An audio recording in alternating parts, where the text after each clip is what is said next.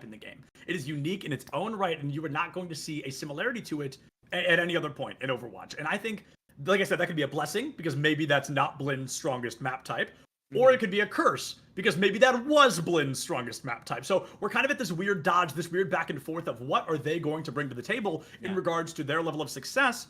I guess we're going to have to wait and see, because the Blin I saw, I think, did not have a lot of these players. I think there have been some substitutions, some changes this year, so this could be a new Blin roster, but also, I might just be good old-fashioned wrong. So either way, Blin, they've proven themselves early. Let's see what they're going to be able to do in map 2. Yeah, as it looks like we have been moving on to Circuit Royale. We go, of course, to an escort map second up. And Circuit Royale is going to cause a couple of changes here. It's a very defensive-favored map with a lot of long sight lines and a lot of high grounds to take advantage of, which is why you see the Widowmakers and the Sojourners on both sides. You want to use those snipers, take advantage of those long sight lines. And on tank, the Sigma, that flexible shield is going to give you just another place for your snipers to get set up very early on and take some safe shots.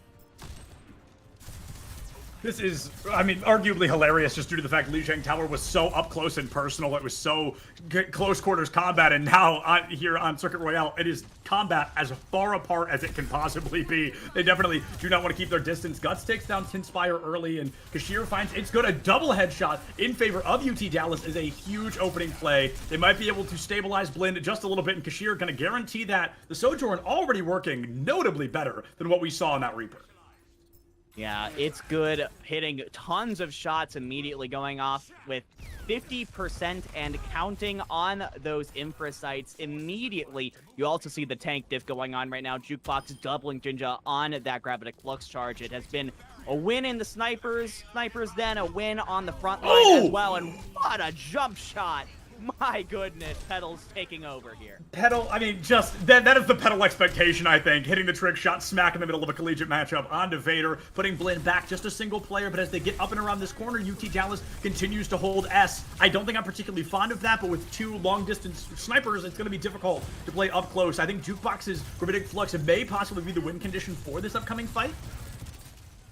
It could potentially be the win condition here. The Gravitic Flux would do massive, especially since the Transcendence is not quite up. Well, definitely not going to get up as Pink Biggie goes down early. And now that Gravitic Flux, I don't think is even needed. UT Dallas can just save it for the next fight.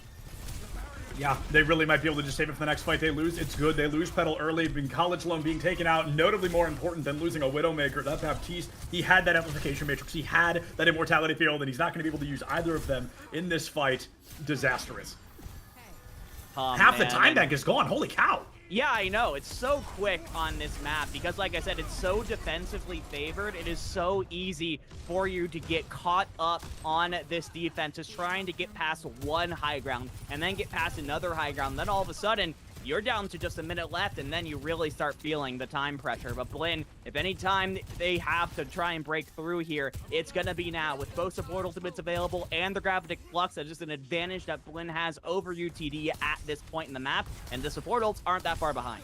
Sorry, the DPS ults. The DPS ults are about to be locked and loaded. The Sigma Gravitic Flux from Blin, I don't think is going to find the value they were looking for. It does force out Transcendence, though, and that could be the door opener for Blin College. UTD brings out that overclock from Kashir. It's been a silent one so far, but even the threat is enough to hold Blin back in their spawn. Jukebox finds Guts. That Sigma's already gone down. 3 ultimates on board for Blin. UT Dallas, they used 3 in that last fight. Already, I mean, almost halfway to that Gravitic Flux.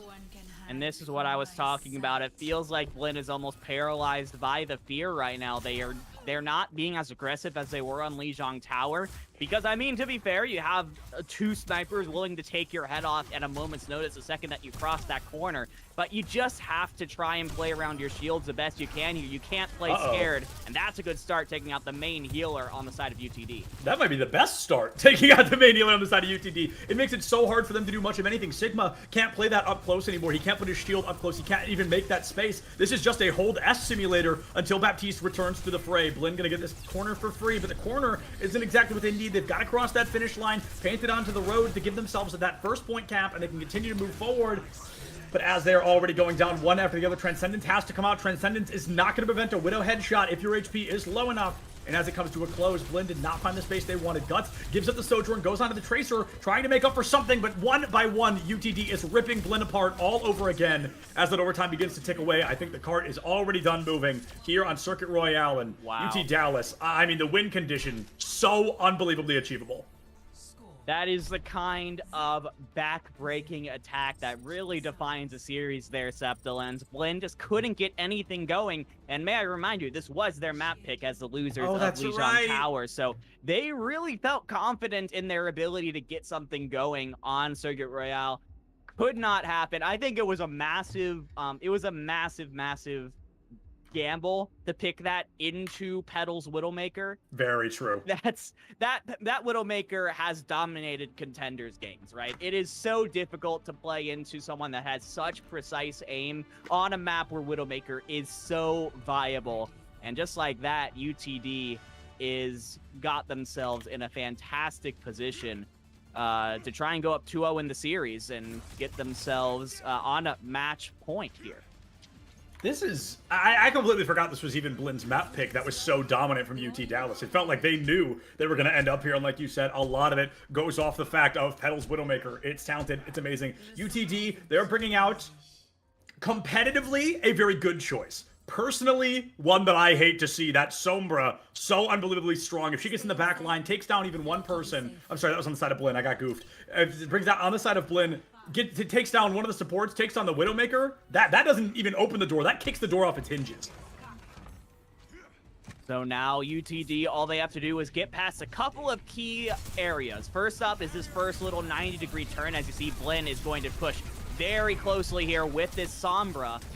But even after this is really smart on the side of Blinn, because even if they end up losing this fight, they can still recontest very quickly here on that little bridge. They can recontest for a potential third fight on the opposite side of the U-turn before you get to that golden box of victory. Invader is doing their job extremely well here, putting so much pressure on the Petal here, making sure that Widowmaker can't get set up like they want to. Vader has to sneak back pretty aggressively. Sombra, you know, she's got that hack. She's pretty consistent, but if she gets taken out of hack just like that by a stray bullet nonetheless, it's very difficult for her to do much of anything up close. She relies a lot on that invisibility to get the work done, but this Zarya, not exactly the same thing. She goes up, she's visible the whole time, but that's not going to stop her from holding W. Vader deleted from this mortal coil. Jukebox takes that Sombra off the table, and UT Dallas, they lose another one. Already a minute off the clock. UT Dallas finally stabilizing here. They've got some action up and around the first corner. If they make it all the way around the second, that will be their level of success. That will be map number 2, and that will be one map away from winning our first Overwatch matchup of CECC today.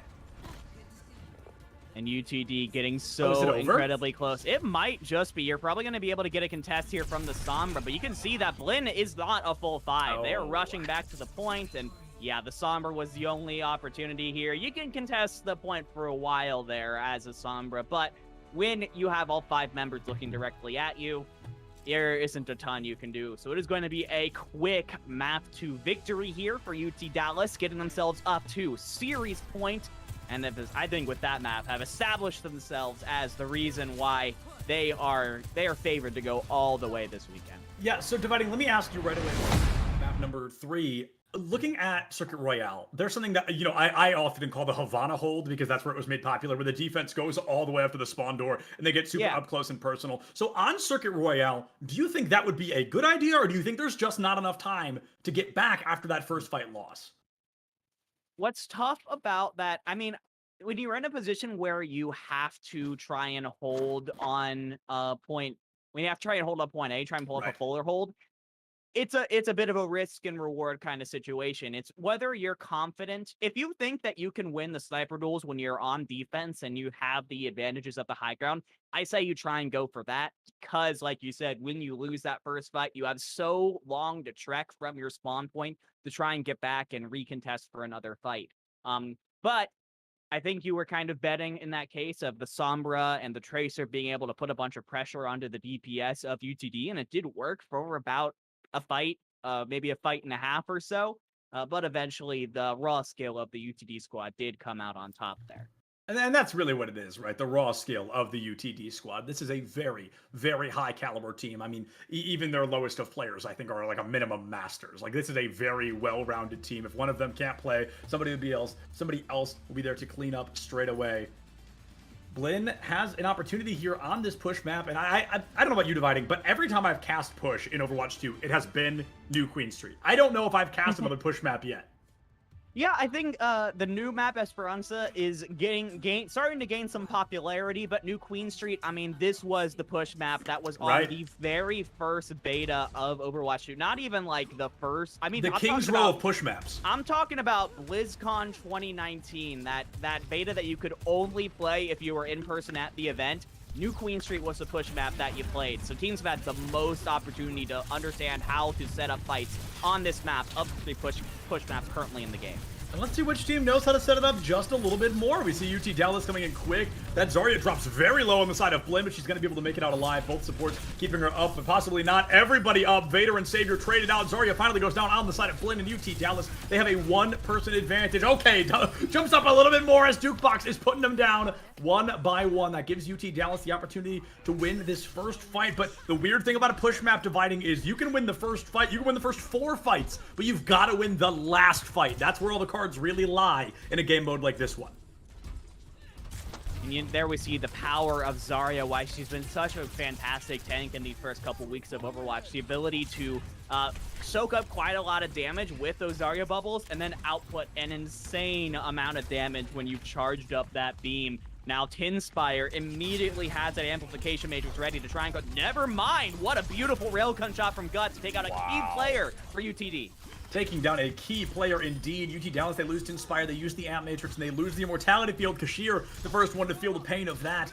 5v3 in favor of Blinn. And like I said, UT Dallas won the first fight. That is barely a guarantee in a game mode like Push. They're going to have to turn things around in the next one. Because I mean, I've seen teams win this by 0.01. Like, it can really be all the way down to the neck, but UT Dallas, I mean, they lose that first fight. We saw them struggle with restabilization back on Lijiang Tower, but New Queen Street, a whole new beast. Unfortunately, a beast that is hungry for UTD. Blinn winning a second fight in a row. That's going to guarantee them at least a draw. On the numbers here, they should even be able to take the lead a little bit. And this is all comes back to that one railgun shot by Guts, that individual impact that you didn't see as much in the waning months of Overwatch 1. That one shot on the Tinspire allowed Blinn to win that first fight. It allowed Ginja to get the last couple percent to that grab, and College Loan to get that last little bit to the Amp Matrix as well. And Blinn used that to perfection to take the lead here. Blinn gonna be bringing out a blade early. Invader gets dismissed, overclocked, and just a regular clock straight to the face takes that Genji off the board. Kashir with a Genji blade of their own might get some value out of it if they choose to pop it, but in a 5v4 that usually forces the down team to step backwards, try to survive, and unfortunately none of them are gonna get to do that. College Loan and Zarya far behind, but down regardless. It's a pretty massive stagger against Blinn here. It is a pretty massive stagger indeed. As now, that was a lot of ultimates used on the side of Blinn, and they were unable to win that fight. Kashir has the blade that could potentially be the death, well, not the death knell, but the ability for UTD to push forward and take the lead here. In fact, they're just going to take the lead immediately right now and unlock forward spawns. This frontline pressure from Jukebox just forcing Blinn away has been massive. They've gotten potentially 10 extra meters that I argue they might not have been able to get. Those 10 extra meters might be the game-winning meters. It looks like Blinn is going to be able to fight back, perhaps too little too late. 60 already on the board now, but oh my goodness, I always forget how large the timer is in Push. Like, we still have 6.5 minutes. There is a lot still to play here, and the fate of this map still very much hanging in the balance as we sort of seesaw back and forth here. In UT Dallas, I mean, they have the lead right now. They can kind of go into time waster mode. Even if they're losing this fight, the longer that they keep the push bot occupied, they keep Blinn from pushing it towards the center of the map. That is massive for them. But Blinn is finally going to get it around midfield, and they do have both support available to continue pushing forward. Wow, Tinspire hitting a lot of headshots onto that Zarya. She actually is going to go down for it. Wow! A critical error, a bit of overconfidence from the side of Blinn, and they fall like dominoes. 1 turns to 3 in the blink of an eye. UT Dallas getting that robot right back and running against Blinn's spawn. This next fight, if UT wins this, they're going to be seconds away from winning this map outright. Yeah, this is going to be a really tough year. Blinn really, it feels like they haven't been able to set the tempo like they were on Lijiang Tower, right? They had both support ultimates, but before they could get set up to use them, UT Dallas was immediately on top of them. And now you have the overclock, you have the grab, and you have a dead Genji. Dead Genji, a very important person to lose. A lot of damage taken off the board for Blinn. Pink Piggy not far behind. A trade comes through, but right now it's a 3-for-1. That's a good deal if you're buying shoes, but not if you're losing teammates. Blinn in a very tough situation. A massive spawn advantage is their final saving grace. UTD just kissing those triple digits now, seconds away from winning this map out. 100 meters plus for UTD. You now have both support ultimates available to try and sustain you through that, and all Blinn has at the moment is the MHS and College Loan, but you're going to be looking at Guts here. This player has been huge and comes up huge again. Oh my goodness, Jukebox down to 49 HP, but Tinspire is the first to fall. That's the beginning of the end of this fight for UT Dallas. You lose that Baptiste this close to the enemy spawn. Nobody's there to keep you alive. It's better to get out of dodge and try again. You've got 4.5 minutes. But at the same time, you're one decent fight away from just winning this map, no matter how much time is left. Yeah, and this is now, but as far as you say that, UT Dallas doesn't necessarily have to win that fight, right? Very they just true. have to keep Blinn from winning. They have a 70 or so meter lead, I think, if my math is right, and that means that's 2 or 3 fights in a row that Blinn's gonna have to win to equalize the score. Uh-oh, a huge start for UT Dallas to stabilize. And like you said, it's not really about winning at this point. It's just about making sure Blinn doesn't, whether that's in the form of fight win after fight win or just pushing that bot all the way to the bitter end. The first team kill of the day, I believe. Maybe we saw one back on Lijiang Tower, but I know we haven't seen a lot. The fights have been pretty sloppy. A lot of survivors have made their way out, and this time, UT Dallas not going to let that happen. Good news here for Blinn. You do have the tools to take control of the bot once again. You have both DPS ults and the grab coming up. Bad news is, winning one fight isn't going to be enough to win the map at this point. You need to string multiple fight wins together, and Blinn has just not shown the ability to do that so far. Oh, the mini is going to change the fate of history there. Petal gets forced out into the back corner there, almost won the fight against Vader and just could not find that stabilization.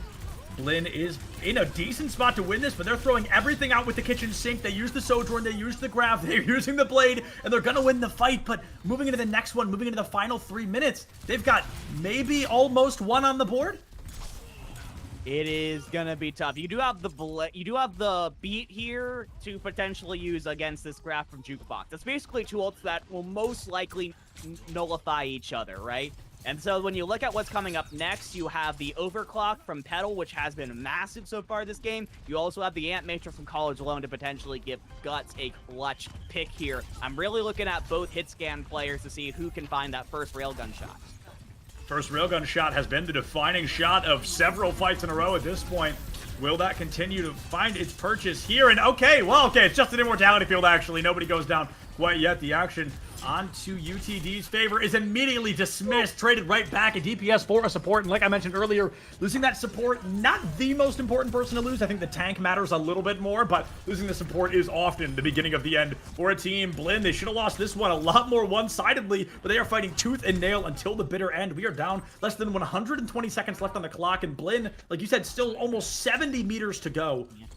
It's been on UT Dallas's side of the map the entire time, ever since we crossed something like 6 minutes left to go, and that's just not going to do it for Blinn. They've got to try and figure out how to win fights like these, where you're in kind of the neutral territory. Both teams don't really have that many ults on the board right now. Kashir, though, is pretty close to that blade. Could be a bit of trouble, especially since Pink Piggy used the beat last round. The beat so unbelievably important, and Kashir might get a free blade here, but Vader not far behind. Might be a battle of the blades if we're lucky. Yeah, it looks like Kashir does have it online now, just barely manages to get away and is going to let it go here. Finds College Loan and the Immortality Field. No more of your fancy little toys, Baptiste. You're going down as well, Jinja, and that is a fantastic Blade there from Kashir. Vader isn't even going to have a chance to use theirs, or if they will, it will be a futile attempt at a 1v5 here. Yeah, it'll definitely be a blade of desperation than a blade of magnitude. It's still going to be able to find Jukebox early, and okay, you know what? It still works. 40 seconds left on the clock. The team had already won it, so the blade perhaps not necessary, but hey, every meter in this map is so unbelievably important. If you got a blade to find one more meter, so be it. Vader in that 1v1 with Petal once again. They both run away once again, but Petal gonna go for the chase, runs into the Lucio on the high ground, and has to restabilize with the rest of the team. The beat available on both sides now. And it's gonna come out quick from Pink Piggy. I'm not super sure why. I think perhaps an attempt to keep that Baptiste up, but it's 10 seconds left on the clock. You got to throw whatever you have at the point right now, because this is now it for Blend. You got to win this fight, and you got to win every fight after that to try and equalize the score. And with the beat used from Savior, I'm not sure if Blend has the firepower to keep up. I just really don't think they do. I think Pink Piggy pulls the trigger a little bit early, and that may not be the entire reason they lose, but could have been an important ultimate. They lost the BAP, the Lucio ult down the drain, and UT Dallas walks away with their third map victory in a row. A dominant performance. Things very shaky at the beginning. I'm not going to pretend they weren't. They lost a whole stage on Li Zhang, but that's the UTD we expected to see. 100%. UT Dallas coming out strong to start the weekend, and getting what could be the first of many series wins in this Southern Invitational. That being said, if you're a Blend fan, there was a lot of good to take away there, Absolutely. right? I think you have a decent amount of to be happy about as they continue to play through groups and then bracket stages later on in the night. I think that as Blend continues to play and get more and more warmed up, I think they are a sleeper team that could potentially do some damage. Without a doubt. And if you like UTD, good news, we're about to see them immediately again. So that's very cool. We're going to throw it to a small break right now. We're unfortunately going to have to skip the interviews because we're still trying to get everything back on schedule. But UTD going to be right back against my friends over at Converse University. Very excited to see where that one goes. We'll see you right back here with more CECC South in just a bit. Don't go far. Marrying, right, from traditional to esports, that to me speaks to this whole new thing, at least again from you guys, right? You guys have more traditional sports background, like Paul, Lee, Mike, and all of that. But I think let's talk NIL then, because I think that's something that I think is really interesting. That at least when I heard about it, right, of what we're trying to do with, you know, esports athletes, schools, programs in general, because it wasn't something you would think normally, right? You could understand, right, football player on the field, star quarterback. It makes sense, right? The guy is somebody that everybody knows on campus, whether you're on the team, off the team, or you're just going to the school. It makes sense, but I think, you know, nowadays it's not as common, or people don't think that they could be somebody that their name is out there, right? Or that they're known, right? As we're growing this space, as we're putting this together, it almost feels really interesting that, you know, your star entry in Valorant, or your star forward on Rocket League, right? Whatever the case might be, now they can have NIL deals. It's a thing out there, and I think, I don't know, maybe Mike, you want to start off? But I think thank you for teeing that up. So I was talking for too long. I forgot to bring NIL into the mix. So it's a common occurrence, occupational hazard. So I would say that so NIL for I'm sure most of you watching understand what it is, but NIL stands for name, image, and likeness. Name, image, and likeness, that term has been utilized to describe the transition of traditional student athletes, NCAA athletes, and their ability to monetize their name, image, and likeness. It went live July 1st, 2021, and it has continued over the course of the last nearly 14 months now. It's an interesting term because it's been co-opted to describe the NCAA's approach to student athletes being able to make endorsement money or be able to monetize any part of their name, image, and likeness. But it's been around forever, right? We've had athletes endorsing brands for over 100 years. Babe Ruth of the New York Yankees was endorsing brands 100 years ago, and it has continued onward from baseball cards all the way through now, where we have lots of different integrations of how influencers can monetize their followings. So what I would say on the traditional side is it's still a very young space. There are a lot of stories out there regarding NIL that tend to focus on the negative, or how out of control, I put in air quotes, it has gotten. but there is still a burgeoning marketplace for many more student athletes that are involved. About 17% of NCAA athletes are currently involved in NIL, but 65% more than that want to get involved and are curious how to get started. On the flip side, brands are challenged with a few different things in this space. There are 10,000 professional athletes in the United States. Once July 1st, 2021 hit, and you dump every NCAA athlete into that space, that's another 500,000. So brands that maybe didn't have a dedicated athlete strategy when there were 10,000 now have 500,000 plus that 10,000 to figure out how to activate who they are. That's a lot. I understand brands' hesitancy in some instances, but I can tell you that companies like us are on a daily basis educating brands and student athletes as to the software you can use, the types of activations you can get involved in, and how to utilize your followings, or if you don't have to or want to be a social media star, other ways in which you can monetize it. Now, I know I described that under the umbrella of the NCAA, but I see it as being no different in esports. I think there are massive opportunities for people with followings to be able to use that and connect with brands. I think a company like us can help you to do that. And then beyond that, we can make sure that those transactions are safe for you. I think there are opportunities, not just at the individual competitor level, but at the program level to have a sponsorship go to that. I'm sure some of you out there listening and watching already have deals like that in place, but I think we can continue to enhance, augment those deals and make them more comprehensive and make them, first of all, I think product deals are perfectly fine, but I think we can get beyond that and grow some of these deals to a greater extent. Paulie, thoughts on that? Yeah, what you said is right. So I'll put it in for layman's terms here for just the esports players, because I talked to so many of our athletes that compete in our CECC series that are currently still in college. And basically when Mike Blewett says NIL, what he's referring to is just very simple. If a brand or any sort of anyone wants to use your school's name or your brand or anything with you, there is a deal for you that can be put in place, whether it's product deal, whether it's a paid endorsement. You can, whether you're a macro influencer or whether you're a micro influencer, you can be paid for your services. So most of the people, when I talk to them, I won't say people, college athletes, they are, intimidated by the word. They don't really know what it means. They've never done anything with it before. And that's what it means. Any single time a brand or anyone at all wants to use your name or do a deal with you or do some sort of activation with you or your school, that's basically what the layman's terms, the NIL meaning comes from. And it's evolving in this space. There are so many brands that want to associate with micro and macro influencers and just get people involved with their products or their services. So all of you, collegiate athletes out there that are competing in esports, not only are we trying to broker those deals, but also keep your eyes, ears open, and don't be shy or scared to take these deals, because that's what I've heard the most, is that most of the time they're just scared to take them. They don't know what they are. They don't know if they're locking themselves into some agreement or terms that they're like going to give their name away or something too. So this is a really important space, and it's how you're all going to physically make money and build your brands along with company brands. So it's really important to learn. And my advice is to just get your feet wet. Don't worry about shying away. Read the contracts and take some of these deals, because growing your own brand is the future of what our industry is going to be, in my opinion.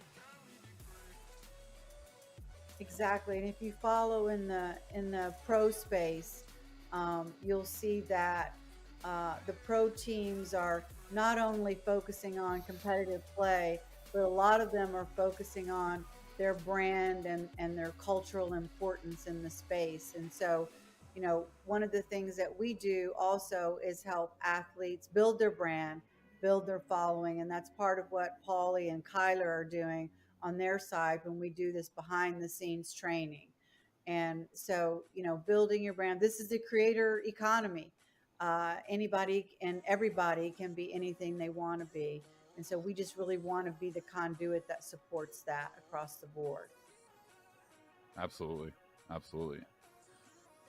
Yeah, I think so. With that said, thank you everyone for, I think, great insights in terms of, for any of you that were watching this and maybe had questions about, what is Esports U? What is CSMG? Who are they? What are they doing? What are our plans, right? Well, we know we kind of tried to make a bigger splash in the spring, and We're excited to bring more stuff with you guys for the next year. But I think maybe as we close out here, I know we're slowly approaching on time then, but maybe let's go around the room with everyone here of just what's one thing that we're all excited for this next upcoming year. I know we touched on our plans and a lot of things, but if anyone had to speak, if you had to speak to just one thing of just what has you excited for us as a company, for us as the collegiate or college esports space, right? What's one thing that has all of you guys excited? And maybe we'll start with Mike, since our traditional sports guy, and we'll let Mike speak. Sure. So I would say many things on the traditional side, but I'll focus on esports. And I'd say the thing that I'm most excited about going forward is after yet another year of us doing a round of events, I'm excited that more schools will understand exactly what we're doing with our regional events and culminating in CECC and getting more schools involved. I think schools will be more excited to compete in our events because we've established it over the course of a year, and I welcome any and all conversations with getting people involved. I think for me, I'm most excited about like the schools and conferences. Mike, that's amazing. That's so exciting. I'm also excited about the brands that we're starting to be able to get involved in this. In our Commissioner's Cup in last May, we had over 14 brands, blue chip brands participating in our event. Barbasol, Microsoft, CDW, Morgan Stanley, New Street, Air Force. And so I think brands are really starting to get excited about being involved in college esports, and we're offering them a platform that not only gives them, you know, a big event, a big yearly event, but also regular daily programming where they can have exposure in front of this audience that they want to build affinity for with their brand. So I'm super excited about seeing the brands get on board and help grow the space along with us. A rising tide lifts all boats. And I think that's probably one of our mottos here at CSMG and Esports U. We're growing our brand, but at the same time, we're also really growing the college esports space as a whole. And that's our goal, for it to be a healthy ecosystem for all parties involved. Yeah, I agree there. And I guess for me, obviously always, seeing the collegiate esports space elevate, coming from competing, this didn't exist when I was competing, and just to see it now in literally within the last 5 years probably really come to fruition and start just blossomed out of nowhere, and now becoming a space and seeing everyone, schools, players, productions, companies all elevate together has been really, really nice to see. But if I was the most excited for one thing, it would probably be the city where we're going to land for CECC 23. I'm really excited to know where we're going to be. There's a lot of great cities. I mean, I personally would love for it to come to New York, despite whether we got a positive bid or not. I want it to come to New York, but I just think the atmosphere in New York when you throw an event here is just super magical, especially in the summertime. But either way, I'm really excited to see where it lands. Tons of great cities, tons of great opportunities, and yeah, who knows? And I think that's going to be the most exciting process for me. Absolutely. I won't speak to anything. I think I'm filling Paulie's job on this one because Paulie's more a panelist than this one. So, normally Paulie's the host, and I don't know. I think me personally, I'll just say something real quick. I'm just excited to keep telling your stories.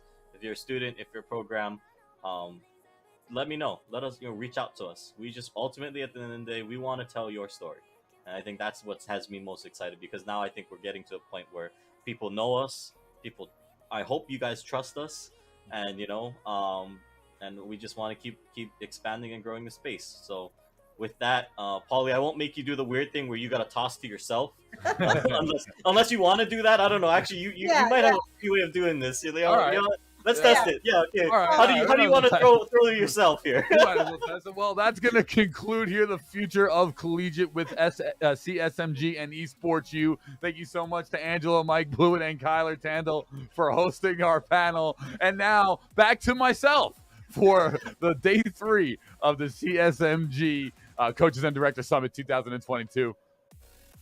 Is that we don't have these preconceived notions, and we're willing to listen to our members and read the room, read college athletics and how it's connected and how it's not, and and take what we have expertise in championships, but also throw out some of the other stuff. I remember when we first started, there were some conferences were applying their amateurism rules to all of their esports competitors, and I think we knew enough to know that no, that's not going to work in an esports culture. It's got to be very different. And by the way, the NCAA was going in a different direction. You could see that Train had already left the station on that, and so it's an incredibly dynamic area and ever changing, and will continue to change. And just as we didn't know when we started what it's going to be looking like, I think similarly we still don't know what it's going to be in another 5 years.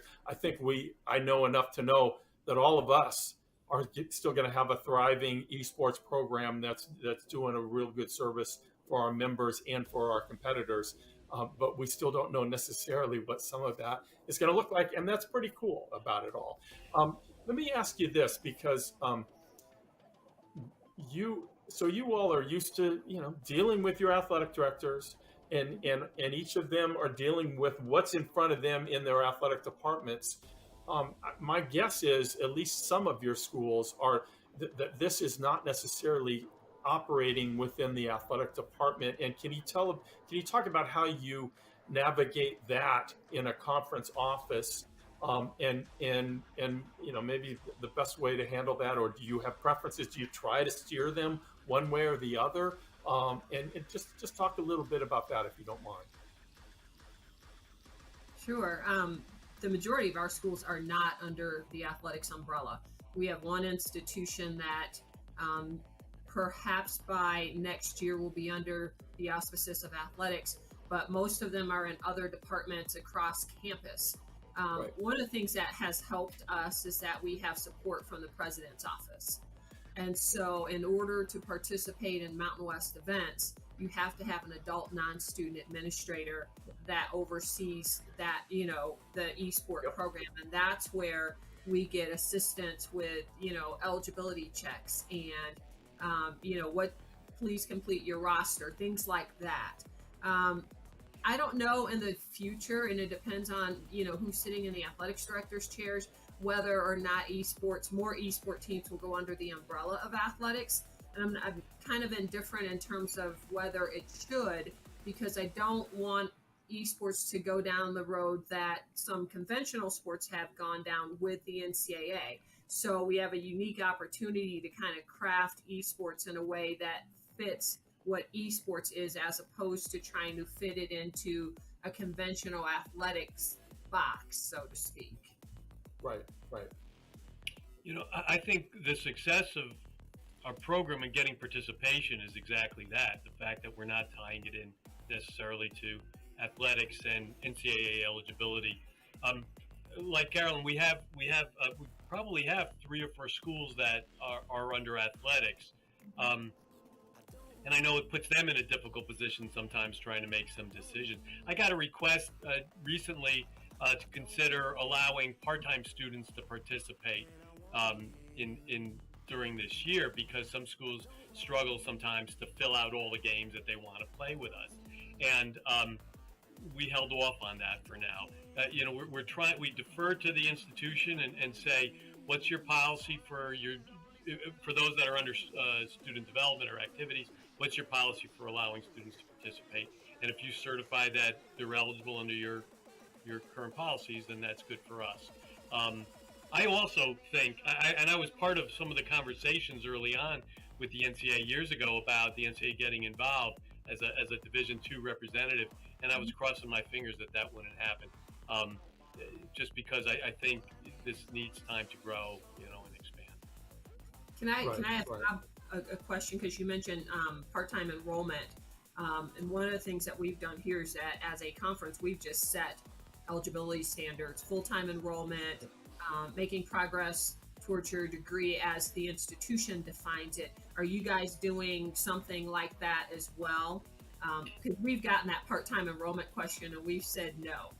Yeah, no, I don't think we've gotten that far down the line, Carolyn, to ask for that. I think we kind of put it on the institution, but we do say that the student has to be a full-time. Now, they could be a full-time grad student, but they have to be full-time as what the institution decides. Yeah, our eligibility requirements are just as simple as can be. You have to be a full-time student in good standing.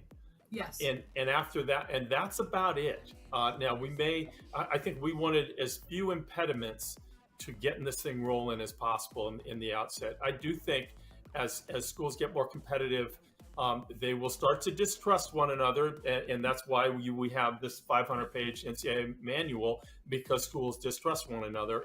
But we're not there yet.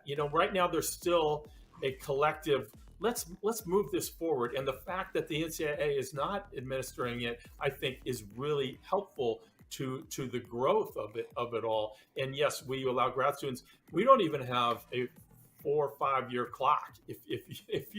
If you are full-time enrolled for 10 years in good standing, you can do, and why not? Why would we not say that that's okay? Now, eventually, like I said, we may change our minds if the schools require it. They say, no, this is crazy. Look what they're doing over there. We don't like, but I think we're still a long way from that. Alex, do you have anything? Yeah, I mean, I echo everything that really Carolyn has said. You're gonna have to forgive me. What was the original question? It's been a minute. I know. I'm sorry. Well, just kind of what you set out to do, and then what maybe the realities of it are. Think that there's been a sorely missed opportunity for developers to take a step back from competition and take a step forward with community. And if they do that, I think we all win, because community, I would argue, is the one thing that no one's trying to solve. We're trying to solve recruitment. We're trying to solve competition. Tell me, where's community? Honestly, any one of you, go ahead. Shout out what's the national community for Scholastic right now. Any title, tell me. Yeah. Where do I go? How do I meet and hang out? Of the storm, community, zero. There's nothing. It doesn't exist anymore. And it doesn't exist statewide. It doesn't exist school-wide. It doesn't exist region-wide. It doesn't exist nationally. It doesn't exist digitally on Twitch. It doesn't exist digitally on Discord. It doesn't exist through any form of skill-based development. It doesn't exist on any form of, skill-based learning, or just pure socialization and fandom. Huge missed opportunity. You want to take their time and make it more efficient, in my opinion, tell Riot Scholastic politely to stop what they're doing with competitive, and their integration with LCS should be, Twitch, symposiums and summits and conversations and learning and all sorts of wonderful things, and promoting camps and educational learning activities and RSSA sponsored curriculum. That will move the needle. I don't see any of that. So Chris, that was pretty much the last topic. You kind of wrapped it in a nice package called community. And I was kind of thinking more from an organizer and a broadcaster point of view around growing fandom. And how do we get fandom around collegiate esports to look? What is going on, everybody, and welcome back to CECC South 2022. I hope you missed us just as much as we missed you. Dividing has been consumed by the void. Hopefully we're going to get that figured out in just a minute, but he's here with us verbally. I'm simply gray. I'm just feeling very gray today, Septilant. Feeling a little down, a little bit bummed. But it's exciting though, right? I'm don't worry, production. I'm figuring it out. Don't worry. Well, we're gonna figure out what's going on with Dividing, but he's here with us. He can see his screen and he's still got his mic working, and those are the more important things than the camera. So hopefully we can get those figured out in just a minute. But folks, if you just missed it, UTD won their first series on stream against Blinn, in a 3-0 victory. Kennesaw lost to Converse off stream, I think 3-1. It was a very close matchup, and now we're gonna be jumping in. UTD currently undefeated against Kennesaw, who has been defeated, and Dividing joining us just in time. Woo! Got there eventually. My bad, guys. I decided to lose the green screen so you could see a little more. You could see like my shoulders and stuff like that, which is always like I've been told perhaps one of the top 5 most attractive things about me. So so I want to make sure you got that one. But When I did that, I messed up a setting. That's on me. But enough about me. Let's talk about these teams. Our next team going up against the top dogs in the UTD Comets is Kennesaw State University in Septiland. This is a CECC veteran. These guys actually won the Southeast regional qualifier last year. They qualified for the national finals. They came in 7th overall. It's been a fairly disappointing run in CECC for them so far, though. For that type of pedigree, they only came in 4th place in the open qualifier. So they're coming into this round with something to prove. Yeah, absolutely. I can say that, you know, UTD, if you want to prove something, this is the team to take down. I'll just drill in on it one more time. They've got players like Jukebox. They've got Pedal on that team. We've seen what this team can bring to the table in Kennesaw. Like you said, not the best run so far. I had the opportunity to meet Kennesaw in person at CECC Atlanta. And I'll tell you what, no matter how they play this season, those kids can give a heck of an interview. That's all I'm trying to say. They were very good at it. I found myself talking to them quite a lot, and I hope that maybe we'll get to see them again. But right now, they've got some really big shoes to fill. We need a huge upswing in their performance tonight if they want to move on much further. But UTD, statistically, probably the hardest team for them to go up against right now. Yeah, and this has a lot of consequences on it, right? Because when you look at how Kennesaw has done so far in the group stage, they beat Blinn, they lost to Converse right before this game. So not only are you coming right off of a loss and all of the emotions that might come with that, you are also in a situation where if you lose this match, you have to go in third with the 3rd seed out of your group, which means you are almost guaranteed to have an unfavorable matchup in that top 8 round. So Kennesaw, a lot on the line here. UT Dallas, of course, going for the perfect group stage, trying to keep themselves as that #1 seed out of the group. And it looks like both sides, well, we'll see what Kashir and Kezin decide to swap off on after you use that Symmetra. And yep, it is going to be same heroes both sides. It is a mirror matchup. It's all about the skill. A mirror matchup. It turns into 5 1v1s right now. Clash takes a lot of damage out the gate. Immortality Field comes from Cam Sky a little too early for my liking, and Kashir was waiting for the time to strike like a fisherman. Great patience, waiting to pull that dash, and found the effectiveness they needed to succeed. UT Dallas with that first fight win, and that's a huge change of pace because the first fight back on Lijiang, 25-30 minutes ago, they lost. So they're coming out even more dominant than they did against Split. And you know what? They didn't run the Kiriko this time around, right? You run the Baptiste, you make sure you have the comfort of those healing grenades and that immortality field, and it's working out fantastically. Both Baptiste could potentially have the amplification matrix up in this next fight, but I'm really looking at the DPS here. Kashir with that double kill dash is 20% up on Clash. Oh, Jukebox takes down Kezin early. Kind of saw they lose the Sojourn. A lot of damage out the gate. I think Jukebox is just going to continue bringing this beam down, bringing the pain left, right, and center. It's good. Savior and Kashir with the cleanup crew. There goes Two Fish, a desperate attempt to make it out of there, and it looks like they are going to be able to do so. UT Dallas already 35% on the board, probably close to 50 by the time Kennesaw recontests.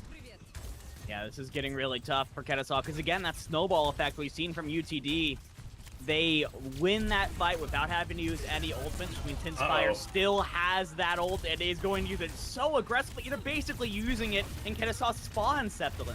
Yeah, this is devastating dividing. This is exactly what you do not want to see from the side of Kennesaw. They're getting caught in their own spawn, desperate to make some swaps, and I think some swaps are necessary. Sometimes it's not about playing the meta, it's about what you're playing comfortable with. And if we're being blunt, if we're being honest, Kennesaw is losing the Zarya game right now. I think they need to choose a different tank so they can get a little more contested on this Zarya, because every second Jukebox gets to run free is another second UT Dallas is guaranteed to win this. Two Fish, for the 3rd time in a row, dismissed via pedal railgun. Man, it is crazy. Oh, here we go. Fine. Oh, wait. Okay. Oh, Kashir, no. Kashir, come on, man. You get rid of 3 and all of the progress that Kennesaw has made has immediately just been dismissed. You are going to be able to kill Jukebox here, but Kashir and Jukebox have bought UT Dallas enough time that now Pedal's going to be able to use Overclock on the point to keep Kennesaw away. Pedal has to. Gets a little bit in kind of the strafe game. Unfortunately, doesn't land any of the shots, and it looks like Kennesaw in these final moments, fight or flight, they're able to find that moment of success. They put their feet down. They stabilize point. If they can take down these 2-member Savior falls, Pedal's still alive, but not for long. Oh, a very unfortunate way to go down. A massive stagger in Kennesaw. Breathing signs of life here, pushing UT Dallas to their own spawn for once. Yeah, that was huge from Two Fish there. The Lucio that, as you mentioned, has been getting picked off early in a lot of situations here for Kennesaw comes up huge with that boot play and actually gets a final blow onto Kashir as well. A nice stagger from the side of Kennesaw to finally find some stability here. And you do have the beat from Two Fish as a reward for that performance, as well as the grab. Oh, speaking of grabs, what an opener from Prototype R, but unfortunately the beat from Savior is there to keep the team alive. Okay, maybe not unfortunately, as two of them still fall in an instant. Savior, the third one to bite the bullet and get booted back to spawn. This is the moment Kennesaw needed. However, looking at this next fight, Kennesaw's got to win it dry, and they have not been able to do that yet. Yeah, this is going to be a tough one. They at least got to hold on for long enough for Kamsky to get that last 15% of the application matrix. Inspire is going to be a little bit ahead of the opposing number here. Has it up right now. The question is, how aggressive does UT Dallas want to be with this one? It looks like they're going to get set up on this white room to try and get a straight sight line for the Sand Matrix to go through. The Ant Matrix is going to come up right there in the Lijiang Garden door. It's going to be able to find two with the railgun back-to-back. Tinspire finds another. That should be UT Dallas winning the fight. There's not going to be an overtime in sight. They take stage number 1, and I've got to say, that turned out notably closer than those first couple of fights would have predicted. Yeah, once Kennesaw got that first fight win, they were able to hold that momentum for a little bit of time. It seems like this is a very well-disciplined team, right? They understood how to use their ultimates together, they also had the restraint to not overcommit to a single fight, right? But when it came to the situation where they were finally out of ultimates, they had used everything that was up into their bank, they had a ton of trouble being able to keep up with the pace of UT Dallas and just the all-out damage that players like Jukebox, Pedal, and Kashir are able to output on this team. But don't look now. It's looking like we might be seeing one of your favorite characters here. Clash has brought out the Junkrat. I was so distracted by UT Dallas' support lineup that you're right. Clash is bringing out Junkrat, and I didn't even stinking notice. The Junkrat makes an appearance early, and it could be a huge opener for Kennesaw. I think this is one of his best stages in the game, and Prototype already there to prove it. All that Junkrat damage adds up quick. They take Zarya out of the equation, and like I keep saying, the second you lose your tank in a game like Overwatch 2, it becomes so much infinitely harder to win a fight. Two Fish, I mean, just got sick and tired of being eliminated. Has been the front force for Kennesaw ever since. I mean, if you want to see the impact of that Junkrat pick early on in this fight, look at those ultimate charges. Clash was leading the lobby until Prototype R got a lot of damage off with that beam, but still, those Junkrat grenades, especially when you're sure they can hit, they're doing so much. Let's go, baby! It is Clash City right now! A double kill, already 70% on the board, tied for highest ult charge in the game. Cam Sky just barely outrunning that Junkrat, and Kennesaw, a very, very early dominance. However, you gotta hope all their eggs aren't in one basket, because Junkrat, he is not gonna work this well on Night Market, so even if they win this, hopefully they've got at least one more trick up their sleeve. Yeah, but you gotta make sure you win this round to get to a third fight in itself. Uh-oh. And now Clash is almost up to that Riptire. Clash has that Riptire, and it's a tough one to pull. The Riptire itself has 100 HP. It's difficult to find elims with, so Clash gonna have to play it low and slow. A very intelligent tire is necessary to get value. They might not even need the tire, though. Oh, he's looking for it. There's no way he's not. Goes up to the Baptiste, takes him off the table. Jukebox, critical HP, and Clash will live to tell the tale. This poor Lucio, who is this kid? I'm looking for a Clash autograph after a performance like this. Kennesaw, 60% on the board. That tire still in hand. I'll say it. Tire is a fight-winning ultimate if performed correctly. And I've actually been really impressed by this stretch of first person that we've been seeing from Clash. You've been seeing this. This is not a Junkrat that's just aiming those grenades willy-nilly. This dude knows what they're doing on his character.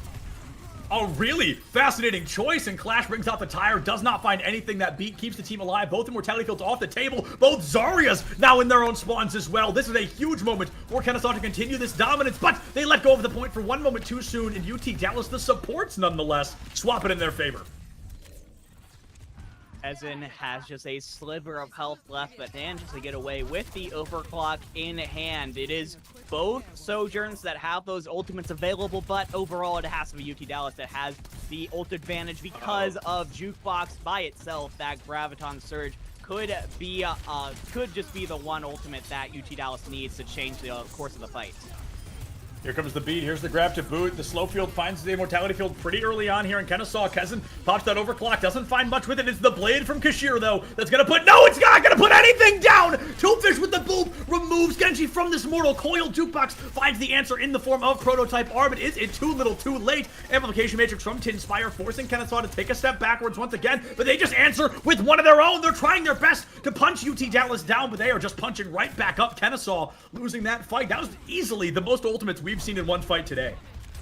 And Kennesaw were so close from getting the flip over, a fraction of a second away from getting up to 90% plus on this point, but UTD managed by using just about every ultimate in the bank to hold on here, and now they're in a neutral fight. Neither team has any ultimates at the moment, and if you're UTD, you're feeling comfy. You're feeling even comfier now, Dividing. You've taken Kezen off the table. Clash is gone as well. Prototype R and Cam Sky just cannot do enough. You lose your DPS line. There's little to be done. Kennesaw still in the lead. They won't be by the time they recontest what could possibly be the final fight of Lijiang Tower. A lot to be happening right here. Kennesaw, they've got the ult advantage by maybe 10%. I mean, this is very close. Yeah. UT Dallas, they just need a couple of good hits to farm some crucial ultimates. That beat and that grab. It's going to be the clash of these two clans to see what they can bring to the table. It's going to be that grab down and out. It finds 3. Immortality Field finds purchase as well. Clash pulls the tire. Is it going to find much of anything? No, it's a double slow field from Petal that seals the deal. Clash puts down Tinspire, but too little, too late. UT Dallas with an established dominance on Lijiang Tower. Kennesaw fought back tooth and nail, but just could not fight back hard enough. That disruptor field, man. I feel like you get people dying to it in comp all the time because it is a surprising amount of damage while also slowing down anyone who is caught within that radius. So a beautiful job there from Petal to keep UT Dallas on top here. And once again, for the second series in a row, they get themselves off on the getting themselves 1-0 on Lijiang Tower. 1-0 on Lijiang Tower, and it was notably close. Maybe not as close as last time, so we didn't go all the way to stage 3, but Kennesaw, they got a little bit rocked at the beginning of stage 1. They really reestablished, brought in a new composition, and I think it worked really well. They tried to stick to the meta, and the moment they broke meta, I think is when we saw Kennesaw really start to shine. It's not something we see often, but I truly believe, and I know you'll hear this at any rank of the game you play, sometimes it is better to play comfort than it is to play meta, because you know the comfort better, and your own individual performance might go a longer way than somebody just being a little extra strong this patch. And I am going to say something here that I think might bruise the egos of the Kennesaw State team if they watch this back, so I apologize in advance. But if you're going to play a mirror matchup into UT Dallas, I just feel like you're at a significant disadvantage. I agree. This is a team that has the high-tier skill, the contenders level experience, and all the other stuff that comes with it that you just don't necessarily have as a team. If you're going to play that Sojourn, Genji, Baptiste, Lucio, Zarya into a UT Dallas team that's playing the same thing in those neutral fights, I haven't seen the evidence to say that Kennesaw can win those fights. So you need to pull out something different. You need to throw something else into the face of UTD. Try and force them to adapt to your curveballs. I think that's Kennesaw's best chance of taking this series. Absolutely. I think it's just playing into what they know, not what they've been told to do by the meta. You know what I'm saying? I think that is kind of the weakness here, and perhaps UTD is going to try to bring out something different. I know Kennesaw chooses Watchpoint Gibraltar as the next map. It's going to be an escort, part of the usual, and I am excited because I feel like we don't see Gibraltar in these collegiate matches very often. This feels like a map that used to be really popular and that everybody absolutely despised Gibraltar second, and we haven't seen it in a long time. So I'm eager to see how it looks in Overwatch 2. Yeah, Gibraltar has very much, throughout its history, it's been a very dive-heavy map, which means we're probably going to be seeing some differences when it comes to the tank line in particular, right? Zarya is what we've been seeing most of the time. She can do a lot in Overwatch 2, but she cannot do is move very fast. And what we need to be able to do on Gibraltar is to be able to quickly go from the low ground to the high ground. Gibraltar has tons of high grounds that is very that you need to be able to contest directly as the attacker side in order to consistently win fights. So you could potentially go with a Winston, you could potentially go with a Diva, even a Wrecking Ball if you really, really wanted to. I would say Diva and Winston, though, are probably your two best bets here. And hey, looks like we got ourselves a bit of a swap here. UT Dallas, I think, have given themselves a bit of a change with the tank lineup here. Oh, and, yeah. Seth Williams, why don't you tell us why you're so excited here to see this player? Because this is my longtime, outside of collegiate, this is my longtime real-life good friend Derpy on the main tank for UT Dallas. He's an incredible top 500 player. He used to be a Rhine specialist, but obviously as Overwatch 2 changed, so did the meta, and he has had to adapt. I'm so excited. It's been a really long time since I've got to cast one of my, a friend that I made before I started casting. So I'm so eager to see Derpy out here. And UTD. Kennesaw, don't worry. I will be just as biased towards you. Hey, I'm not being biased towards anybody except Derpy. It's a one-player kind of thing, okay? And I do want to point out, though, that Kennesaw has Nitro Galaxy on the Winston here, so that's a change of pace all the same. I think that's really fascinating to bring Nitro out here. They took that Zarya out. They want to bring Winston, and I can't blame them. I mean, Gibraltar Winston's been known to be here. Yeah, it's actually really interesting here because UT Dallas, instead of going for a potential dive composition on the defense, instead they're really rolling with the Circuit Royale special, right? You got the Sigma coming out, you got the Widowmaker from Petal, Kashir on the Soldier 76 to be able to more easily maneuver throughout the map than perhaps a Sojourn could. But it's still the same sort of situation where you have Savior on the Mercy boosting up those shots from Petal, making them as as lethal as possible. But I guess if you're hitting headshots, it's a one-shot all the same. Yeah, speaking of lethal, I mean, my goodness, just removes Cam Sky from the equation. Nitro Galaxy, 124 HP. Every time Nitro jumps up, the entire team of UTD collapses onto that Winston. I mean, it is incredible. It's great target focus, and it makes it really hard to run Winston. Winston D.Va used to be very popular on this map, like you mentioned earlier, due to their mobility and their abuse of the high ground. Doing that on Winston without D.Va, a little bit harder, because you've got to tank a lot more damage. There's no defense matrix to eat anything, and Nitro Galaxy has to be that bullet sponge instead. Kezen, for the third time in a row, is taken out by Kashir. Not just Kashir, but the Helix Rockets specifically. Yeah, Kashir's doing a fantastic job here, being on sort of Tracer watch right now. Has been really playing a lot with the backline, making sure that Tinspire and Savior are feeling safe and protected from that lurking Tracer. And Kezen's ability to get around to the back has been very limited. It's just a shooting gallery now as both supports are taken up and sent much further down by Kashir. Going to be a 5v3 in favor of UT Dallas. They've got a very strong established dominance. Half the time back already gone. Nitro committing a primal rage and a point of desperation to get anybody down on the side of UT Dallas, but unfortunately just can't get the magic done. Gets back up with the team just in time for Kezen to go down again. It was the primal rage and the nano boost used on the side of Kennesaw. And they get absolutely nothing out of it. UT Dallas, meanwhile, only uses Gravitic Flux, so they have all four of their other ultimates. A nice line of marks here. Oh, these Helix Rockets from It feels so personal at this point, Dividing. It's been 4 in a row. The one time Kezen hasn't gone down, they went down to a Sigma accretion. So this has not been an easy run for Kezen on the Tracer. The rush out here, the Kitsune from Tinspire is a bit of a burn, I think. A bit of a BM. Nitro Galaxy swaps over onto the D.Va here. Would be able to more easily contest the high ground. They're going to be able to more easily contest Petal. And Kashir goes down early. It's going to force the res out of Savior very early on here. Wow, that was a pretty intense risk, actually, because that D.Va could have just booped Kashir right back off the map. Cool, dipping underneath the sidelines of the rest of the team. That was no. That's a huge moment, though.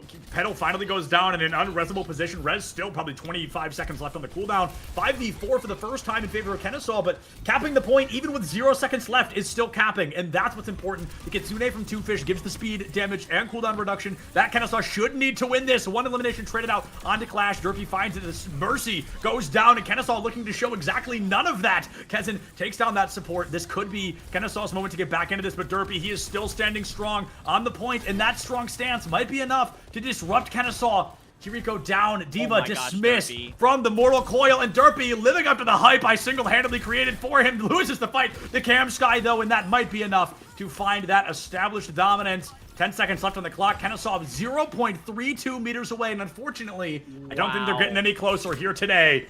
I mean, what an effort, what a turnaround, but unfortunately, they just could not clutch this out. I mean, unless... no, never mind.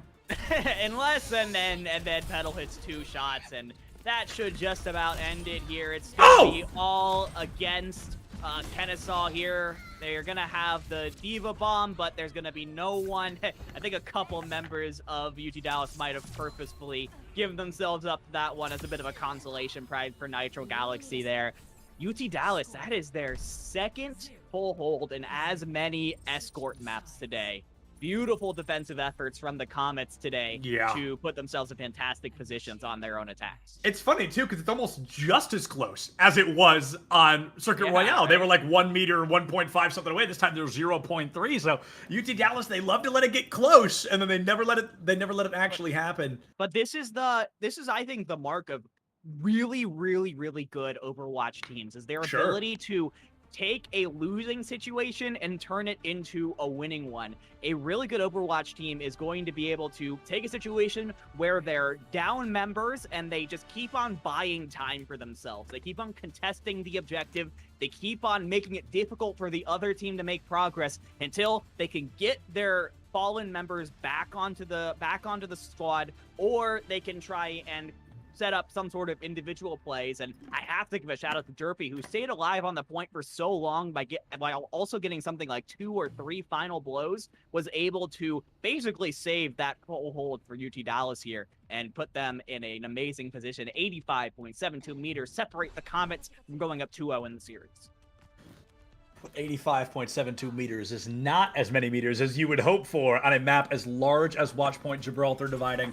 This is the moment. This is the time to strike. And UT Dallas, they're bringing out that Reinhardt. Derpy's classic. I mean, this is what I know him for, is this Rein. They TP out of the high ground, then immediately force Kennesaw to hold W, or hold S, excuse me. Derpy gets slept. They might be able to get a little bit of racked up damage, but you're never going to take a Rein down that easily, especially with both supports right behind him. The cart has not moved an inch. UT Dallas is looking for the complete and total team wipe before they go for that cart push. Derpy gets anti, but he's going to take down the Ana with a great strike on the high ground. Cam Sky down. Derpy maybe traded out here as the support. Cannot follow him deep enough. Nitro Galaxy has been removed from the equation. It's now a 5v2 in favor of UT Dallas. Kens finds Derpy too little, too late. UT Dallas, the card finally moving. That is so aggressive from UT Dallas, and in all fairness, a fantastic job of UT Dallas using the Symmetra Teleporter creatively to put Derpy in a position to get up in the face of Kennesaw, right? You'd never see Reinhardt on this map because the character's just so vertically challenged, can't get up on those high grounds, but Symmetra Teleporter solves that problem. Uh-oh. Clash takes Kashir out of the equation. Derpy with a full-blown left shift into the back line. Unfortunately, can't find the Elam. Kens gets taken out by the shield bash, which does 50 damage now, I believe. It's not a particularly large damage move. Cam Sky finds Derpy in that moment, and as you lose the tank, it forces UT Dallas to tuck tail and return to the equation a little bit more aggressively. Like you said, the Reinhardt pick was a weird one, and I'm hoping UT Dallas swaps off it eventually, but with 2.5 minutes on the clock and you're only 10 meters away or 14 meters away, might as well keep trying while you got time. Pinspire is going to be the first one on an ultimate here, as you are going to get that Kitsune rush once Kashir gets back on this Somber, which was a recent swap here. You're really looking for one fight win, right? Yep. And EMP can be that fight-winning ultimate that you need on the side of UT Dallas. That fight-winning ult can go a long way. A pulse bomb from Kazin. Clash finds Savior. A shield bash, not enough to stall that Genji like it used to be. Clash puts down 2, and Nitro Galaxy doing numbers on this D.Va. I mean, this has easily been the strongest performance of this map so far. It has been incredibly strong here for Kennesaw, but again, UT Dallas understands that with the way the card is right now, one fight win, one team wipe, that'll basically end the map. And you now know that Kennesaw doesn't have that Nano Blade anymore. That is a massive tool that Kennesaw could really only use once. Now UT Dallas with the Shatter, Kitsune Rush, Blade coming up in just a moment as well. Kitsune Rush with the Shatter could be a lethal combo. Any speed boost onto a Reinhardt is terrifying. And the hack onto the D.Va. Is she going to lose the mech? I expected a top rope Shatter, but I guess we're not going to find one. Derpy takes down Nitro Galaxy. That is going to be a self-destruct, not working well for the favor of Kennesaw. And that could be the opener they needed. The Shatter also rather ineffective. The antis from Cam Sky have been so impressive. It's stalling out Derpy, not letting him swing that hammer nearly as often as he'd want to. Kezin finds that Rein early with 60 seconds left on the clock. Things are actually starting to look a little scary for UT Dallas. They use every ultimate in the book. That was their big fight where they Pedal invested clutch. everything. They've been building up to. And Kennesaw, they're not going away so easily. Oh, man. Kennesaw not going down easily, but UT Dallas kicking it into 5th gear, finding the elims when they matter most. That's a 3-piece for Petals so far, trying to put a 4 on the dog, but no, it's going to be the hamster that comes in clutch. That is that complete and total team wipe we've been waiting for, dividing nobody able to touch. And UT Dallas, I want to say, even closer than I think they meant to let it get. That was a bit scary at the end there, but they clutch it out in those final moments on Gibraltar to go up 2-0 on the series. Hey, what matters most is that UT Dallas got it done, but you're absolutely right. Kennesaw hung on to that point for, I think, a lot longer than UT Dallas was hoping. They really held on in the face of a lot of ultimates from UT Dallas.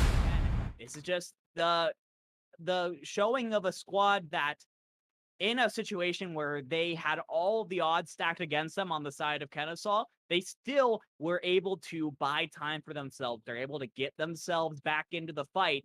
Unfortunately, that recontest didn't quite work out in Kennesaw's favor, but I really liked what I saw from them on that defense. Without a doubt, that defense really worked out strong. And Nitro Galaxy, I mean, no offense to your other tank choices, but if you're playing D.Va like that, why are you playing anything else? That was a dominant performance in the tank department. I was great. very, very impressed by that. And I think that's something that maybe Kennesaw should lean into just a little bit more, especially if UTD continues to bring out a Reinhardt. D.Va might have a bit of a field day with that. I don't know. Yeah. I think you also have to give a huge shout out to Cam Sky on the Oh, Those yeah. anti-nades were so huge throughout that entire defense.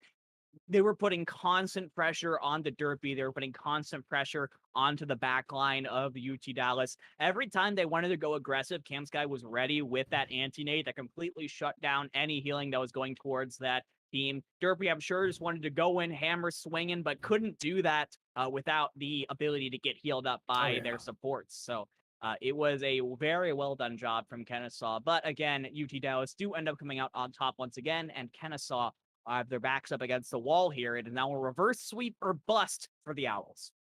This is the reverse sweep or bust moment indeed. And as a surprise to absolutely nobody, like we talked about last series, we are going all the way back to New Queen Street, the push map, the OG, the beta push map. It is an exciting one. It's one, like you mentioned earlier, all these players probably know the best of the push maps. And I think it also, of the push maps, is the one where the current meta works the best. So it does make sense to keep running it down here.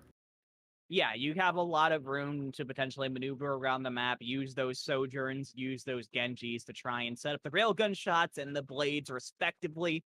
It also gives you a lot of ability to have certain choke points to set up as a Zarya player and get your bubbles off and get a bunch of charge off of it.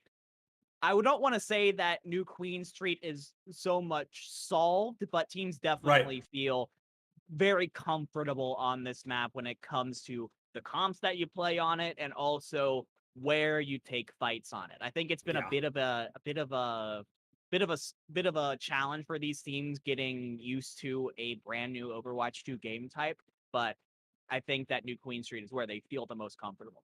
Without a doubt. And it has been, like you said, it hasn't been solved, so to speak, but it's been more on this patch in particular. There is a very consistent team comp that works very, very well, and these teams are definitely aware of that fact. But I'm going to say it, and we're going to jump back to my point from Lishang Tower.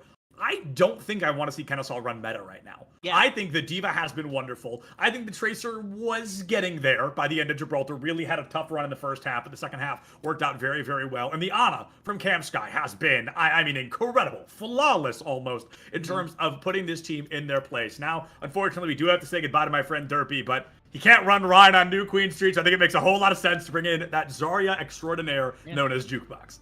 We do also have another swap in, though. I think Doyi coming in for the first time here for the Comets as a new, I believe, flex DPS and maybe Kiriko main. Maybe the Kiriko specialist here on UT Dallas. If you know you want to play that super aggressive flex support, maybe that's why, especially with Kiriko only being in comp for, has it even been a week yet? No, it's been like 5 days. Kiriko's I was going to say almost a week, Yeah, so being able to have someone on that specific comp, I say, as everything I just said has now been completely invalidated as Doyi just goes back over onto the Baptiste anyways, but they always get us. Still stands. My point still stands. It is going to be, unfortunately, the mirror matchup here. Unfortunately, I say for Kennesaw, because it just hasn't worked out in their favor so far this match. Prototype are back in, and I'm going to see that Zarya gameplay not working out well immediately. That headshot railgun from Petal takes that Zarya out of the equation, and this is very similar to the last fight we saw on New Queen Street, what New Queen Street won series ago, where all of a sudden it felt really one-sided, but the losing team fought back tooth and nail, kept it surprisingly close, and it looks like Kennesaw was able to do that. They took down quite a few on their way out the door. It's taken, yeah, it took the remaining members of UT Dallas a surprising amount of time to get Clash off the cart, and that's actually going to be a pretty significant stagger, even if Kennesaw didn't mean to do it like that. That is what is going to happen. And look at Savior over here with the healing blessings here for UT Dallas. Already 65% of the beat, is leading the lobby, and ult charge as a Lucio. You rarely see that. Yeah, that's not something you see very often, and I would love to see UT Dallas consistently keep this Lucio up in the front half. We saw Twofish play that dominant Lucio coming through and just trying to be, not make up for the DPS, because the DPS are doing very well, but keeping that consistent speed and aggression with the front of the team. If Savior could almost mimic that gameplay style. Oh, that's fun! A projectile kill after a hit scan elim. That's exciting. But either way, I think the Lucio v Lucio gameplay is something we should be keeping an eye out on, because UT Dallas, no offense to Savior, I think that's where they're kind of lackluster compared to what Kennesaw is bringing to the table. Twofish, after a rough round one of Lijiang, has stepped it up all the way ever since. Yeah, absolutely. I think they should continue to try and push forward on that as the blade comes out for Kashir, and once again takes Kamsky out with the immortality field. And that's something Kashir does a lot on New Queen Street in particular, taking the Baptiste and the immortality field out with one slash. Oh, Kashir is still doing numbers without that blade. Kazan bites the bullet, and that's going to be Savior with a melee onto Prototype R. UT Dallas, they continue to keep this momentum in their favor. 30 meters on the board, and of course they can win by finishing it out, but as we talked about in the last series, you don't have to complete the map. You just got to have more than your opponent by the end of the 7-minute time. Well, 7 minutes left timer. Yeah, but the more UT, this is going to be a really significant fight here, because if Yeah, UT Dallas holy wins cow. this one too, they're gonna have such a massive. Oh! Holy cow, what an unfortunate shot onto Cam Sky. Petal just waiting for that time to strike. Kashir takes out Kazan, and the blade from Clash. Possible desperation, possible over-aggression, but it gets out the beat from Savior, and that makes it valuable enough, especially if Clash lives to tell the tale. Railgun onto Twofish. Jukebox finds Prototype R and UT Dallas. They've got those numbers once again. Already halfway done. If they can continue, they can win 2 more fights. They can keep this action moving. There is so much pressure here on Prototype R. Kennesaw used their 4 other ultimates in that fight, and now it's just down to that grab to try and turn the tides here. If you can force up the immortality field early from Doi, that would be massive, because you do have the Ant Matrix and the Overclock on the other side. Petal takes down Kazan early. A grab from Prototype R may not have the value the team was looking for. Jukebox dismisses Clash. Prototype not far behind, and UT Dallas, even with 2 ultimates being used on the side of Kennesaw, still have the numbers. Dallas throwing out 2 of their own, though, so it's a pretty equal trade. Kennesaw with a notable spawn advantage, as that's the intention of the maps, might be able to win this next fight dry. Twofish takes out Savior. That's a massive play for Kennesaw if they can capitalize on the back. Unfortunately, most of them just now walking out of spawn. Twofish has to win this one alone. This is that pick still from Twofish was huge, as you do you do get the player advantage, and now UT Dallas, they're scattered, right? You sent the Genji back to try and help take the Lucio out. And that's going to give Kennesaw the opening that they need to try and get a little bit of progress on this point. But already, with still 6 minutes left on the clock, but still a rough mountain to climb here for Kennesaw, with nearly 100 meters behind. Nearly 100 meters, 96-meter differential. UT Dallas not even letting Kennesaw find 3 meters on the board. The blade comes out. Petal not missing a headshot at this point, just doing Petal things, and that should be enough to help UT Dallas restabilize. 5 minutes and 38 seconds left on the clock. Dallas, they're pretty danger close. I mean, they can get the bot into the back, and they can win probably 1.5 or maybe just one very long fight. They will be able to win this one out downright. Petal dismisses Kenzen from the equation, and that's a huge numbers advantage. Playing Touch the Spawn Door challenge, but Clash takes advantage of that hubris and sends Petal all the way back to spawn. And now, this is going to be very similar to what we saw last round, right? UT Dallas is now to this point where they have such a massive lead where they could finish the fight and end Kennesaw suffering, but you don't necessarily have to do that, right? You don't have to go super aggressive at this point at UT Dallas. You can just keep on playing defense, keep the bot moving between midfield and near Kennesaw's spawn, keep winning a fight, keep losing a fight, and just try and time Kennesaw out. Kennesaw has to win multiple fights in a row to gain progress, and that is the wall they keep running into. 4:45 on the clock. We are entering the second half of the game at this point, and perhaps we're going to get that equation coming through where UT Dallas can find a fight victory and actually end the map before that timer hits 0. The blade from Clash, the beat from Two Fish, that's the aggression, the momentum Kennesaw needed in their back pocket, but they didn't. Look at Kashir, who's about to put a 3-piece on the board. 3 out of 5, most of the team down and out, and it seems like every time Kennesaw has a moment to shine, has an opportunity where they might be able to take the lead, it's just Kashir in their back line every time. Yeah, no one was even looking at the Genji. Everyone was like, oh yeah, that guy in the back line, don't need to worry about him. And then half the team was dead, and there was nothing that Kennesaw could do even after using all that aggression with the blade and the beat. And now UT Dallas is going to be able to unlock forward spawns once again. They have both support ultimates. They have the overclock as well. They are in a good spot to keep this going. Oh, that Ant Matrix could be huge. Forced out of the Immortality Field early, and Jukebox removed from that overclock. Now it's going to be the Immortality Field down as well. Kezin not missing a shot here. Pedal tries to equalize, tries to find a support where he can. Camsky down, Two Fish, critical HP, has to make it out. Lucio trying to wall ride his way out of this situation. Doya, though, is the next to fall. Kashir also down and out. Kennesaw may finally lose Kezin, but they have done numbers. Kezin's actually still alive. A sliver of HP. Oh man, that Sojourn is going to be able to hopefully get healed up by Two Fish and Kamsky at some point. But Prototype R now is going to be needing some help. Uses the grab in desperation there. That was a tough one for Prototype R. Kennesaw was not in a good position to follow up on that grab. That is one that Prototype R is surely going to want back. Kazin, I mean, I wish I knew what number it was. 5 HP, 10 HP for probably close to a minute was finally taken out by UT Dallas. They've got the numbers.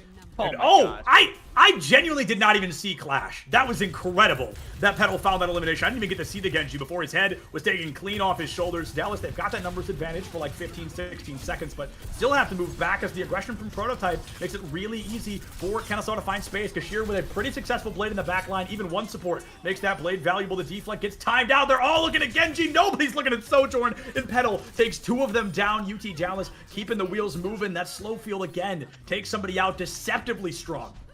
And Kennesaw keep things moving long enough for Two Fish. Well, okay, we got a bit of a Lucio 1v1 going on. No, get back on the Lucio 1v1. I want to see Two Fish and Saber battle it out, but I guess the objective is technically more important. Objective, you know, winning the fight puts you in a better position to win the objective, so it might be it. We finally got a Lucio 1v1 in the back line. Two Fish versus Savior. Neither of them can land the finishing blow. Danger close in the HP department, and the Lucio's far too distracting for us to realize the game had come to a close underneath our noses. UT Dallas, they are 6-0 on the evening, and if I'm not mistaken, this is actually the last time we're going to see them today, but we know they've walked away. Yeah, this is the last time we'll see them today. We know they're walking away 6-0 on the board. We said it at the beginning before we even saw them today. This is the team we expect to win, and so far, they're proving their weight in gold. Okay, first UT Dallas, how dare you finish the map before that Lucio 1v1 came to an end? Now we'll never know! That was simply disrespectful. But yeah, second of all, UT Dallas, unless we end up with the round of 8 match at the end of the day, true. That is going to be the last time we see them, but we will almost certainly be seeing them during finals day tomorrow. This is such an incredibly strong team going up against really good teams in their own right. Converse, Kennesaw, Blinn, all of whom rightfully made it into this regional qualifier. They are some of the top 8 teams in the region. They're very strong. UTD is just that much stronger, and they are looking like the favorites to go all the way with a 3-0 match record in groups. For their part, Kennesaw is going to finish matches at 1-2. So they're going to end up in a situation where they're probably going to be facing the number 2 overall seed from Group B once we finish those guys. But for now, it's just rest up, get ready, and try and turn it around in bracket. Absolutely, and we're going to have, I think, 4 more series left for you guys today. Coming up next is the UCF Knights versus UTA Esports. I'm not even going to lie to you, chat. I know UTA Esports notably better than I know the Knights, so I will have a lot of information about that team for you. When we get back, though, everybody use this time. Get up, get some water, get a snack, do something, but come right back here for some more CECC South Overwatch 2 in just a couple of minutes. We'll see you soon. You know, that helps us go out and sell sponsorships in the place, of which trickles down to all our member schools that we represent. But when we go to brands and we can't check that box of, you know, 1 billion impressions and 1 million views, we still are challenged with selling those sponsorships. So my last and final is, do we have any secrets around how to grow fandom or grow community on, let's just start with on campus. I got the big one real quick. Okay. The best way to grow community, food nights. Has nothing to do with playing the game. I'll give you a real life example. We used to do Dollar Burger Night at the University of Cincinnati. We would just go out to Bar Louie. We used to have dollar burgers every Wednesday. We'd post in at this time of this Facebook groups, tell people where to show up. 6 people, 12 people showed up the first week. By the third month, we had 40 plus people coming. And it was the biggest revenue night of the week for Bar Louie every week, purely because of us. But we had friendships, we had relationships, we had roommates, we had all sorts of great, wonderful things come from that. And that translated to our lands, our club meetings, and everything from that. Mm-hmm. It was nothing beats food nights. Just like pro sports, we need to focus on tribalism. And the way that you create tribalism is you have to prioritize in-person experience, in my opinion. I think that there's a lot of companies trying to become unicorn online platforms, but at the end of the day, I think we need pockets and hubs around the country that serve as regional and local hubs. Once you get a group of people together that share their love for the team that is on their campus, they start to develop a bond around that. You can do that online, but it won't be nearly as effective. Professional esports is having this tribalism problem because it's the majority of it's online. It's resulted in fans following players more so than the teams. I mean, that's a pretty broad topic, though. Like, we're starting to see those trends in traditional sports as well start to occur. People will follow LeBron and specific players on different teams to wherever they are. But I think for collegiate specifically, schools need to create meaningful live experiences. And if we're talking explicitly about fandom, you have to make the students on your campus care about the team first. That's the biggest thing. Either you create a level of pride through community engagement, or through the team itself. At a lot of schools, the groundwork is there for this. Like, there are schools like UBC, Ohio State, with Buckeye Gaming Collective, that have clubs that number in the 2,000 to 3,000 range, right? So they have a base to begin with. At a school like Maryville, like, we kind of developed it the opposite way. When I came in and started building our esports program, we had 3 kids in our esports club.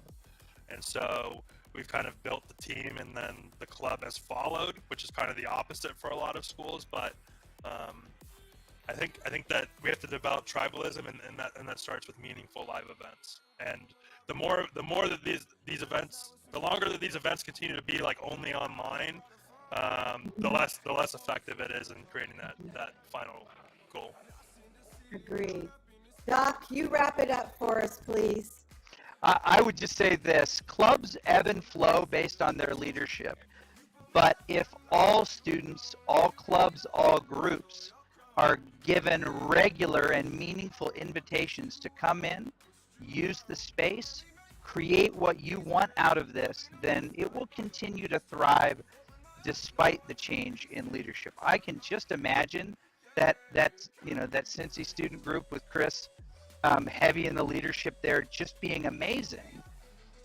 But there's not always someone with his skill set at the helm. So you just need to be open and look for opportunities to serve, even though it can be more difficult, especially in the scheduling of the space. I know a lot of people that don't like anybody else but the players they're recruited to use their space. As much as we can, if we want to build community, we have to open the space to people that we wouldn't normally see in there and let them do the types of things that they want to do. One more thing, so like on a national level, though, if we want to raise the general viewership of all of collegiate esports and not just different pockets, that's a hard one, because people watch esports to see people do stuff that they're better than them at, right? So naturally at the collegiate level, we're going to be at a lower level than pro. So it's hard to get people to watch for that reason, but what we can sell are narratives and storylines, matchup histories, and as we start to build a longer history of collegiate esports, I actually truly believe that some of the Seawall storylines are more rich than what exists in Academy and 100%. and the LCS, but no one's really covering it. No one's really drilling down into it. No one's creating narrative content. So I think that that's the key to getting people to care about it. Like if there's a storyline, people attach themselves to it. Yeah. Yeah, I'll add one more thing before we end. The largest organizations on any university campus. This is a very blanket statement. Could be wrong for you. It's right for many. Campus ministry and Greek life are always the largest groups on campus. Why? It's because of the concept of family. Let me explain. With a club or a program, many people identify, oh, I am a gamer, but I am also A, B, C. And usually it's I am A, B, C, and I'm also a gamer. Not everyone is a gamer first and foremost. And you're only going to capture that population if you're promoting purely competitive and purely esports. And so I said food nights and social activities. I'm really stealing from campus ministry and Greek life, because what you want to do to build community at your school is to make it so that the thing that you're doing is the number one thing in the students' lives. Now that's a very selfish thing to say, but it's a true statement. For you to grow the largest community, your community needs to feel that the thing that they're a part of is the most important part of their social campus experience. That's why Greek life is so successful. That's why campus ministry is so successful. And when you treat esports as a program of just competition, practice, and development, that's an outlet. That's not a way of life. Not for at scale. Not when 55% of the campus body of a Division I school identifies as a gamer in some way, shape, or form. You're not going to touch that 55%. You're going to touch 5%, maybe. Probably going to touch 0.05% or 0.5% at a Division I school. And so what you really need to do is build that community authentically by, as Doc said about Dan, what are the people prioritizing, and do that. And how do they enjoy their life? What would they find meaningful? Do that.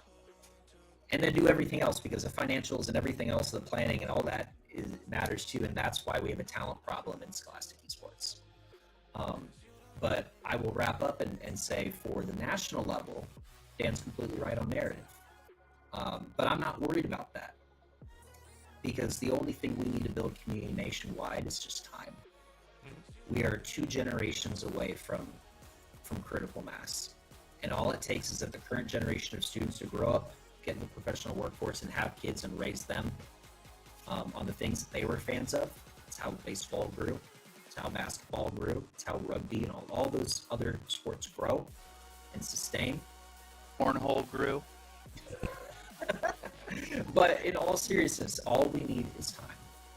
All we need to do is ensure that our products get better, our opportunities become more authentic, accessibility remains open,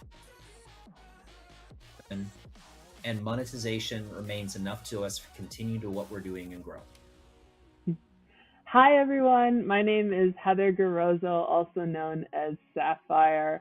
I'm so excited to join you here today. This is an initiative that means a lot to me. I've been involved in esports now for a little more than I want to admit, but about 20 years in many different facets. And when I started, I was often the only woman in the room. There were no women competitions. There were no other women on co-ed teams or women's teams. And that obviously has changed drastically over the most recent couple of years. Initiatives like this are so meaningful to getting more women involved and giving them a stepping stone to join those Tier 1 leagues, to join co-ed teams, mixed teams, and hopefully become the best in the world. So I came to join today to just tell you a little bit about my journey, hopefully inspire you, whether you want to go down the path of being a professional gamer or a content creator, or you want to work in the industry. There's so many different options, and I wanted to share a little bit about my story with you. So first off, I'm actually at Valorant Champions in Istanbul right now. The match is happening like just behind the door from me, so you might even hear some of the crowd noise going hype. The crowd is obviously cheering for Fnatic. Actually, I just heard a loud cheer right now, so something epic might have just happened. But so apologies if you hear that background noise, but it's all part of the vibe. It's all part of just being in esports, living and breathing esports. My journey actually started just as a player. I was a multi-sport varsity athlete in high school. Tore my MCL, was out on an injury, and then I found esports. My brother would have his friends over, and I didn't want my brother to be better than me than anything, and I just started playing. And this was actually Counter-Strike. Valorant wasn't out at the time, of course. And turns out that I was pretty decent at it, and so started playing more and more and more. Found some teammates, traveled down to the CPL, which is like the top tournament at the time. Thought after winning a bunch of tournaments in the Milwaukee area that we would come in and do really well. Turns out we were terrible, and we finished dead last, lost to a Finnish team that was one of the best in the world. But it only motivated me to be a better player. So I kept competing. Eventually, I made it on to some of the top teams. I was in co-ed teams, played in ESEA Invite, which is now the equivalent of ESL Pro League, and also played on some co-ed teams. Played with teammates like Miss Harvey, Potter, who is now the coach of Evil Geniuses, Alice Liu, that played with Complexity's Valorant team. Some of the things that I learned in my competing journey, it's not just about my physical skill in the game, not just how quick you could react to something, but communication, teamwork. These things are so important. At Valorant Champions right now, I get the opportunity to listen into the teams and listen to their communication. It's amazing how they refine their craft and refine how they communicate with their teammates. It's something so fascinating. So I encourage you, one of the things I like to tell up-and-coming players is record your team's comms and listen back. Did you give the right calls? Could you have done better calls? Those calls have been shorter and more precise? Those are some of the things I learned as a player. Throughout that playing journey, one of the highlights was in 2012 when I traveled to Paris and competed in the Esports World Cup, which was the top tournament for women at the time. And we came in and we won the World Championship, which was so exciting. It's so amazing to play in front of crowds of thousands of people. They were cheering against us because we were playing against a European team and we were an American team. But that feeling is just like unlike anything else when you can raise that trophy and they play the national anthem of your country. I hope many of you playing in this competition will get to experience some of that one day. It's truly an honor. Some of the other things besides competing and winning trophies, I played in 250 tournaments over the years. I believe that's the most for any woman. It's hard to keep track in the early days, but beyond competing, I work in the industry. So I'm the vice president at Dignitas. It's one of the oldest operating esports teams. We had for many years one of the top women's teams in the world. I also founded a women's initiative called Radiant and operate women's esports tournaments just like this.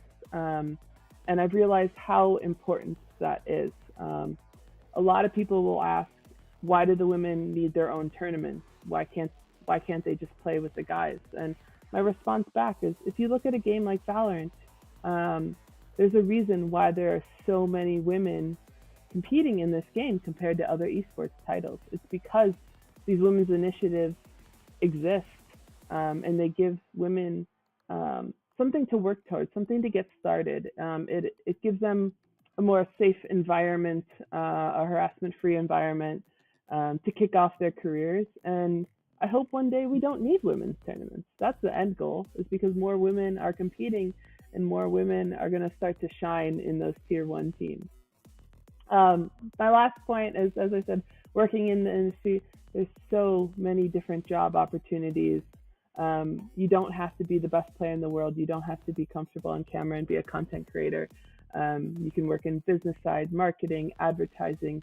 You can work in PR. You can work even in the sciences. There's sports psychology jobs. There's team chefs. There's nutritionists. One of my positions is being an observer. Like I said, I'm at Valorant Champions right now. And, if you're dual monitoring and you're watching both this event and Valorant Champions at the same time, after this, I'm about to hop in and be the observer for XSET versus Fnatic, essentially an in-game director. There's a million different production jobs as well. But I just wanted to use this as an opportunity to hopefully inspire you to continue to pursue esports and gaming if that's something you love. And then my final comment is just a reminder that, you're going to be in games sometimes and people are going to say terrible things. I hope that ends someday, but just know that no matter what they say, you belong here. You deserve this. You deserve to play this game. You deserve to be in this competition. And I wish you all the best of luck. Thank you so much for having me. I can't wait. I know there's going to be some superstars. I hope I see you. What is going on, everybody, and welcome back to CECC South 2022. We are going to be jumping into our third series of the day, and this time we've got two teams that we haven't seen yet, so it's a bit of an exciting kind of matchup. It's not a repeat of anything we have seen, so I'm very eager to be jumping into this, because like I mentioned before we threw it to our break, one of these teams I know very well, one of these teams not so much. Yeah, this is going to be really interesting. Of course, we just finished up our Group A matches. That is all finished up. Now we move on over to Group B, where 4 new teams get set up to battle it out for that elusive first seed throughout the group to get yourselves in the most favorable position possible in the bracket stages. We are starting off with University of Central Florida versus University of Texas at Arlington. These are two teams that were in sort of the lower ends of that top 8, right? They're really trying to, they really want to be able to get themselves on a better foot here as they start off their regional journey. Without a doubt. And both these teams, like you said, have really come out swinging. They are desperate for those first place positions to move on further in CECC. They want to clutch out that first place spot because at the end of the day, that's what it's all about. Now, the team that I know a lot more about is going to be UTA, quite literally because I casted them earlier this week. So I know this team quite well. I'm very excited to see what they bring to the table. And I haven't seen the Knights since CECC last year. So I'm excited to see shaking up what they're going to be changing as we move into our first map, which is going to be Lijiang Tower. So, Divine kind of going into this, do you think we're seeing the ideal meta so far today? Are there any changes you want to be seeing, or the team is running it down the way you think they should be? I think based on what is currently seen as strong, teams are running the correct comp, right? They're running the Zarya, the Genji, the Sojourn. You can kind of go in between when it comes to the Kiriko versus the Baptiste, based on how aggressive you want to be playing. That is generally how you want to be playing things, though. That being said, Central Florida is going to be running something a little bit different this time around. We got ourselves a little bit going back to that rush composition. It's Winston, Sombra, and Reaper. Yeah, this is quite a risky choice to make, but if it works, if it ain't broke, don't fix it. That Winston goes down to critical HP. He's barely able to snatch back his life. The Moira as well can do great AoE healing a lot faster than a Lucio may be able to do, or a Baptiste. Tomato Lord takes down Tectonic with that first blood of Benno Games. Finds Shushi. Rain goes next to fall. Julian trades things out. The tank falling on the side of Central Florida. Is that enough for UTA to feel dominant in this matchup? It's very hard to tell. Looks like Central Florida may have that first point cap. This poor Reaper just trying to clear point as fast as possible. Benno Games, without the protection of a Winston bubble, is feeling a lot more exposed, especially with Tomato Lord as charged up as they are. It is Central Florida who do have first point control here, so they are going to be able to get themselves up to close to 20% before UT Arlington finally clear them away. But now the UT Arlington have control. They have the duel to potentially keep things going here. Super Juice is going to be after that Kitsune Rush in just a moment. Tomato Lord going to be right behind with that grab. And for a Central Florida squad that really likes to move fast, that grab could be brutal. Yeah, Kitsune Rush into grab is a pretty underrated combo right now, I think, because it really sets you up for kind of a linear progression. It looks like they're not even going to need it, though, as they find a 3-piece out the gate with only that Kitsune Rush. Julian going for a couple of elims here or there, unfortunately unable to finish them, but the team had the rest of that in bag. UT Arlington find themselves, after a team kill, taking a pretty dominant lead so far, nearly 4 ultimates in their back pocket. Yeah, the fact that they were only needed to use a Kitsune Rush to take all that space and win that fight is massive. And this is an aggressive grab from Tomato Lord. Pushes up so quick, and Noctara is not in time with the beat to save Benno Games. Benno Games goes down. Here's a blade from Rain into a Coalescence, a choice that only few would make, but it looks like they're going to make the magic happen regardless. Eunuch takes down Julian, a lot of damage off the table, and he has to put the blade away, but Rain can still get that elimination. Benno Games returns just in time to watch the rest of his teammates fall. A desperate attempt to try and find anybody, and a success on doing so. Benno Games takes out Shushi, Tomato Lord finds the trade, and UTA holds on to the point, but I don't know, Dividing, that was a lot of ults. It was a lot of ults, and luckily for Central Florida that all those ults were used, because throughout this entire sequence, they have been slowly changing up their comp to now mirror UT Arlington. Usually that would be bad because you are resetting your ult charge somewhat, but UT Arlington are now back to a fairly neutral state themselves. Absolutely, that neutral state might be enough for UTA to win this fight dry, but it's going to be a tough one with Benno Games. Another blade out the gate, forcing the beat from Shushi. Led people to keep all 5 members alive, but Tectonic not lucky enough on the side of Central Florida to live to the end of this fight. Benno Games finds a not-so-worthful blade, and it's going to be a fall short from Central Florida that may give UTA this first round. Rain and Julie in the DPS line doing DPS things. Lucio falls, and there's just not a darn tootin' thing Central Florida can do to get their feet on the table. Well, I guess not the table. Feet on the point. Don't stand on tables. Well, there is a table in that room over there, so you could put your feet on that table if you really wanted to.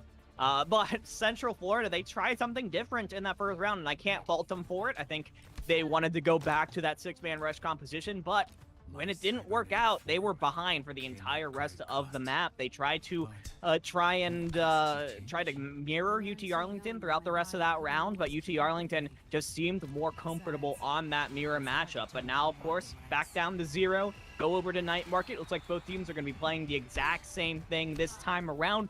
Mirror matchups, ult charges. Oh, maybe not a mirror matchup, actually. We'll see if Central Florida is going to try and make this Sombra work once again. Try and put a lot of pressure on the Julian here. You want to see these hacks resulting kills more often than not. Yeah, Tectonic playing the Sombra is a risky choice. You want to go for health pack hacks. You want to hack the Mega in particular on the opponent's side of the map because it makes it that much harder to rely on map healing. What a deflect from Benno Games. Rain immediately taken off the top of the equation. And UT Arlington, this is exactly what happened last time. They lost the first person. Central Florida capped point for a moment, and UTA was still able to clutch things out. It's going to be a rough scenario for UTA to clutch, but somehow Central Florida isn't going towards point. They're just rushing it down. They're just not letting UTA, or they are letting UTA get that point for free, excuse me. Yeah, but Super Juice goes down, which is most of your healing if you're UT Arlington, and thanks to some nice snipes from the side of Takor here. And yeah, this is going to be Central Florida quickly taking the point right on back. So beautiful job there. So again, nice plays from Takor, finding the right angle onto the opposing Kiriko, and that's going to allow a significant advantage in that Kitsune rush charge. Unique is very close to that grab as well. Seems like Central Florida have the advantage here as far as ults go. Central Florida with the ult advantage, but definitely not the player advantage. Benno Games has been taken off the table, and it's going to be another elim. Tectonic falls, 2-for-1 trade in favor of UTA, and losing your DPS makes it pretty tough, but a grab might make up for that missing damage. Ah! The Immortality nade coming out from that Kiriko could be enough to keep the team and the Dream alive. Going to be a bit of chaos moving forward. Tomato Lord finds Eunuch, and that is usually, to me, the nail in the coffin. We need a bit of a miracle from Central Florida. This Kitsune rush might be it. Might be able to find a couple of shots here and there, but I just don't think it's going to be happening quite like they need it to, especially with Tomato Lord. Some phenomenal tracking so far. I mean, what can you do when you have a Zarya just standing in the middle of point like that, beaming everyone down? The answer is nothing. You just die. Tectonic, you die. There's nothing. Even if you had a headshot with the railgun, you are not killing the Zarya in that case, and UTA now looks so strong. They didn't have to use any ultimates to take the point there. It was pure neutral fight for them, even with the Kitsune rush in their face, and now that means they're going to have about 5 ultimates up in this next fight. That's going to be a grab early, forces the beat from Notch on the side of Central Florida. Now, Benno Games trying to make up for a little bit of lack of damage on the side of Central Florida, but the Blade finds Null and Void. Eunuch takes down Julian. Raid finds a 2. Let's make it a 3-piece as that Sojourn tries to run, but she simply cannot hide. A hilarious ragdoll on her way out the door. UT Arlington already halfway done with the second point of Lijiang Tower. The Blade used from Central Florida, as well as the Beat, 2 very good offensive and defensive weapons, respectively, to just about no effect here. UT Arlington now ready with a Blade of their own, as well as the Overclock. Both DPS ults ready to pop off here. With 70% on the clock here, Septilins, this might be Central Florida's last really good chance at a fight. I have to agree. This is going to be their last full team push, unless they die instantaneously and respawn, but it's too little, too late. Dividing. Julian puts down 2, and the rest of the team has to tuck tail and get out of dodge. Time to pack things up and head home. UT Arlington has your number here on Lijiang, I guess, day market. That just hit me, as we probably shouldn't call this night market anymore.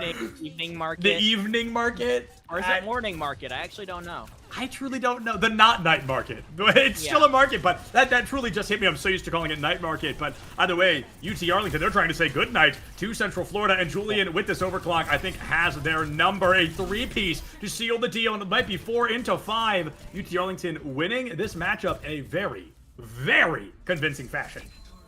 And the difference that I'm seeing between these two teams so far is UT Arlington, they had their comp and they stuck with it the entire time, right? They seem to have identified, as I'm sure we have here watching today, that this comp tends to be the meta, tends to be the comp that is most often used and viable in just about every map in the game, with some outliers like Circuit Royale, but it gives you to really try and nail down this composition in particular, figure out how to play it, figure out how to play around each other in this new 5v5 environment. They didn't swap off those heroes once. Meanwhile, UCF, they tried some things with the Winston, they tried some things with the Sombra, they were immediately shut down and forced to try and mirror, but it seems like in their attempt to expand their playbook, UCF doesn't seem to have a play that is good enough to counter the meta play that UTA are bringing out so far. Yeah, and I would say personally, I think that we saw the best signs of life from Florida when they were playing the mirror comp. I think the Sombra was really lackluster. She wasn't able to get the damage in time. She went down very early. The Winston got folded like a lawn chair. Hardly got the opportunity to peek into a fight without being deleted. I think if they continued that mirror, the Zarya v Zarya in particular seemed very strong for Florida. Now, unfortunately, they weren't able to clutch those fights out, but the odds of doing so seemed higher when they ran that mirror matchup. So I'm almost saying the opposite of what I was saying against Dallas. Earlier, I was saying, probably don't run the mirror on them because it wasn't working well. But I think right now, that's what I want to see from Florida. I want to see that good old-fashioned rundown. Yeah, I would love to see a lot more of it. As we head into an escort map, I would think you would want to play a map that allows you to play that rundown rush comp even easier. I'm trying to think of an escort map that lends itself the best to that kind of situation. That's tough because escort maps are often known for having a lot of high ground to deal with. So you'd really want it to be hybrid so you could go King's Row. Unfortunately, you're not going to get that. Is Rialto a possibility? That might be your best shot. But instead, it is going to be Dorado here. That's something that we've been seeing a lot from both teams when we don't see Circuit Royale, because that is a pretty strong map for that kind of meta pick. And you will have potentially the opportunity to play maybe more of a Winston dive comp for UCF if that's what your main tank is more comfortable with. Absolutely. Dorado is a map that I think has a unique sense to it, because I think we can see, at least on first point, any tank kind of work, so to speak. Some are definitely going to be better than others, but the further you get into it, second point in particular, we see a lot more reliance on D.Va and Winston for the same reasons we see them on Gibraltar. The utilization, the abuse of that high ground. Then you get into third point, and it swaps again. Occasionally we'll see back to Zarya, maybe, Risa if they're really feeling weird. But I think the one tank that can work tried and true on all 3 points would be Wrecking Ball, who we've actually only seen once today. But I think if we're going to go to Dorado, Wrecking Ball could be a very reasonable choice.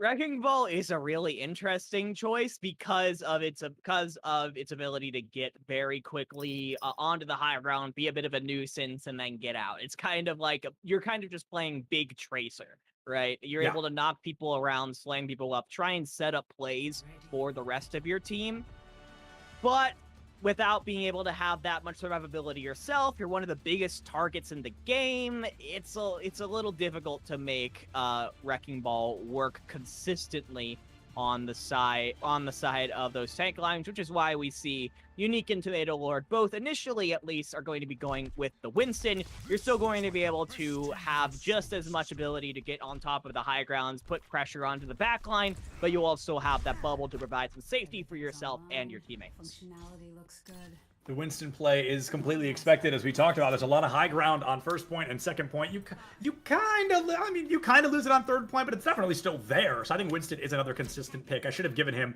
a little more support. And what an Overwatch moment, folks. As soon as the doors open, we instantly throw it to a pause. Who knows why? Maybe it was a mouse disconnect. Maybe somebody had to use the restroom. Maybe somebody had to answer a phone. Who knows? But either way, we are going to have to hang out just a little longer. It did say tech issue. Someone's having a tech issue on the side of UCF, unfortunately. So hopefully they resolve that as soon as possible. But again, you see the Winston comps come out from both sides. So the Winston comp Winston is still a very viable pick. You do a lot of and it's not the highest damage tank in the game, but you do a lot of consistent damage with that Tesla gun. You now have that right click that lets you charge up and fire a bit of a lightning love that shot. right click. So there's a little more of a ranged option now for Winston, whereas the core in Overwatch 1 had no ranged options at all, and you have some consistent shielding always with the bubble. So when it comes to Unique and Tomato Lord, it's just going to be about giving your team the room to pop off without going too deep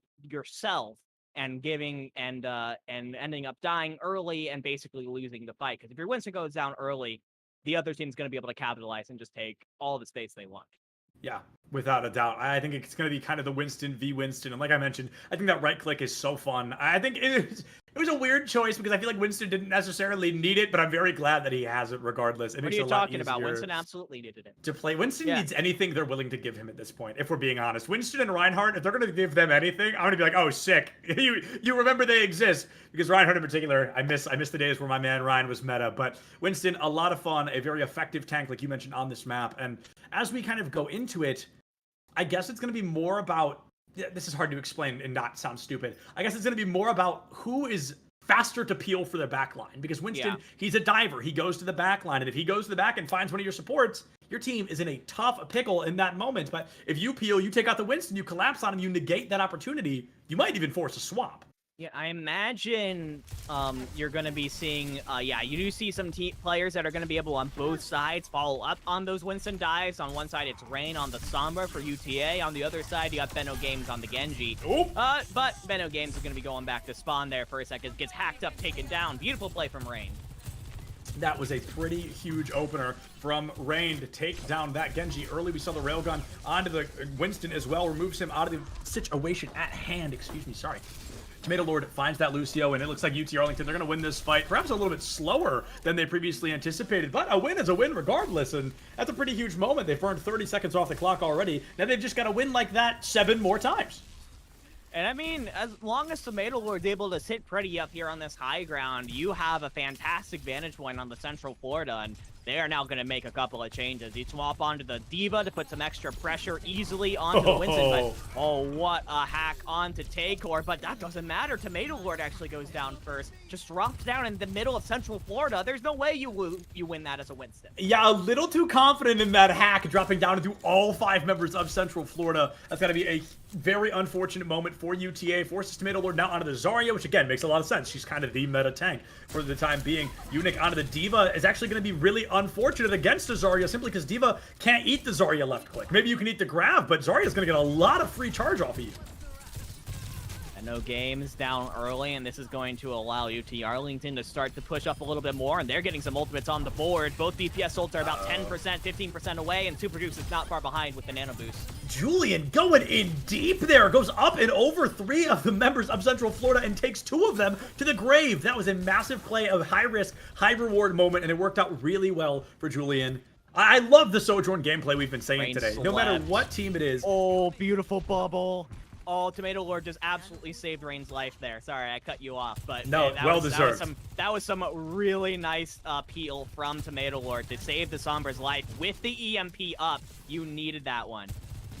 You need to keep that Sombra up. Like you said, EMP on the table, a very effective, arguably one of the most effective abilities in the game.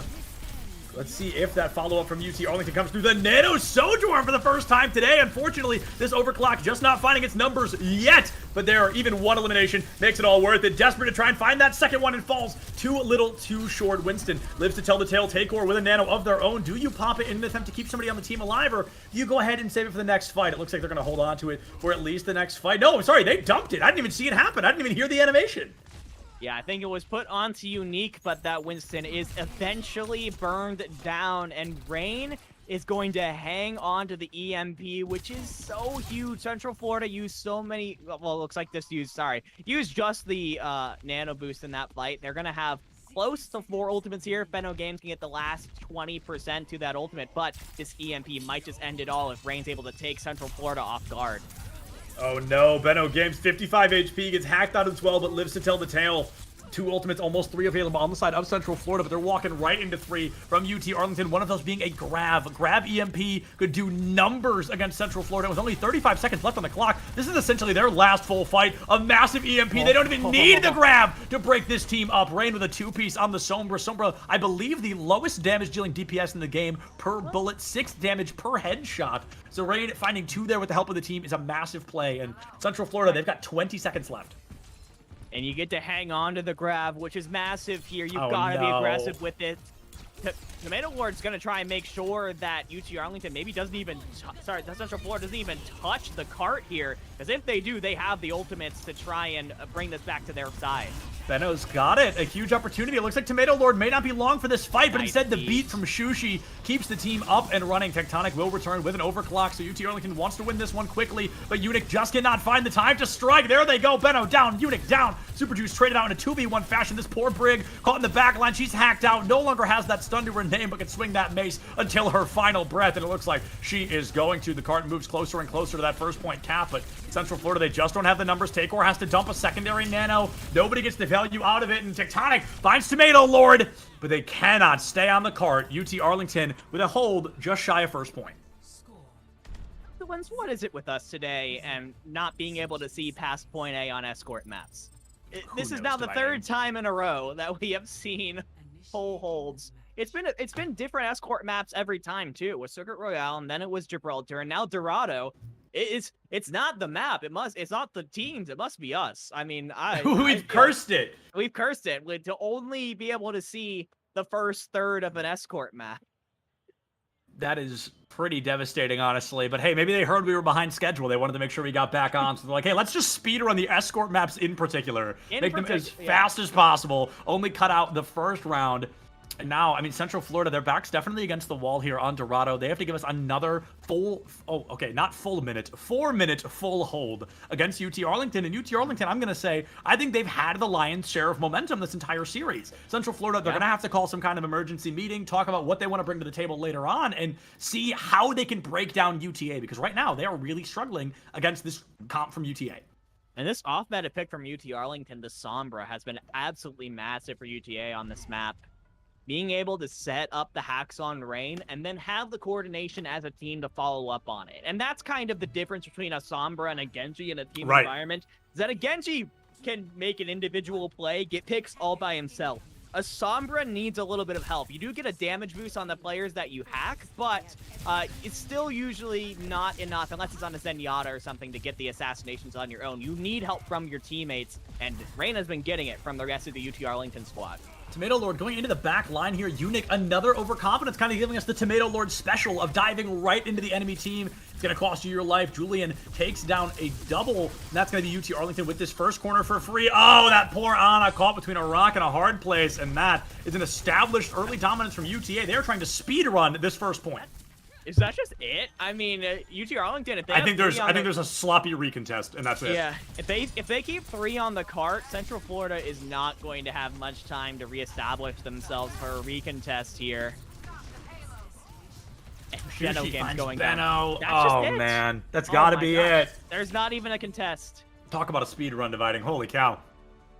And I mean, UT and as we jump Arlington. into New Queen Street as our next map, that hasn't even been confirmed. I'm just confidently stating that because I'm almost certain that's where we're going to be headed. Not only does Rain bust out this Sombra, but gets Pot G with it. I mean, that is incredible. And of course, it's this 3-piece EMP. It did numbers against Central Florida in a critical moment where I think this is the Florida was going to be to winning a fight, and then it was snatched away from them in the blink of an eye. And I do want to jump back to a point you were trying to make, and then we kind of got carried away, of Sombra versus Genji in a team setting like this. Because Sombra, like gold and below, just wreaks havoc, reigns terror. But when you get to this team composition, this high level of gameplay, she does so little damage that even the most impactful abilities can't be as important as a Genji blade or Genji speed or dash. So what do you think is making it possible for Rain to come through and make this Sombra work so well? I want to say starting off that Sombra did get some damage buffs in Overwatch 2, right? She has more ability to do damage on her own because players that she hacks, she gets a 40% damage buff. The EMP also does a percentage damage of their, like, I think it's remaining health pool. You can't kill anyone with the EMP itself, but you can get people very, very low as a result of it and finish off kills like that. The way, because when you're in ranked, right, you don't have the coordination that you have. You're playing with on a full strangers. team. You're playing with strangers, absolutely. So whereas in Gold and Below, where I am, I can go on Sombra and pick out a Zenyatta who's completely separated from the rest of the team, hack them while invisible, take them out in 2 seconds, and then just leave. There's a little more coordination in that in the higher levels, where Zenyatta might actually be in voice chat and we'll be calling out when the Sombra gets the hack off, and then the peel is there immediately from the other support, from the tank and whatever it is. So it takes a lot of coordination to pull off a Sombra hack, because the Sombra cannot assassinate a support on her own in most cases, unless the support is just in no man's land and has no way of getting help. So in order to make the Sombra work, you have to get the hack off and then have to follow up from the rest of the team in order to not only take advantage of the Sombra extra damage, and also the fact that they have been hacked and they don't have their abilities for a couple of seconds. So UTA takes a little bit of a risk there using the Sombra, because there is a little more that goes into that as far as coordination compared to the Genji, but I think they made it work very well. I agree. I wholeheartedly agree. It's a weird choice. It's a high risk, and they reaped the rewards. So clearly, it was worth it. Now, moving into the next map type, we're going to have a push map, and that's 3 options, I believe, right? Coliseo, Esperanza, and New Queen Street. Yep. Right? Perfect. So, as the stream may have dictated today, there's only one of them. But I promise there are 2 more, and I think they are really neat. Now, I've actually never won a game of Coliseo. I can't figure it out. It's the one map I have a 0% win rate on, because no matter who I play with, no matter how well I perform, I just cannot win that map in particular. But I would love to see it, because I think it calls for a team comp that both New Queen Street and Esperanza are not going to call for. And it's weird because, and this is a Septilence, maybe this is a small brain caster comment, but I have found Torbjorn to be insanely effective on Coliseo, and actually get pranked literally everyone. We're going to Paraseo, so we're going to a hybrid map this time. I believe Paraseo is a hybrid map. I'm not sure if our producer meant to say Esperanza, because I believe, it does have to be pushed next. Does it have to be pushed next? I believe there is a set map type pool. Okay. Both the new maps have these names. I believe it's Esperanza. It might be Paraseo, which would be really interesting. I don't know if I've actually casted a Paraseo map before. Okay, yeah. So we'll see what they have going on here, because Paraseo is a hybrid map, which would be awesome to see. It's a very colorful map. I love seeing it. I don't think I've ever actually casted it before. I have cast it one time. Because when it comes down to hybrid, you got King's Row, and you just always run King's Row, right? So that would be interesting, but I do believe it does have to be a push map next. So we'll see what happens. We're going to find out for sure. But while we're talking about Paraseo, because we haven't gotten to Escort yet, or to Hybrid, excuse me, let's take this time and talk about it a little bit, just for giggles, because we might not get to talk about it at all today. But the interesting thing about it is a new bug was just discovered on Paraseo, where Sombra can get inside the cart. A problem that used to happen during Sombra changes back in Overwatch 1, and then they got fixed, and now it's back again, where literally all you have to do is put your translocator down on the ground, let the cart roll over it backwards, translocate, and all of a sudden you are in the payload, and you're stuck there forever. So it is, in fact, going to be pushed as our third map. So there's a bit of a miscommunication there, but it is what it is. So we've got a 33% chance. The turret. Yeah, literally. It's scary. I saw a clip of it on Twitter, and I thought it was fake, and then no, it was proven to be real, and I was a little bit shocked by that. But so either Sombra or Periso is going to be put in the workshop very soon, I would assume, and removed from Overwatch 2 for just a little while. It is new Queen Street once again, folks. So we are going right back, the good old-fashioned run back. And I'm just wondering if it's going to be that Sombra again. Because I don't think that's going to work like it was. There isn't as many safe places to set up a translocator and have a safe place to move back to. It's tough as of Sombra because when you're placing your translocator, obviously, so that for those who don't know, that's where Sombra goes back to once she transports out of a fight.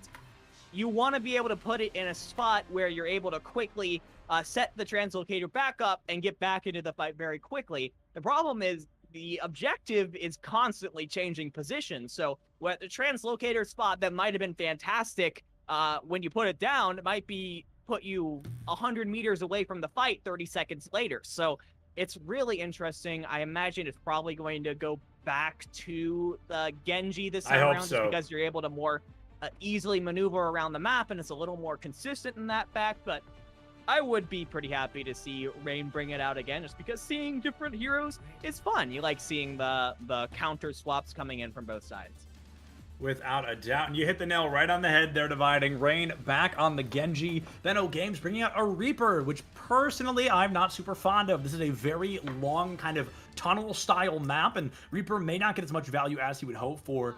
If he gets a little bit sneaky, dives into the back line, maybe he takes out one of the supports, but they've both got incredible movement abilities, so it's going to be really hard to chase either of them down. I've got a gut feeling this Reaper will not be with us for long. Yeah. It's going to be really tough. It's going to be all about putting a lot of pressure on the front line on the Tomato Lord right now.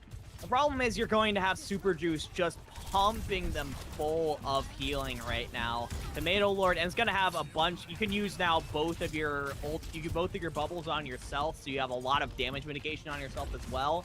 It's going to take a lot for Benno Games and Tectonics to melt them down. Yeah, and I find it so fascinating in this kind of scenario where everybody wants to take the high ground, but when everybody's on the high ground, nobody has the high ground. So it's just as low risk as it is that high risk, but I guess if you don't compete with your opponent on the high ground, you've given it up for free. So it's all about that mentality of making sure you are playing on the most level playing field possible. We actually had a really cool moment a second ago where I think it was Takor was booped off the map and used that TP to get right back up on it. It was enough to keep Central Florida alive in the fight, but instead UTA has still kind of stacked up the numbers against them. I think Benno Games was also knocked off in that boop and unfortunately was unable to get back up top. So gets taken out in a nice early fight here from Shushi, already up to 70% on that beat. And like you said, the prediction is correct. The Reaper only stuck around for one fight. Benno Games back over onto the Genji, and Rain has doubled them in a Dragon Blade charge so far.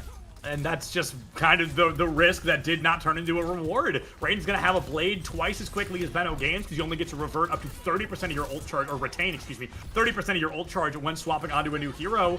It was all done to increase the number of hero swaps we see in a game, and I think it's worked wonderfully. Julian, with that railgun, takes Takor out, and I thought Rain was going to pull Blade, but instead had a bit of confidence in the team to win this fight dry without it. Notch takes Rain out of the equation, and Central Florida now are just really taking their stride on New Queen Street. This might be the fastest turnaround we've seen from a team so far today on New Queen Street. But that, let me tell you, that was a music to Rain's ears right there. Let's break it down coming from Noctara, which means it is going to be a free Blade here along with that Kitsune Rush to power up those swipes. Tectonic and Benno. I mean, that's personal. Benno is sick of those blades, sick of the Rain play of the games, and brings down a storm onto Rain. Tectonic with that overclock from the high ground. I love the look of the Golden Sojourn gun. It's going to be that action. That slow field racks up a lot of damage. The beat from Shushi keeps the team alive, but I think the numbers are simply in favor of Central Florida here. We need a pretty huge play. The grab from Unic is a fascinating choice, but clearly it's going to do numbers. It takes 2 down. We've got a 2-2 trade, and nobody's able to win this fight quite yet. UTA are going to win that. That is a surprise. My goodness, that just ping-ponged back and forth as both teams committed ult after ult to that fight to try and hold on. You can tell both sides screaming winnable, winnable, winnable at each other in those comms. But it is UTA that come out on top at the cost of every single ultimate in their bank, which means Benno Games is going to have very little resistance when it comes to this next blade. And you can tell UT Arlington know that. They're playing pretty passively, trying to make sure Benno Games has to work for those kills. They've got to work for those kills, no doubt about it. Goes down to critical HP, gets up once again, possibly going to pull that blade just to find the Elim in the back line. And there it goes. Benno Games, 51 HP in a dream. The deflect gives him enough time to find Tomato Lord, and even that Elim is going to be enough for that blade to be worthwhile. Takor finds Shushi. There goes Rain, and like dominoes, the rest of UT Arlington will begin to fall. Central Florida, they fight back, but can they get the bot further than 2 meters this time? Yeah, they should be able to, because over the course of that fight, they were actually able to push UTA back and get the bot moving towards midfield. So they do get a little more progress going here, and they also have the Kitsune Rush and the beat going down. So both support ultimates is going to be able to keep them both healthy with the beat and aggressive with the Kitsune Rush. Here comes Unic once again, up and around the corner. Kitsune from Takor could be enough to give this team the momentum boost they needed. And all of a sudden, I know it doesn't increase headshot accuracy, but these players must think it does, because that was 3 headshots in a row from Central Florida. They have sealed the deal on UTA, and they should be, I think they're going to be close to tying up the numbers here by the time UTA returns to the fight. Yeah, I think they're going to need one more fight here, but the fact that Central Florida were able to win that with just a Kitsune Rush is huge, because now they still have the beat. They have the overclock as well from Tectonic, but UT Arlington ready with the Kitsune Rush of their own and the grab. Kitsune Rush into grab, like I mentioned earlier, could be a great combo, but instead UTA wants to hold on to the grab a little bit longer, and it looks like they didn't need to use it as they've got the numbers. It's going to be a... I don't know, guys. I tried to do math for a second and my brain almost exploded. So it's going to be a lead for UT Arlington by quite a lot. Notch goes in for the over-aggressive play, but Super Juice with that ×3 damage headshot sends that Lucio back to spawn with the rest of their team. UT Arlington, 5 minutes left on the clock. They're looking good to stabilize this next fight. Yeah, that's so consequential that UT Arlington were able to keep the lead there, because now they're able to get it back towards Central Florida's side of the map, and they have to now win multiple fights in a row to get it back to the point where they can keep getting progress. Notch into Rain with the boop, forces out a beat on both sides. Notch dropping theirs a little bit later, and that could be the moment. Sorry, Shushi dropping theirs a little bit later. Benno has a blade. They know there's no beat in sight, but it looks like they may not need it to win the fight. Tectonic takes Julian out of the equation with that railgun headshot. Super Juice, the next to go, and there it is. You lose one player in a game mode like Push. This can be almost impossible to flip back around, especially when Tectonic is not missing a railgun shot. You're looking so good for Central Florida now with the grab available. Shushi used the beat in that last fight, which is the main tool you have to try and keep that grab from doing the damage necessary to win a fight. Central Florida are in a fantastic position here to try and potentially take the lead here if they can stagger these ults out a little better.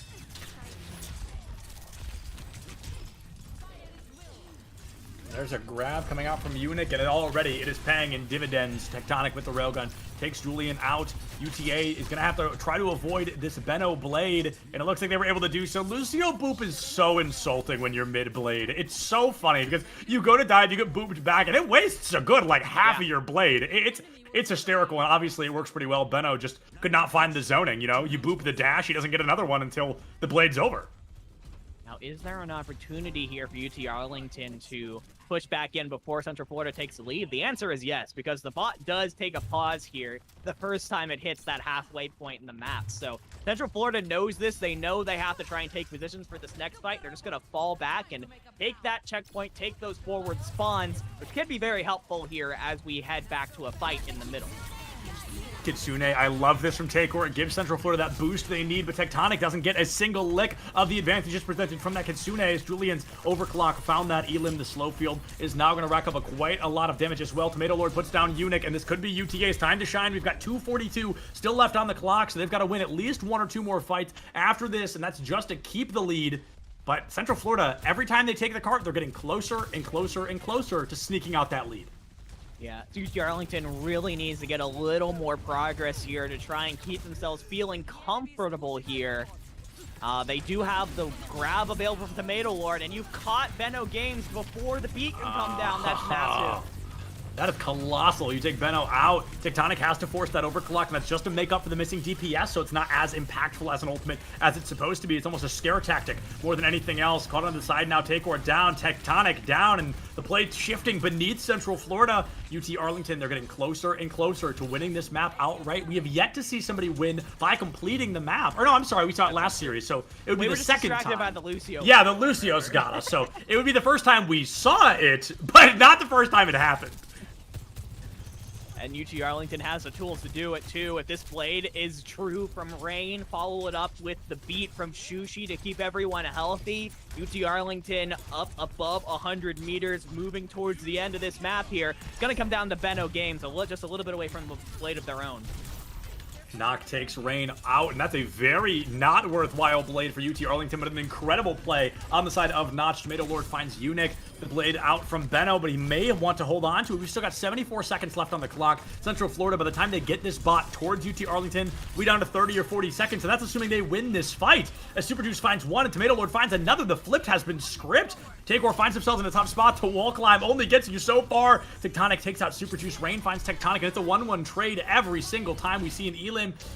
Kitsune from Takor, a bit of desperation, but you force the beat from Shushi, and that makes it huge. Yeah, Central Florida should have the abilities and the ultimates here with that blade from Benno Games. Benno Gaming is going to find a 2K and swing the fight over in favor of the Central Florida Knights, but with only 30 seconds left on the clock and only a couple ultimates on the board here for Central Florida, they are in a tough spot. They're going to be able to get it back towards the center of the map, but you have to win that fight. You have to win another fight up near where the barrier currently is for Central Florida. And I think you still have to win 2 more in order to secure the 60-ish meters that Central Florida needs to take this win and avoid an 0-3 start to the groups. Oh yeah, Eunuch has that grab on the table, and it looks like it's going to find a little bit of purchase, but not work out super well as it's a 1-1 trade. Tectonic gets up close and personal onto the opposing Sojourn of the name Julian, and as a sloppy fight ends in favor of Central Florida, the overtime timer continues to tick. This Sojourn has to back up just a little bit, being bullied off the bot. UT Arlington has stolen it. All they've got to do is scare Central Florida long enough for this timer to come to an end. Central Florida can't get off the bot, and that is going to be their undoing. They cannot set up for another fight. They lost a couple in the last fight. The aggressive overclock from the side of UT Arlington, taking a couple members of the Knights out, ended up being the final blow that Central Florida could not recover from. UT Arlington with a 3-0 victory here to start off their group stage. Starting off their group stage strong, and the cool thing about UTA is we're going to see them again immediately after this. They're going to be going up against UF Orange for our matchup of the evening, and that is destined to be a good one, but you all should know the drill by now. We're going to get ready to throw it to a break. A valiant effort from the side of the Knights, but UTA simply just able to find their footing at the end of the push map and guarantee that 3-0 victory. Use this time, get up, get a snack, get water, do something, but come right back here for some more Overwatch 2 in just a couple of minutes. We'll see you soon. Thank you so much for having me.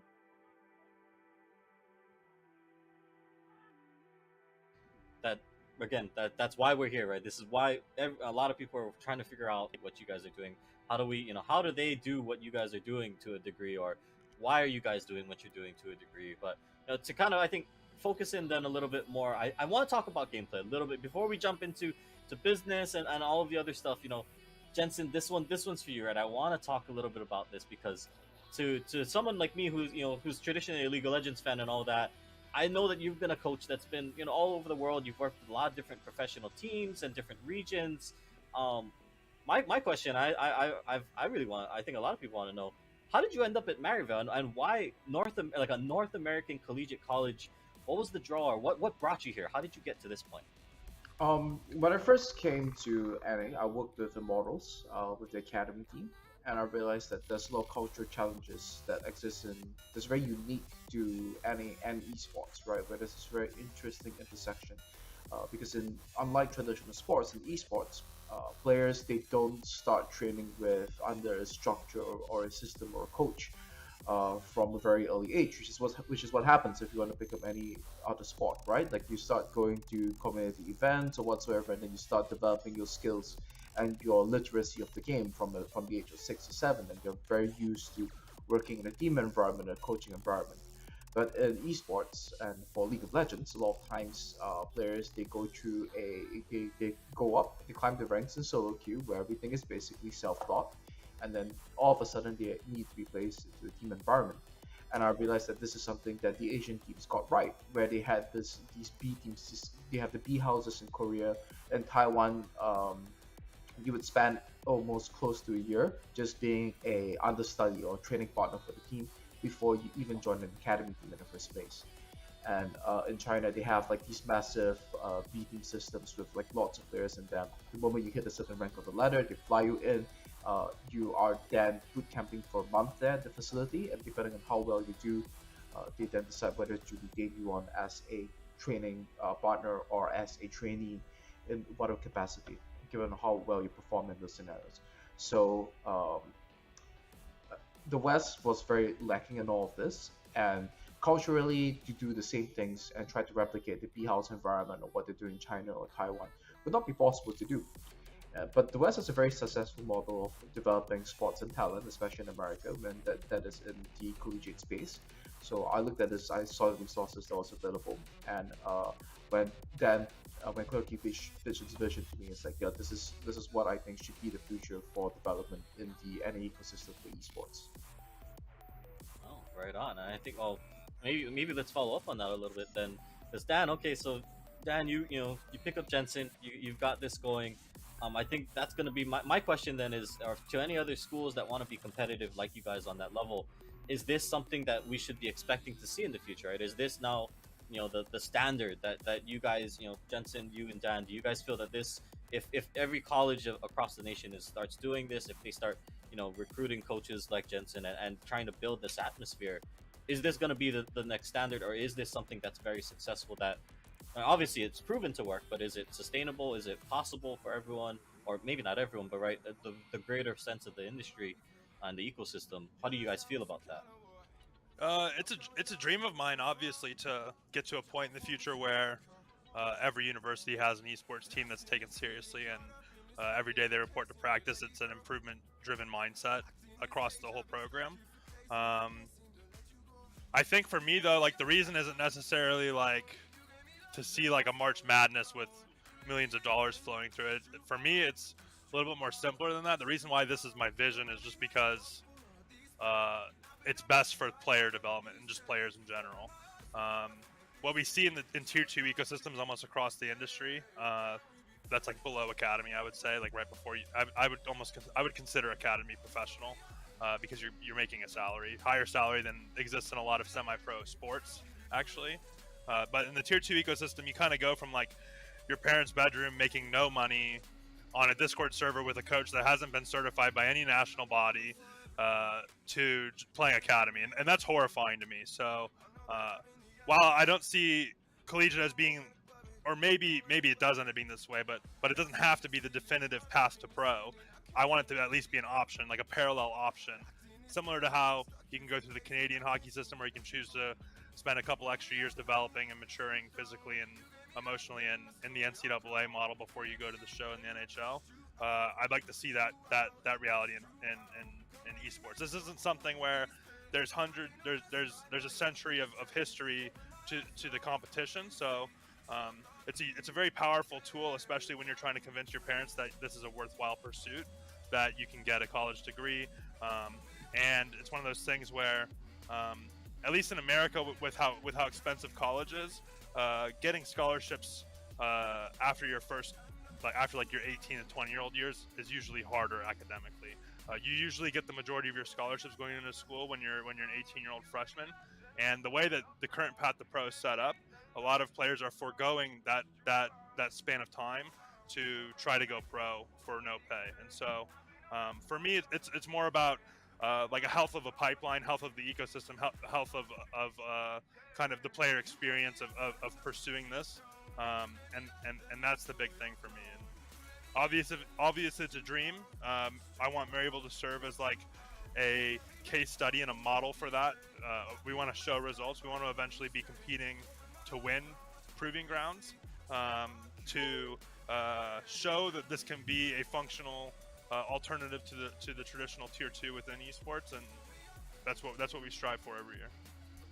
And I can add to that a little bit, just from a business perspective. I think, we're very fortunate to have Jensen and Dan here at Maryville, but I think if you're a university looking at, just adding a coach, maybe not to the magnitude of Jensen, but I think you have to look at the metrics. I think if you look at what the ROI and the business case of adding relevant esports within your university, what that means to your student life and all those different things, all those things that they try to check boxes within higher ed.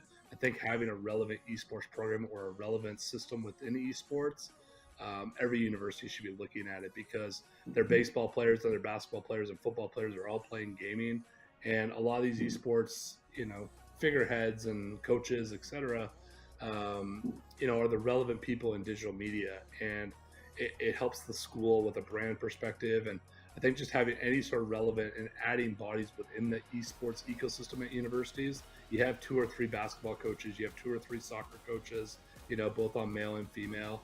I think having relevancy within esports, it has probably a 15 to 25x, return versus like traditional sports. And I can say that with my background and everything like that, and just knowing how we look at it. But at the same time, if you're not looking at esports as a relevant, not even revenue stream, but relevant digital eyeball within your sports and student life perspective, I think you are sort of behind the times.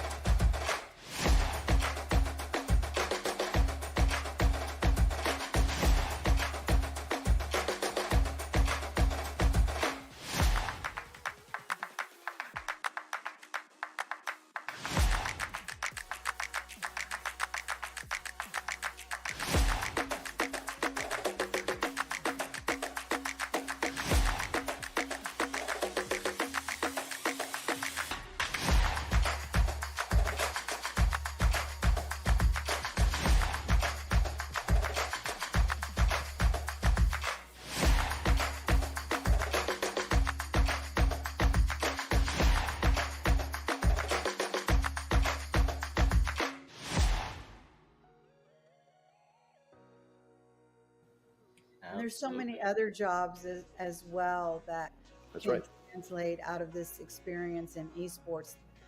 The only path is not just as a player.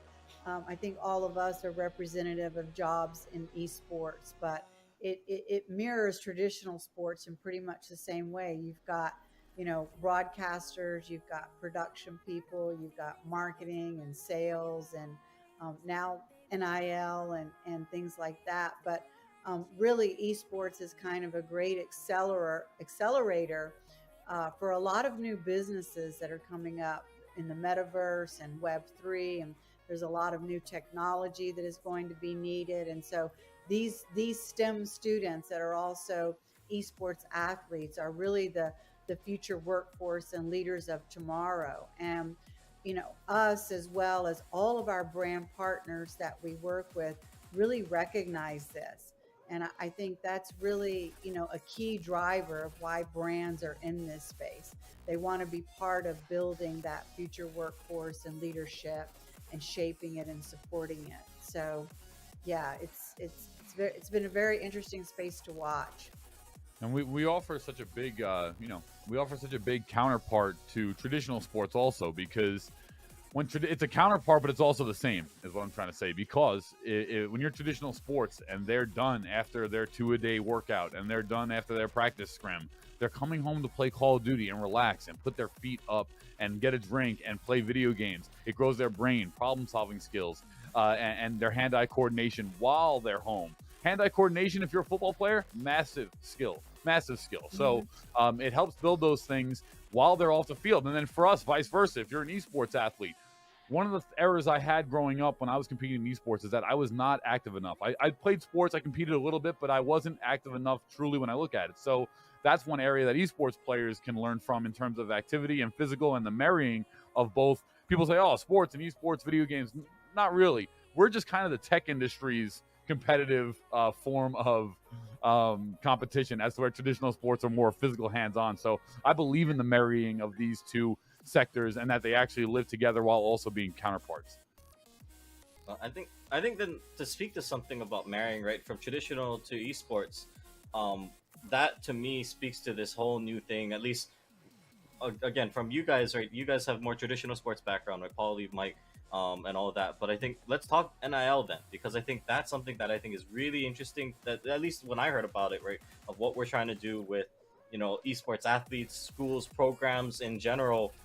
Because it wasn't something you would think normally, right? You could understand, right? Football player on the field, star quarterback. It makes sense, right? The guy is somebody that everybody knows on campus, whether you're on the team, off the team, or you're just going to the school. It makes sense. But I think, you know, nowadays it's not as common, or people don't think that they could be somebody that their name is out there, right? Or that they're known, right? As we're growing this space, as we're putting this together, it almost feels really interesting that, you know, your star entry in Valorant, or your star forward on Rocket League, right? Whatever the case might be, now they can have NIL deals. It's a thing out there, and I think, I don't know, maybe Mike, you want to start off? But I think thank you for teeing that up. So I was talking for too long. I forgot to bring NIL into the mix. So it's a common occurrence, occupational hazard. So I would say that so NIL for I'm sure most of you watching understand what it is, but NIL stands for name, image, and likeness. Name, image, and likeness, that term has been utilized to describe the transition of traditional student athletes, NCAA athletes, and their ability to monetize their name, image, and likeness. It went live July 1st, 2021, and it has continued over the course of the last nearly 14 months now. It's an interesting term because it's been co-opted to describe the NCAA's approach to student athletes being able to make endorsement money or be able to monetize any part of their name, image, and likeness. But it's been around forever, right? We've had athletes endorsing brands for over 100 years. Babe Ruth of the New York Yankees was endorsing brands 100 years ago, and it has continued onward from baseball cards all the way through now, where we have lots of different integrations of how influencers can monetize their followings. So what I would say on the traditional side is it's still a very young space. There are a lot of stories out there regarding NIL that tend to focus on the negative, or how out of control, I put in air quotes, it has gotten. But there is still a burgeoning marketplace for many more student athletes that are involved. About 17% of NCAA athletes are currently involved in NIL, but 65% more than that want to get involved and are curious how to get started. On the flip side, brands are challenged with a few different things in the space. There are 10,000 professional athletes in the United States. Once July 1st, 2021 hit, and you dump every NCAA athlete into that space, that's another 500,000. So brands that maybe didn't have a dedicated athlete strategy when there were 10,000 now have 500,000 plus that 10,000 to figure out how to activate who they are. That's a lot. I understand brands' hesitancy in some instances, but I can tell you that companies like us are on a daily basis educating brands and student athletes as to the software you can use, the types of activations you can get involved in, and how to utilize your followings, or if you don't have to or want to be a social media star, are there ways in which you can monetize it? Now, I know I described that under the umbrella of the NCAA, but I see it as being no different in esports. I think there are massive opportunities for people with followings to be able to use that and connect with brands. I think a company like us can help you to do that.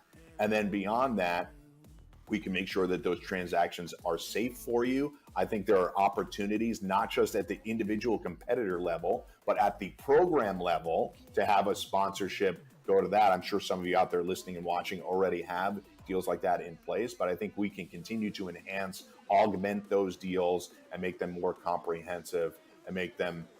First of all, I think product deals are perfectly fine, but I think we can get beyond that and grow some of these deals to a greater extent. Paulie, thoughts on that?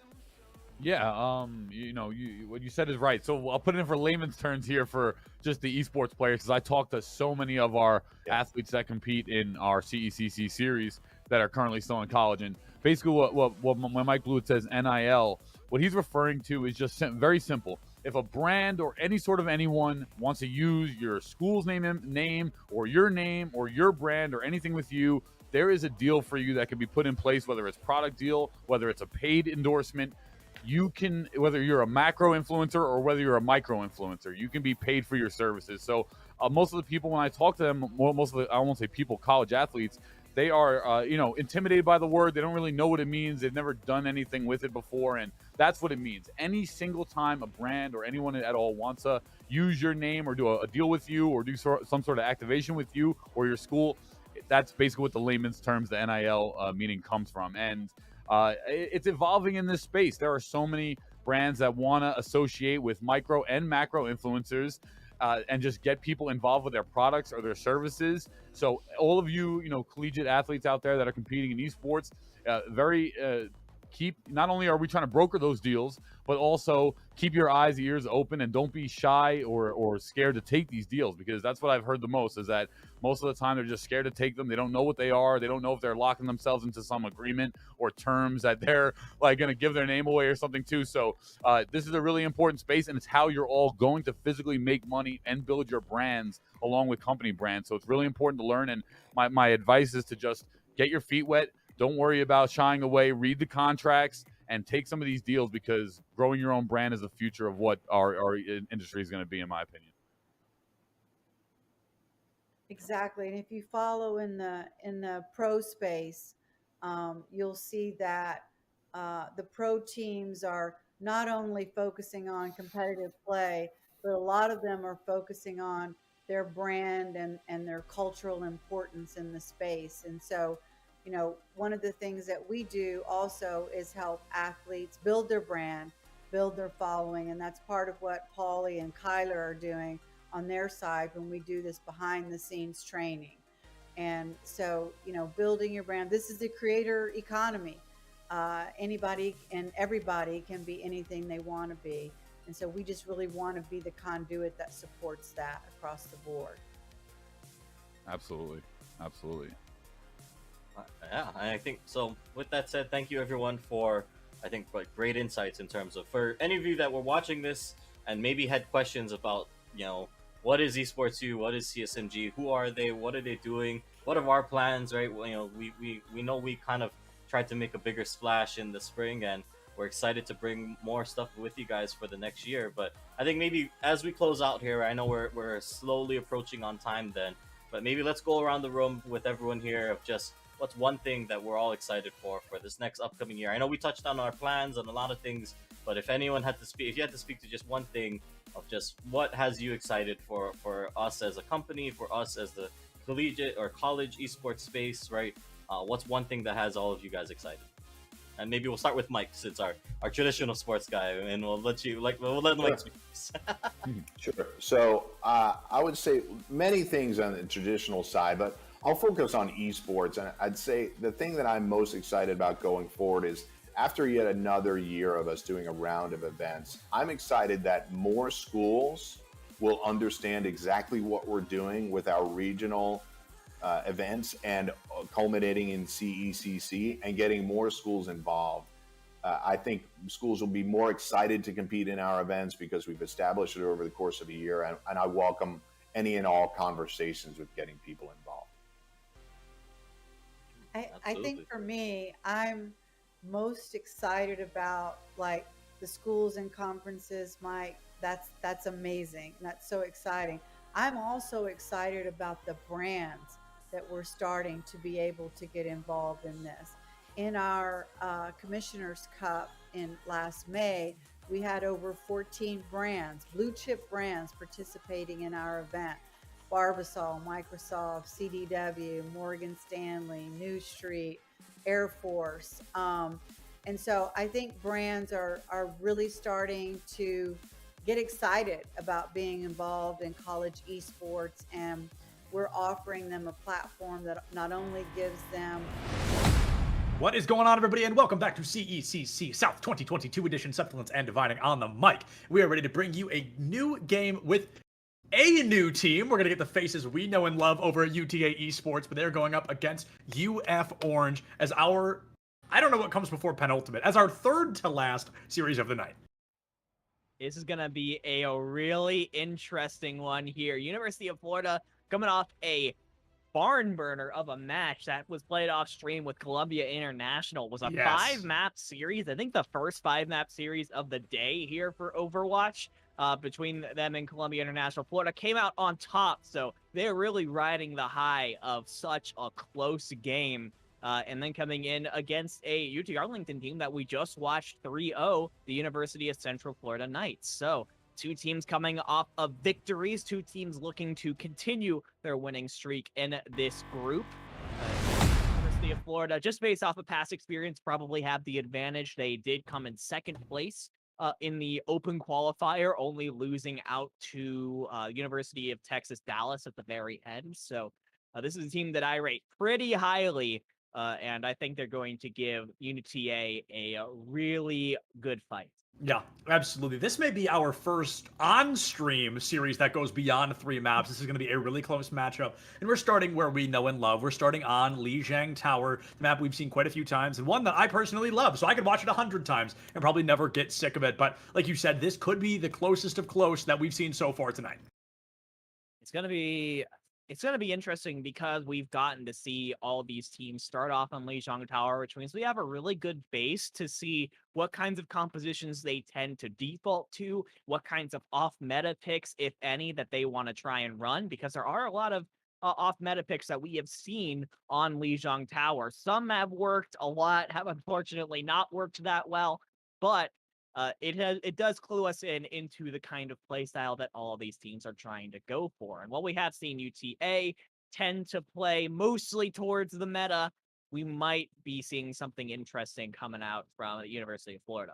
Yeah, without a doubt. And it's funny because back in Overwatch 1, we would see a lot of Pharah on Lijiang Tower on anything except Control Center. And now with Sojourn being existing, simply existing, it makes it so hard to run a character like Pharah, and the more hit scan that's put into the game, the harder and harder it becomes to run her. So we're probably sticking to the tried and true, but this time starting on my favorite stage of Lijiang Tower, of course, Control Center, but my heart immediately shattered for just a moment. But they gotta do what they gotta do. They're not here to make me happy. They're here to walk away winners, and we've seen every team today win with that Genji Sojourn combo.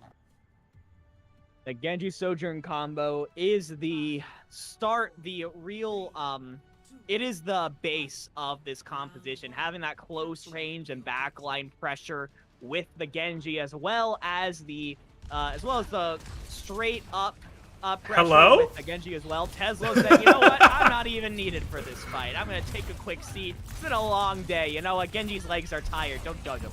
Yeah, Genji taking a bit of meditation before diving into the fray, trying to get away with an elimination, but it's weirdo. That Tesla's teammate that goes down early. As soon as you lose the tank, it becomes that much harder to find yourselves in a victorious position. UT Arlington with a first point cap, and I think it's like something crazy, like 65% of the time, the team that caps the point first actually ends up winning that stage. So you're feeling pretty good then if you're on the side of UT Arlington, if you're a fan of the Mustangs, and you're really liking what you're seeing when it comes Harmony? Oh man, I think Harmony. Oh man, how does Harmony just end up going out? I can't think of another way that Moira kills herself. That must have just gone off the map. That is brutal, because that is almost all of your healing for Florida. Yeah, for real. Lucio's there, but he's more of a moral support than a physical support situation. Moira, she's definitely there with that primary healing for Florida Orange. They unfortunately gonna have to kind of tuck tail and get out of dodge. UT Arlington has their number all over again. And Super Juice has a Kitsune Rush available before anyone from Florida is able to get any ultimates available. Tomato Lord is pretty much up to the grab as well. So two fantastic tools UTA have to try and hold Florida at their spawn. Here comes Florida Orange once again. They've got an elimination on the board. 1 turns to 2 off the back of Nax individually. Harmony pops a Coalescence, and in Overwatch 2, it's used a lot more for damage than it is for healing. Okay, well, most Moira players try to use it for damage in Overwatch 1 as well, but this time, it makes a little more sense. Nax with the 3-piece, gonna send UTA packing, and that's Florida Orange putting their points on the board. Yeah, that was actually really nicely done from the Gators. They kind of kited out of the way of the Kitsune rush to make sure that if UT Arlington wanted to try and get value, get kills, they had to get outside of the range of that ultimate.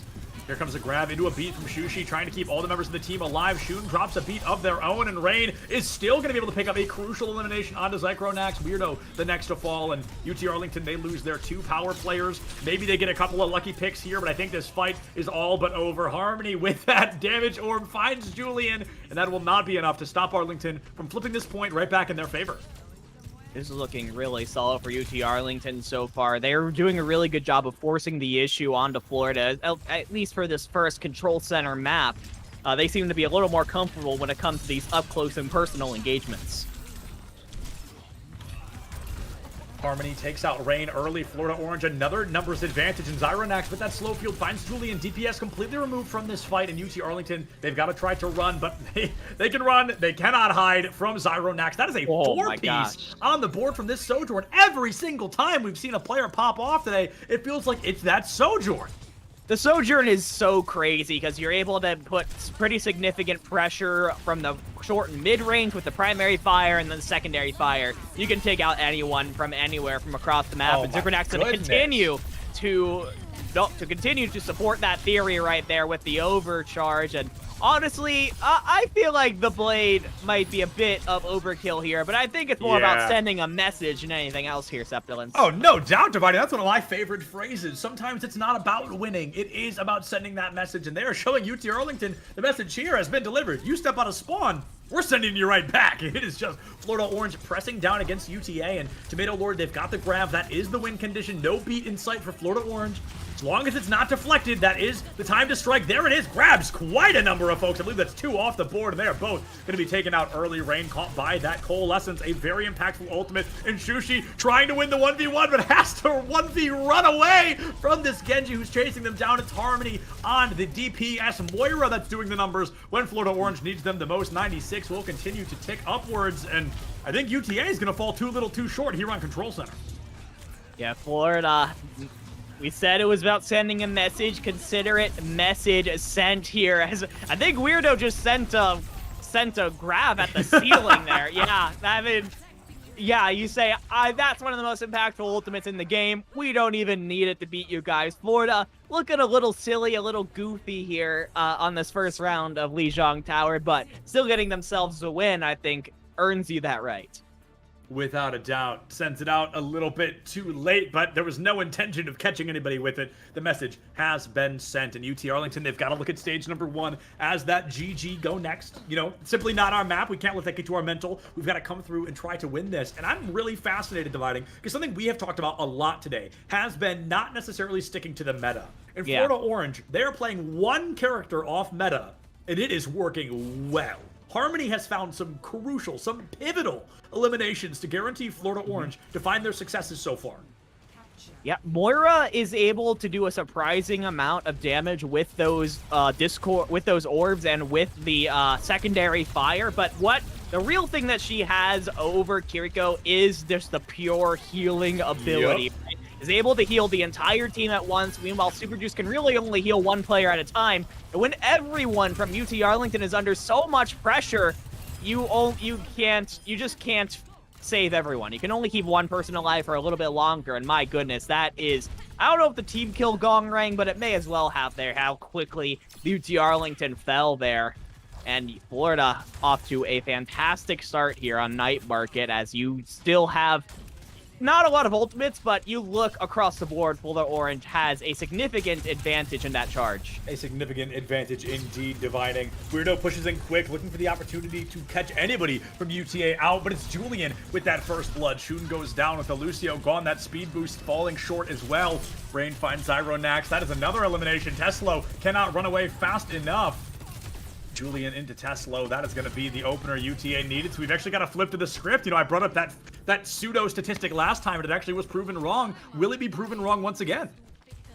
UT Arlington do have some tools coming up that might help them do just that. The Kitsune Rush from Super Juice, and in just a moment, is actually beating Harmony slightly to the Coalescence, which you don't usually see a lot. Usually that Moira is able to get the Coalescence up super quickly, but maybe the absence of a big tank on the field has made it a little bit difficult for those Moiras to build those sub-minute Coalescence like they've been able to do before. This grab, though, is up very fast. That grab is up just as quickly. Nobody expected it out. Tesla found the Ilamanto Rain. The Kitsune Rush from Super Juice was not there with the damage boost they needed. Oh, deep into the backline. Super Juice has to try and get out of dodge. Not able to find that momentum yet. Tesla goes in deep, has the blade online. A lot of ultimates at the ready, and they might not even need them. Zyronax with a insane flank, keeping this fight alive for Florida Orange. There's a Coalescence, there's a Slowfield, there's an Overclock and a Genji Blade. Every ultimate under the sun being used by Florida Orange, and I'm going to say it, Dividing, that felt like maybe a little too much.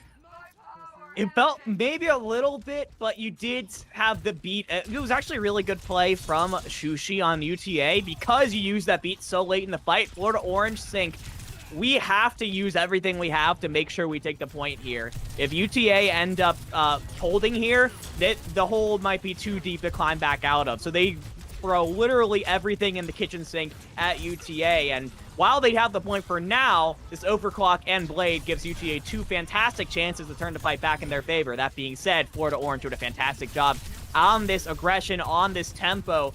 Again, the mark of a really good team. I've been talking about it all day. It is the tempo, and Florida Orange being able to win that fight before UT Arlington can even set up their DPS ult has given Weirdo the chance to get that grab back up. So all of a sudden, Florida now with a tool of their own.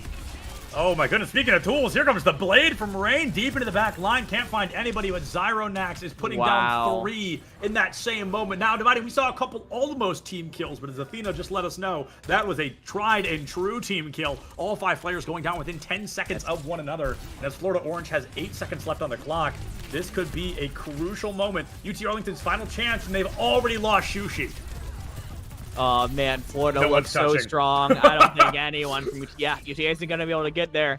Going back to the fight before that one, that was such a sad moment as we were on Rain's point of view. I'm sure trying to get some crazy Dragon Blade action. Yep. But the Blade came out, the Genji dashed in, and then Rain was just looking around like, wait, where did everybody go? The entirety of Florida Orange had pushed up too far for the Genji to get to because of the grab, and that one fight Florida Orange were able to take where they took the initiative and they were able to win a fight without winning any ultimates, get a couple fights up of their own. That completely changed the complexion of that map in the favor of University of Florida. So really, really good overall play from Florida, understanding they were at a disadvantage of the ultimate, so they had to play aggressive in the neutral fight.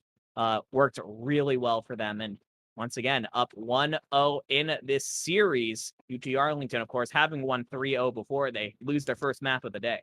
They lose their first map of the day, indeed, Dividing. And I'm so glad you said that, because that's what I've been looking to say as well. You know, the Mustangs, they've been trampling every single opponent so far, but the Gators from Florida Orange are biting back. It has been a dominant series in their favor. We saw signs of life from UTA, but they fell too little, too short, and it worked very hard against them. Moving into Escort, though, a brand new map type. UTA incredibly dominant, a full hold on this. Last time we saw them, if they can repeat that, they can swing, they can punch right back up into this series and tie us 1-1 for the first time on stream today.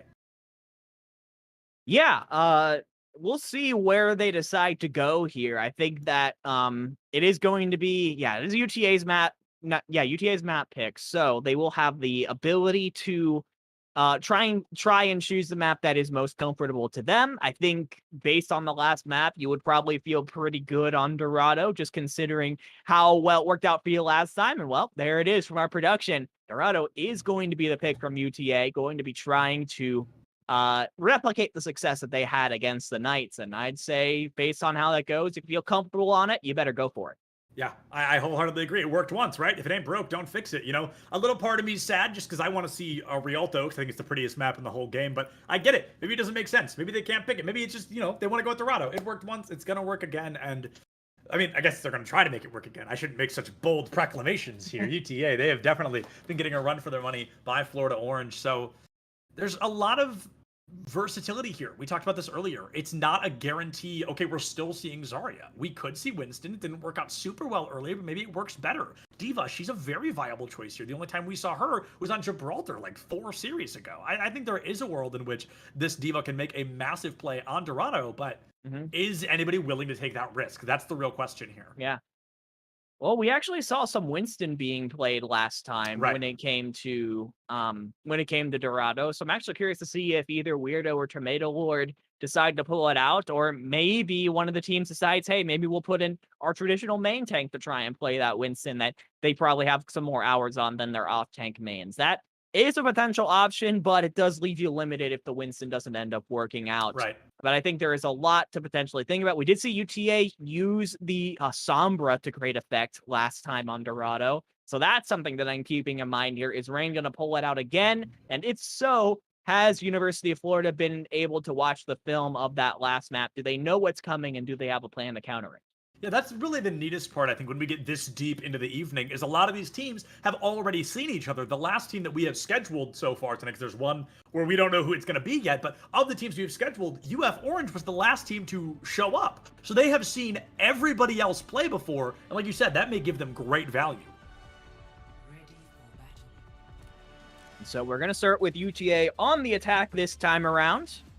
Gonna be trying. Hey, Andrew, I love the attempt here. A solid attempt. Solid attempt.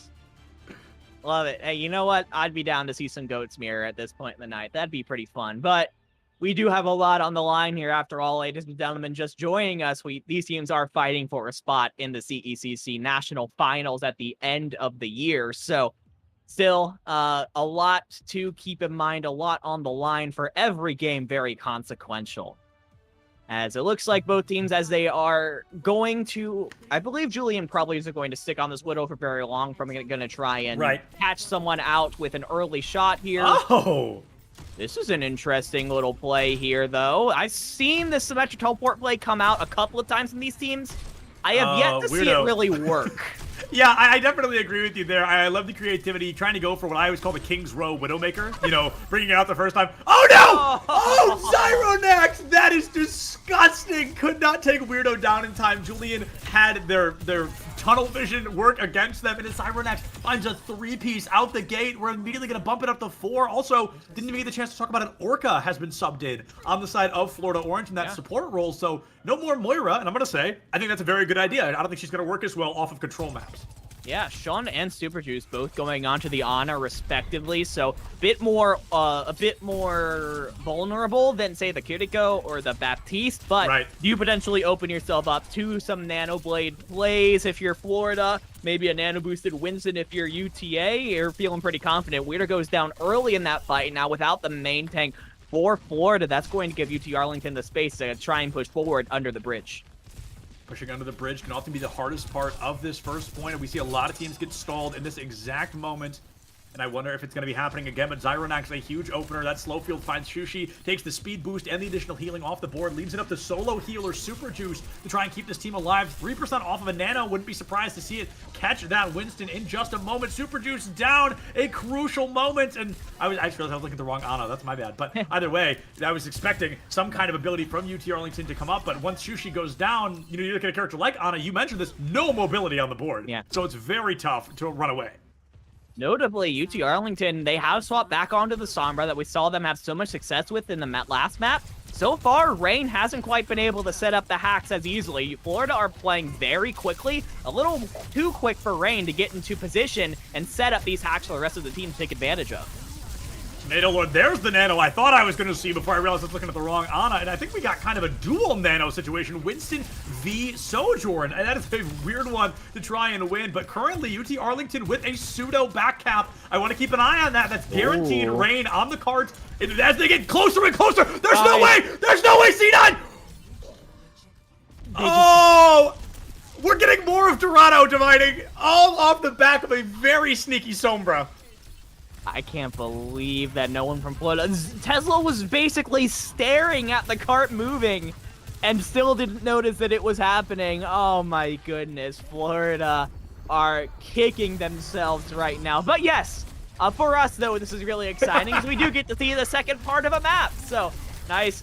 Honestly, obviously, a fantastic job on the Rain. Understanding the Florida Orange were pushed so deep towards the spawn room of the Mustangs that there was basically nothing stopping them from just moving towards the point and trying to, at the very least, force them to go back towards the objective, or best case scenario, like we saw there, you just take the point outright, add 2 minutes, 30 seconds to the clock, and keep all of your ultimates. So you are in actually a really good spot if you're UTA. I want to talk about that critical moment where Shushi went down and Florida Orange played Touch the Spawn Door challenge. That's when Rain snuck through. That's when Rain got on the card and guaranteed this cap. Now, unfortunately, this cap has not been huge. We're a minute off the clock already, and UTA is still being spawn camped. So this is a very difficult scenario to be in. It's just a one-by-one massacre at this point. I mean, it's obvious. Oh my gosh. Florida are just like... Shame, Orca. Shame on you. Perhaps a little bit of BM. Maybe Orca did not understand the dynamic of the fight, got a little nervous, but that might be an ult they might want back, you know? Oh, it's absolutely one you want back there, especially with the EMP coming out. Julian's gonna follow it up super quickly with the overclock, take out 2. You know, a beat would have been really good for that. That is a lot out of everybody. That was almost a full-blown ult-pocalypse. We saw 4, 5, 6, 7 out of 10 ultimates in that one fight. And the cart is still barely moving. UTA, they threw everything out with the kitchen sink on that. They've got a nano and a bomb to boot. Bomb considered one of the hardest to get an elim with without a grab or a shatter to boot. And you can't do that anymore. So it is up to this bomb exclusively to try and keep this momentum moving for UT Arlington. UT Arlington also has the nano boost available. You could try and put that on Tomato Lord to just try and keep that Diva alive, keep that front line healthy. Because Florida Orange, they really don't have anything. They actually swapped onto the Junker Queen. We haven't talked about that yet. That is a very off-meta tank pick. Yeah, absolutely. Junker Queen came out. Everyone thought she was going to be a game changer. Kiriko came out, immediately canceled anything Junker Queen could do. So she's pushed right to the back of the line with Roadhog. And now it's going to be UT Arlington taking a dry fight dominance. I think they had to use a nano, but otherwise a lot of great accuracy, keeping the momentum shifting. And this is already the longest payload map we've had the entire evening, but it's going to go even longer because second point cap is a guarantee. So, and UCA, they get to hold on to the beat, and Weirdo gets melted down immediately. I know you're close to the Rampage here. I just don't love the Junker Queen pick right now. She took so many nerfs after she dominated the meta for about a month in the Overwatch League that it's really tough to make those Jotes comps work anymore. You just don't have enough abilities to sustain with those shouts anymore to be able to keep up with the onslaught with basically no real damage mitigation. Oh, did not know the bio was there, and that may still be Weirdo going down. Here comes the Rampage, only picks up the Ana, but gets the Elim off the back of it, and that already makes it valuable. The bleed effect onto Julian will take them down as well. And Weirdo finally getting a couple of Elims, but it's kind of feels like one of those too little, too late situations. Maybe not. Florida Orange, they have a great restabilization there, so I guess I was wrong on that one. Devastating stagger, but Tomato Lord gets one out the door. Devastating. Oh my gosh. So Shun goes down. Tomato Lord finally does go down as well. But, I mean, I feel like UTA might just want to take this fight here. They're getting picks. Honestly, you got to do what you got to do. You find your picks. Maybe it's your turn to play Touch the Swan Door challenge. Force the beat out. Or, you know, Orca capitalizes on the aggression of that beat, finds a 3-piece with the help of the GPS line, and Florida Orange restabilizing Dorado third. I believe statistically one of the hardest points in the game to cap. So this is going to be tough. UTA, especially losing Rain in such a difficult scenario, but you've got 4 ults going into the next fight. You're about a fight and a half away from capping. So maybe they can stabilize these ults and just kind of slow burn it. Yeah, I mean, the problem is with Orca using that beat is that now you have no defensive ability to do anything against this EMP, against this overclock. Julian taking a little nap right now, but is not really in a position to be followed up on, which means you could potentially nano up that overclock, make it even more deadly, and you have the beat. No, you do not have the beat. Oh my goodness, Weirdo. They do not have the beat. Oh my goodness, they are just deleted from existence. Weirdo on a very critical, very unique pick of the Junker Queen, making it work. It was sloppy at the beginning. It allowed UTA to get all the way to the second point, but here in these close quarters territories, she really seems to be doing her number. UTA, they used 2 ultimates there, excuse me, just 1 ultimate in the form of that EMP, but arguably the most impactful ultimate they had. Now here comes that overclock from Julian, a slight move of desperation, trying to find just anybody in the nano to boot, but the line of sight blockage here makes it impossible to put anybody down. Devastating UTA, they throw it all away in Florida Orange. They have got the ultimates to win this one. The nano, the overclock to counter. If Florida Orange wins this one, it is over for the UTA push. A 3-piece turns to 4. 4 might turn to 5, and Tomato Lord takes themselves away. Rain cannot do it on the Sombra. You can stall, but the Mavericks have to kiss this Dorado attack goodbye. But honestly, Dividing, they did a darn tootin' pretty good job. Yeah, you got to be pretty happy with that on the attack. If you're a fan of UT Arlington, you're able to get through 2 points and about halfway through point C.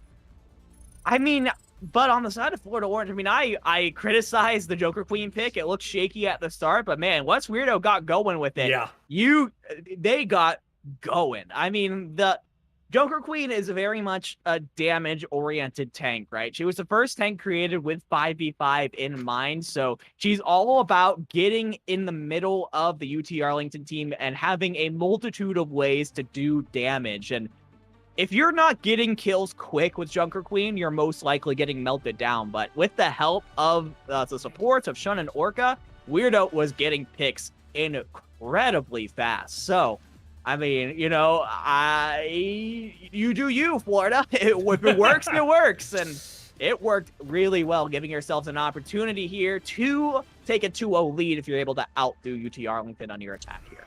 If you can outplay UT Arlington on your attack. Those are the magic words right now. We saw UTA full hold the Knights here last series, but let's be honest, no offense to the Knights, Florida Orange is a very different team to be going up against. They're bringing out possibly the Diva, and I think that's what I'd like to see, because it's going to capitalize on everybody, you know, just shy of that Winston, but if Weirdo's in the back line making sure the supports don't do anything, it should be a lot easier for the rest of Florida Orange to steamroll over UTA. We shall see. We got a Diva versus Winston matchup here. I give the edge here to the Diva. She has a more overall maneuverability compared to the Winston and more up-close damage. So when Tomato Lord and Weirdo are just shooting at each other face-to-face, Weirdo should come out on top in those encounters. Weirdo already getting a lot of great cart space. 30 seconds off the clock. They're up and next to the bridge. Weirdo going to leave it behind, though, in an attempt to gain this high ground control. Getting high ground often does lead to getting under the bridge guaranteed. That puts the team in a comfortable spot. A very unfortunate headshot onto that Sombra, but somehow Tesla is still the one to go down. A 3-for-1 trade. Weirdo simply cannot do enough as UT Arlington begins to rip that team apart once again. Nearly a minute off the clock. They've made it under the bridge, but a team that C9s often won't be a team to fall for it. So I wonder how Florida Orange is going to try to play this next re-engage. Oh, that's the invincibility nade out. That's kind of huge.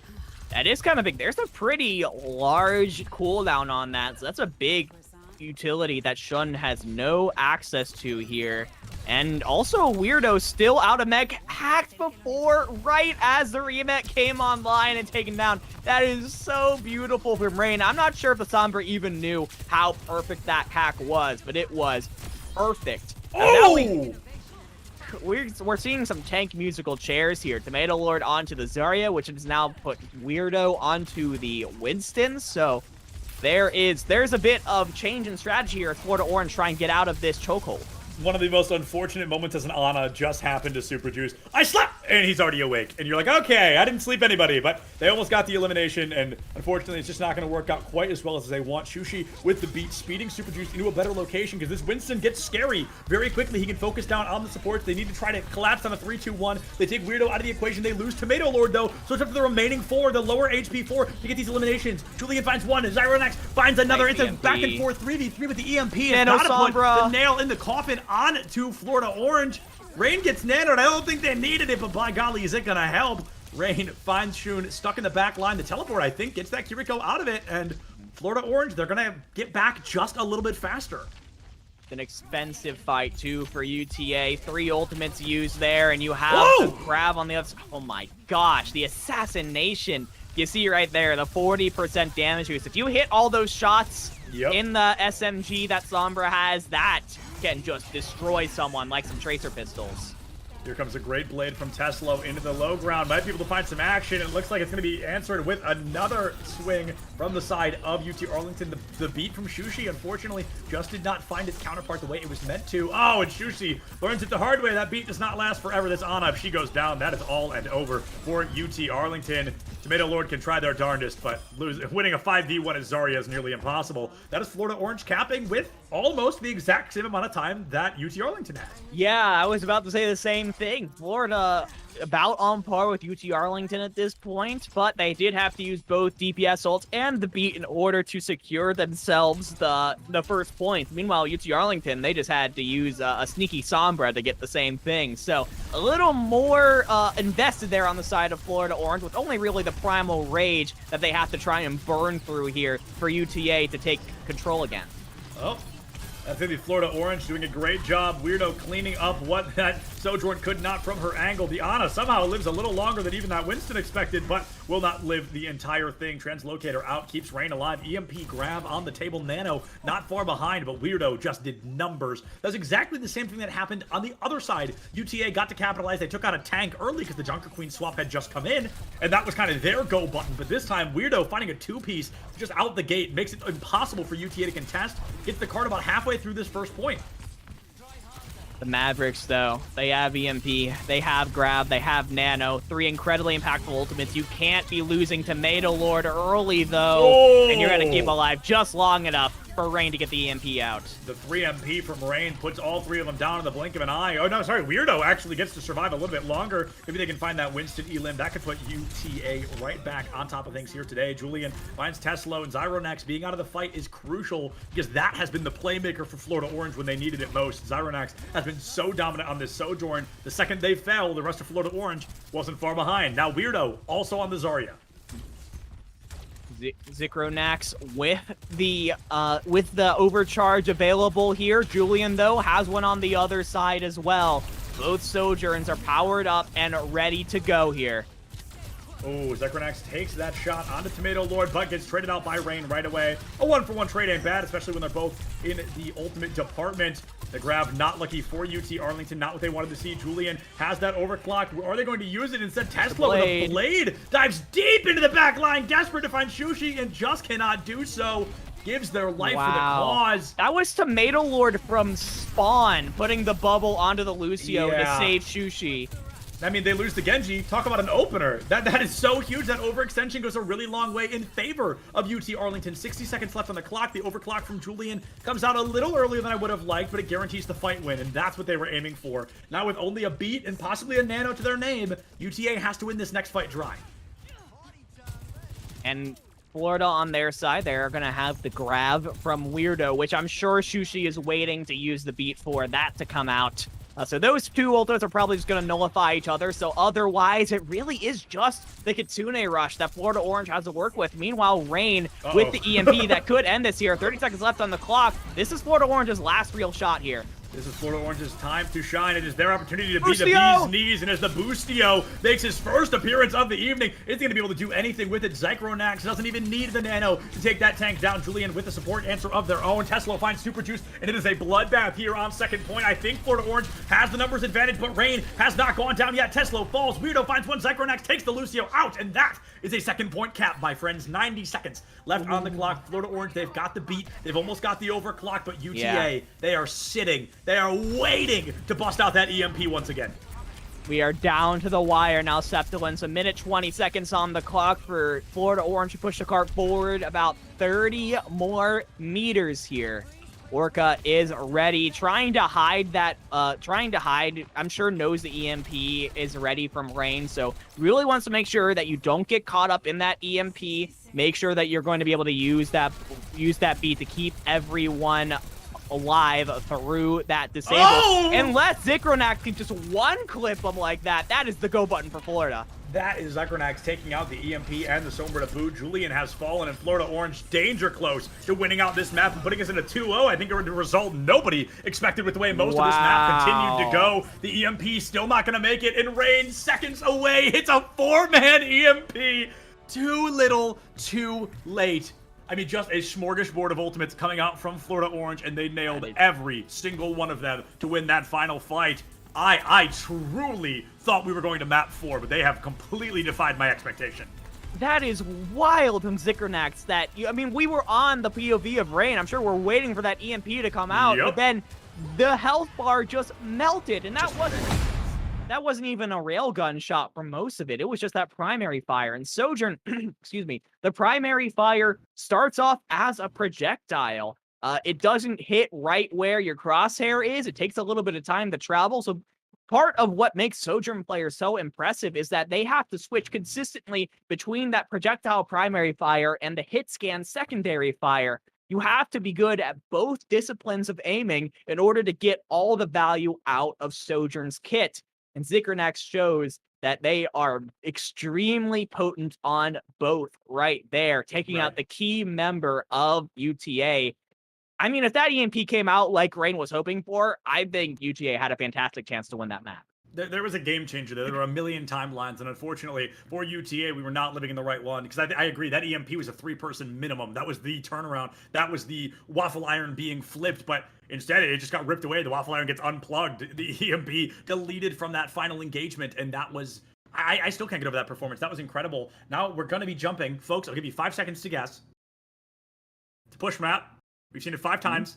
It's New Queen Street. We're going all the way back. We're running it down. We're going to see that Sojourn bloodbath once again. I'm going to say it, and again, it's hard to say this without insulting the Knights. And I want to state clearly that's not my intention. I'm not trying to say the Knights are a bad team. Clearly, they made it this far. They've got something to behold. But the Sombra is not going to work as easily against Florida Orange as it did against the Knights. I think we're seeing that. Rain, just even in invisibility, was being deleted from the circumstance. So maybe try something new. Maybe try something weird. I really don't know, but I don't think the Sombra is the go for UTA to win this. I think UTA did play the Sombra a decent amount during their last New Queen Street map. I don't think they played it the full time. Right. But it is something that they do like to go back to when they feel like they've been pressured. And in all fairness, they did find some success out of it in Dorado. It just wasn't enough success. Right. Florida seemed to do a pretty good job of scouting out for that Sombra, calling out when they had confirmation of where she was positioned, and did a great job of pressuring out Rain, making sure that they couldn't get just every single hack and every single EMP that they wanted. It's tough. It's tough here from UTA, who are now up against the wall here, down 0-2 on a map that was very winnable and could have to potentially pull out something that maybe they haven't really played in scrims before in order to potentially throw the curveball at Florida to win the map. It's funny as well, because my critique to Sombra players is normally, if they aren't farming EMP fast enough, I want to see a swap. I think Rain was farming EMP plenty fast. I think they were finding crucial hacks, finding a lot of damage. The true issue was the communication from Florida Orange was just too good. Rain couldn't hide in the back. Rain couldn't sneak an EMP in. It was that constant, the second you showed yourself, the entire team collapsed down on top of you. So maybe that's what I'm trying to kind of lean into here. Maybe bring out a character that doesn't require that invisibility, that doesn't require such aggressive team communication, that can play from a further distance. It's going to be weird to say, and if anybody agrees with me, I think that's reasonable, because this is a bit of an odd take. I think a May would not be a bad pick here in the slightest. I think I've been seeing May. Sorry, I cut you off. But May, I have been seeing as a bit of a sleeper pick in some DPS's minds when it comes to these kind of brawly comps. I think May's primary fire actually does do a surprising amount of damage now. She doesn't freeze anymore, but she does slow people down, which makes it easy to chain freeze people or chain slow people, I guess, and get you caught up in that beam that I think is close to 100 damage per second if you hit all the ticks on it. So that does do a lot, and you do have the wall that is weaker, but still might be able to separate the tank from the rest of the team, separate the tank from their healing, to make it much easier to focus down.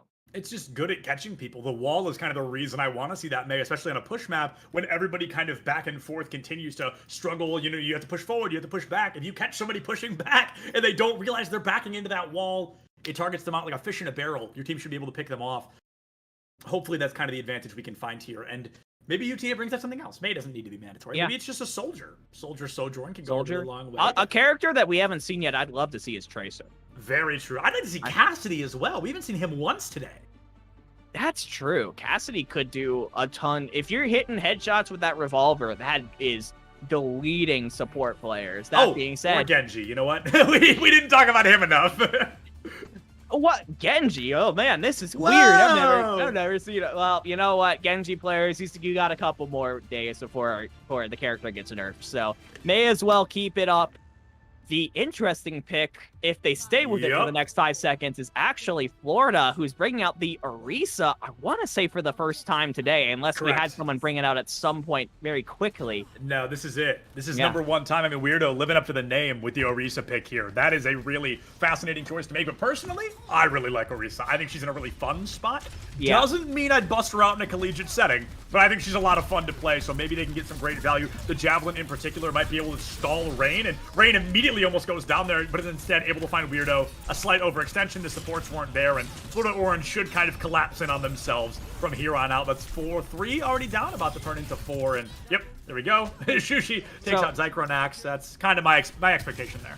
So the idea with the Orisa is that you have abilities to just go full charge and try and run people over, right? The Javelin spin knocks people back while also giving you a movement buff. You got the Javelin throw that you eat projectiles too. You got the Javelin throw that can knock people back into walls. You can really run people over with an Orisa comp. But when you just dive bomb right in the middle of 5 players like that, there's not a ton you can do. Not a strong enough tank in the world to survive a 1v5 like that. Shun takes out Super Juice. Zychronax has fallen already. And Florida Orange trying to stabilize early. 33 meters on the board for UT Arlington. But it looks like UTA is not going to be able to clutch that out. I really think the Orisa can work, and I think you kind of nailed it. That was just a very early overextension. I think they're fully aware of that, and I do not suspect that to happen again. So I'm excited to see Weirdo kind of peel it back a little bit, slow down the Orisa gameplay, and give us a new style. So, so we continue to push forward here. Weirdo, even after that, has already caught up to the Tomato Lord when it comes to their respective ultimate charges. Zychronax is actually a little bit ahead of Julian's. Gonna probably be the first one up here, unless Super Juice is gonna beat him to the amplification matrix. That is a bit of a race that I'm kind of watching here. Super Juice is going to get it up first, but Julian actually is out first. There it is. Super Juice finally goes down. That was some amazing tracking from Weirdo with a projectile weapon nonetheless. Takes Super Juice out of the equation. 5v3 turns into a 5v1. Julian makes it out, but nobody else lives to tell the tale of Florida Orange capping first point. I don't think UT Arlington is going to be able to recontest. This should be a first point cap. The fastest we've seen on a push map so far. So Florida Orange, nearly 5 ultimates at the ready. UT Arlington, they're getting ready to full load their arsenal as well. They won that fight with no ultimates used, which means Florida has every tool in the book to continue pushing forward here. The Amp Matrix used early and the beat, so both the portals very quickly used from UTA. Oh man, Zychronax goes down in the back line. Tomato Lord gets taken out as well. Weirdo pops the ult, only eats the immortality field, but it looks like the team is still able to capitalize somewhat aggressively off the back. The numbers in favor of UTA, and I think that's due to the fact they have that spawn advantage right now. They're trying to capitalize on that moment, get this robot to run in their favor, and this supportal combat coming out from Shun right now is absurd. Just all over this front line. All over indeed. UTA, though, the fact that they use both support ultimates does really hurt. They didn't use anything else, though. They have the grab and both DPS ults, including that blade. The grab blade, a really good, solid combo here that UTA could use here. Oh, no, Rain goes down. There goes that combo. Yeah, there goes a pretty crucial combo. One I think they were aiming for. UT Arlington gonna fall like flies here. Further on out, Weirdo and Shun dismiss UTA. This might be... This is... the fastest push map we've had so far today. Florida Orange is getting ready to any percent speed run this. On paper, it shouldn't be, right? Because you have the blade and the overclock here, but Florida are just playing so aggressively. Now here comes both the overclock and the blade, but look at Florida. They back up. They do a really good job of trying to mitigate that damage, and it really is only Weirdo that goes down as a result. That being said, UTA, they do manage to take, finally, control of the bot, but Septilence, the damage has been more than done here. 118 meters to 33 meters. You've got such a massive advantage for Florida Orange at UT Arlington. They still have about 6 minutes to get themselves out of it, but they only really have the Amp Matrix to work with. 6 minutes to complete a Herculean task here. Super Juice rips open the garage door, finds the horse running towards him full speed, but Weirdo gonna go down quick, and oh, the double blade swing! The support line deleted from the equation, and it may be too little too late for UTA to turn things around. Tesla goes down, but Shun, Zygronax, and Orca clean it up. A complete and total team kill. Florida Orange, I mean, their arsenal locked and loaded once again. They've got the overclock. They're going to have the Orisa ultimate, whose name is escaping me, but the point is, they're going to have the abilities they need. Parasurge, thank you. I knew it. I couldn't think of what it was. This is going to be huge. Can Shushi get that last 12% to the beat before Zygronax lets go of that overclock? That could be huge, and the overclock is used very early for Zygronax, and ults waited from both sides. Tank is gone on the side of Florida Orange. That makes it that much harder to engage, but Zygronax trying to make up for that missing hole. Shun finds Shushi, and it is UT Arlington, I believe, a 4v1 for the moment, making a 4v none. Florida Orange pushing the card once again. They are danger close to capitalizing in these final moments. The slow orb gonna catch the door. Mere meters now dividing, and I think this could be it. The Mavericks fought hard. They trampled, but Florida Orange may have bit back hard enough to succeed. Now a huge spawn advantage for UTA, and it still might not be enough. Super Juice has been removed. Shushi gone. No supports for UT Arlington, and Florida Orange finally trying to send this horse to the glue factory, and they are able to do just that. A 3-0 victory for Florida Orange, and what I'm going to say, a surprising upset on the evening. Oh, man. I mean, I would say that UT Arlington have definitely performed extremely well. I would have expected them to take at least a map or two off. I would have expected them at least to take a little more time off the clock before using this, before ending up giving up the entirety of the push map. That being said, Florida are a team that definitely earned my respect when I watched them in the Open Qualifier, win games against some of the best teams in collegiate Overwatch on the way to a second place finish. This is a team that is looking to take it to that UT Dallas squad that we have been talking about all day as being the real front runners of this tournament. Florida trying to establish themselves as a team with the best chance to take them out. And with a 3-0 victory, a convincing push map win over UT Arlington, I think they're doing just that. Yeah, Florida Orange really came to life in a very pivotal moment. Dorado, danger close. They snatch it back, and they never drop that momentum again. A huge performance. And like I said, maybe I'm so surprised because I knew UTA going into this. I had never seen Florida Orange. They definitely filled the expectation that I wanted to see from them. And we're going to get to see them again for our penultimate series of the night. UF Orange versus the UCF Knights, who we saw previously lose 3-0 to UTA. So we're going to get a look at that in just a couple of minutes, but you all know the drill now. Throw it to a break. We'll see you right back here with our second to last series of the night, CECC South 2022 Overwatch 2, in just a couple of minutes.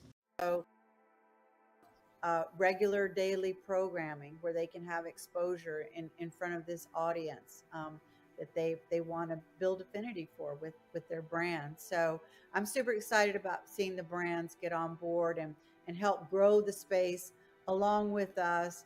A rising tide lifts all boats, and I think that's probably one of our mottos here at CSMG and Esports U.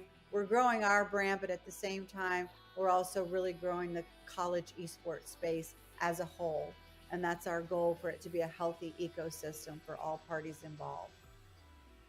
Yeah, I agree there. And I guess for me, obviously always, seeing the collegiate esports space elevate, coming from competing, this didn't exist when I was competing, and just to see it now literally within the last 5 years probably really come to fruition and start just blossomed out of nowhere, and now becoming a space and seeing everyone, schools, players, productions, companies all elevate together has been really, really nice to see. But if I was the most excited for one thing, it would probably be the city where we're going to land for CECC 23. I'm really excited to know where we're going to be. There's a lot of great cities. I mean, I personally would love for it to come to New York, despite whether we got a positive bid or not. I want it to come to New York, but I just think the atmosphere in New York when you throw an event here is just super magical, especially in the summertime. But either way, I'm really excited to see where it lands. Tons of great cities, tons of great opportunities, and yeah, who knows? And I think that's going to be the most exciting process for me. Absolutely. I won't speak to anything. I think I'm filling Paulie's job in this one because Paulie's more a panelist than this one. So, normally Paulie's the host, and I don't know. I think me personally, I'll just say something real quick. I'm just excited to keep telling your stories. If you're a student, if you're a program, let me know. Let us, reach out to us. We just ultimately, at the end of the day, we want to tell your story, and I think that's what has me most excited, because now I think we're getting to a point where people know us. People, I hope you guys trust us, and and we just want to keep expanding and growing the space. So, with that, Paulie, I won't make you do the weird thing where you gotta toss to yourself, unless you want to do that. I don't know. Actually, you might have a way of doing this. All right. Let's test it. Yeah. Okay. All right, How do you want to throw to yourself here? You might as well test it. Well, that's going to conclude here the future of collegiate with CSMG and Esports U. Thank you so much to Angela, Mike Blewett, and Kyler Tandle for hosting our panel. And now back to myself for the day 3 of the CSMG Coaches and Director Summit 2022. Is that we don't have these preconceived notions, and we're willing to listen to our members, read the room, read college athletics and how it's connected and how it's not, and take what we have expertise in championships, but also throw out some of the other stuff. I remember when we first started, there were some conferences were applying their amateurism rules to all of their esports competitors, and I think we knew enough to know that no, that's not going to work in an esports culture. It's got to be very different. And by the way, the NCAA was going in a different direction. You could see the train had already left the station on that, and so it's an incredibly dynamic area and ever changing, and will continue to change. And just as we didn't know when we started what it's going to be looking like, I think similarly we still don't know what it's going to be in another 5 years. I know enough to know that all of us are still going to have a thriving esports program that's doing a real good service for our members and for our competitors. But we still don't know necessarily what some of that is going to look like, and that's pretty cool about it all. Let me ask you this, because you all are used to dealing with your athletic directors, and each of them are dealing with what's in front of them in their athletic departments. My guess is at least some of your schools are that this is not necessarily operating within the athletic department. And can you talk about how you navigate that in a conference office, and maybe the best way to handle that, or do you have preferences? Do you try to steer them one way or the other? And just talk a little bit about that, if you don't mind. Sure. The majority of our schools are not under the athletics umbrella.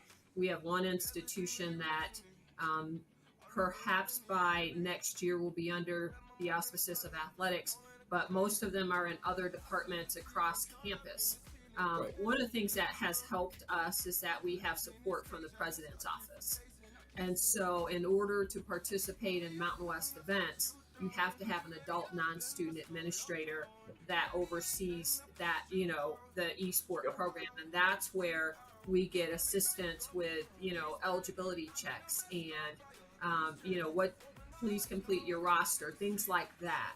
I don't know in the future, and it depends on, who's sitting in the athletics director's chairs, whether or not more esport teams will go under the umbrella of athletics.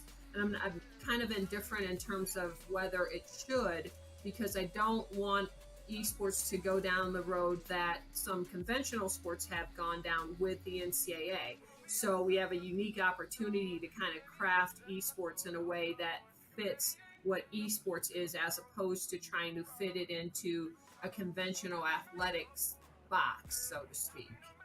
Right.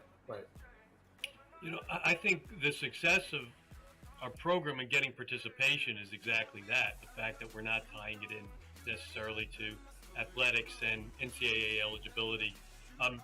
Like Carolyn, we probably have 3 or 4 schools that are under athletics. And I know it puts them in a difficult position sometimes trying to make some decisions. I got a request recently to consider allowing part-time students to participate during this year, because some schools struggle sometimes to fill out all the games that they want to play with us, and we held off on that for now. We defer to the institution and say, what's your policy for those that are under student development or activities? What's your policy for allowing students to participate? And if you certify that they're eligible under your your current policies, then that's good for us. I also think, and I was part of some of the conversations early on with the NCAA years ago about the NCAA getting involved as a Division II representative, and I was crossing my fingers that wouldn't happen. Just because I think this needs time to grow, and expand. Can I ask a question? Because you mentioned part-time enrollment, and one of the things that we've done here is that as a conference, we've just set eligibility standards, full-time enrollment, making progress towards your degree as the institution defines it. Are you guys doing something like that as well? Because we've gotten that part-time enrollment question and we've said no. Yeah, no, I don't think we've gotten that far down the line, Carolyn, to ask for that. I think we kind of put it on the institution, but we do say that the student has to be a full-time. Now, they could be a full-time grad student, but they have to be full-time as what the institution decides. Yeah, our eligibility requirements are just as simple as can be. You have to be a full-time student in good standing. Yes. And after that, and that's about it. Now, what is going on, everybody, and welcome back to CECC South 2022 edition. Still Septilence and Dividing on the mic for you, and we are getting ready to bring a team we just saw win a very surprising 3-0 victory. Well, okay, not that surprising, but surprising that it was a 3-0. The UF Orange versus the UCF Knights, who have unfortunately not had the best run so far, but here's their chance to try and redeem themselves. This is gonna... I feel like it's my job as the realist of the two of us to set up the appropriate expectations here. We've got a University of Florida Orange team that is currently 2-0 in their group against a University UCF Knights squad that is currently 0-2 in their group. We just saw University of Texas Arlington beat University of Central Florida, and then we saw University of Florida, University of Texas Arlington 3-0. It is looking kind of bad here for the Knights, I'm not gonna lie, but as a team that is currently down 0-2, you're in the situation where you really have nothing to lose by just throwing whatever you have at the wall, trying to see what sticks against this Florida Orange squad. Might be a bit of a preview for what you might end up facing in the bracket stages. So UCF, of course, should not be counted out by any means necessary. That being said, by the numbers, by the books, Florida should have a significant advantage in this series here. Weirdo going right back to that Arisa, by the way. The UCF Knights bringing up Sombra, we just saw from UTA, did not work well against a team like this, so hopefully Florida Orange has a couple of tricks up their sleeve to dismiss that Sombra even further. The Knights get an early point presence, but presence doesn't always guarantee cap. There's that downtime before the point opens up, and it looks like it's going to give Florida Orange their own time to try and restabilize. And that is Benno Games, the first one to bite the bullet and get sent back to the spawn room. A javelin throw is going to miss, but I think Harmony a full charge. I mean, the microwave has been plugged in, and this Symmetra is letting UCF Knights feel the heat. Florida Orange with that first point cap. Nicely done there from Florida Orange.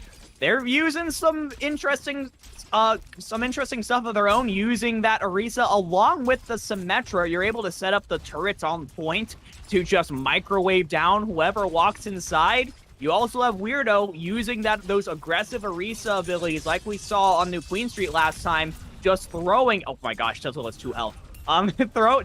Just mowing over members of the Knights right now. Harmony about to have the Proton Barrier up already. He's been doing tons of damage with that beam.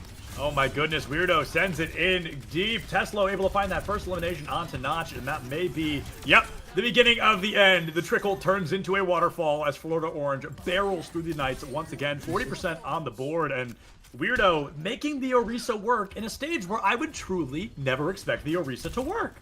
I mean, when you have everyone bundled up together in that white room like that, it's so easy for Orisa to just run in and start running people over. It's basically, you're the cavalry, right? You're a big metal horse, and you just stampede over the other team. UCF just hasn't had the aggression to be able to deal with it yet. Do you think we're going to get an offstage pull from Weirdo? Oh, shucks. The answer is no, but I love the method there. They set up a teleporter to then move to where the UCF Knights gained. I saw it on TikTok a while ago. It can work, but what can also work is a boop, or wait, not even a boop. Harmony just backpedaled off the map, and that was the beginning of the end. The UCF Knights with a technical team kill, even though nobody actually took down Harmony, but the UCF Knights, as a wise man once said, we absolutely take those.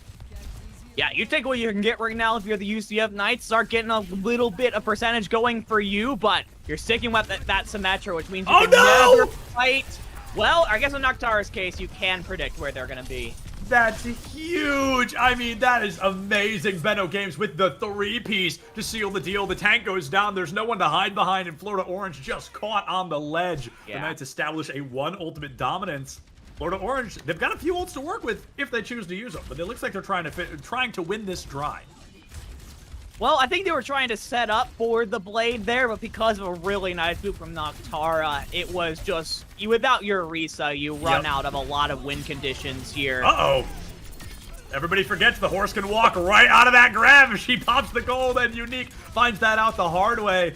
77-48. Now, it looks like UCF Knights, one Elim could really turn this around for them, but instead they are eliminated. Both their DPS go down. Noctara not far behind. Florida Orange, they reestablish dominance. Next fight guaranteed to last for the Knights.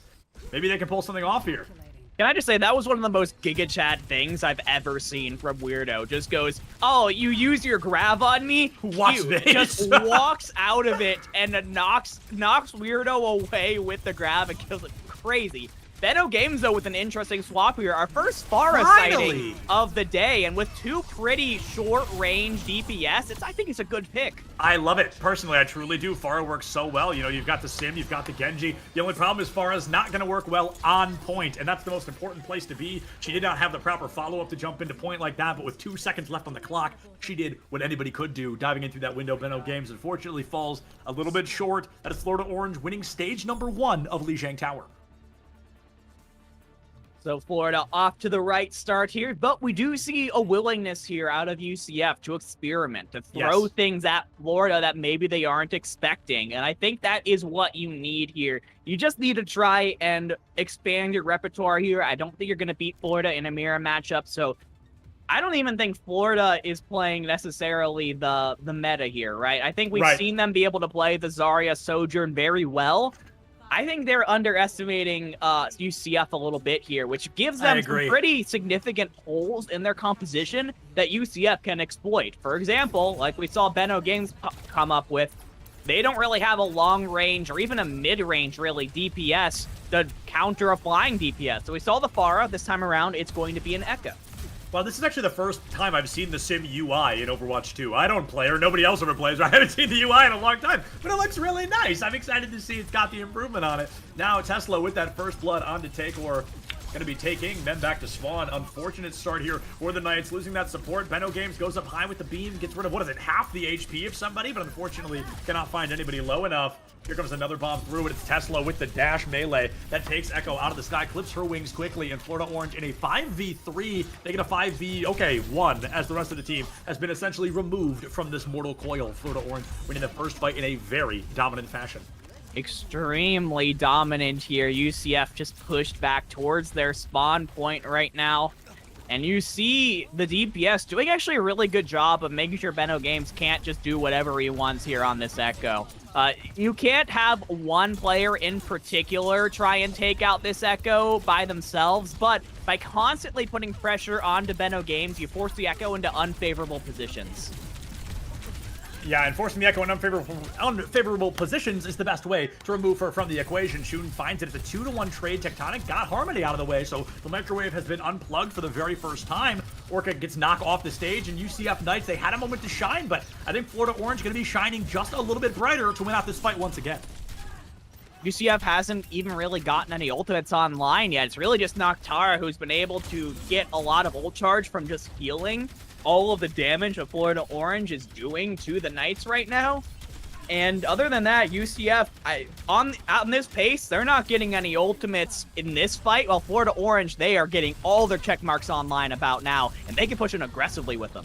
Yeah, we might have a full-blown ult-pocalypse just around the corner from the side of Florida Orange. That would be all 5 ultimates making an appearance at the same time, but they may not even need them. Tesla finds one, gets traded up by Benno. That's going to force, I assume, one ultimate in the form of Shun's garage door to beat from Noctara. Maybe enough to get UCF Knights out of this kind of enclosed room, but it still may not be enough. Unic puts down Shun. The photon barrier still on the table, but Harmony choosing not to use it, wants to keep that microwave at full charge. And what an Orisa ult. Unfortunately, no Elim, but the damage has truly been done. Weirdo with the 3-piece. able to take everybody down and out. A full-blown car wash getting ready here. Not a payload, but I'm still going to call it that because it's silly. Florida Orange, they take the second stage in a even more dominant fashion than the first one.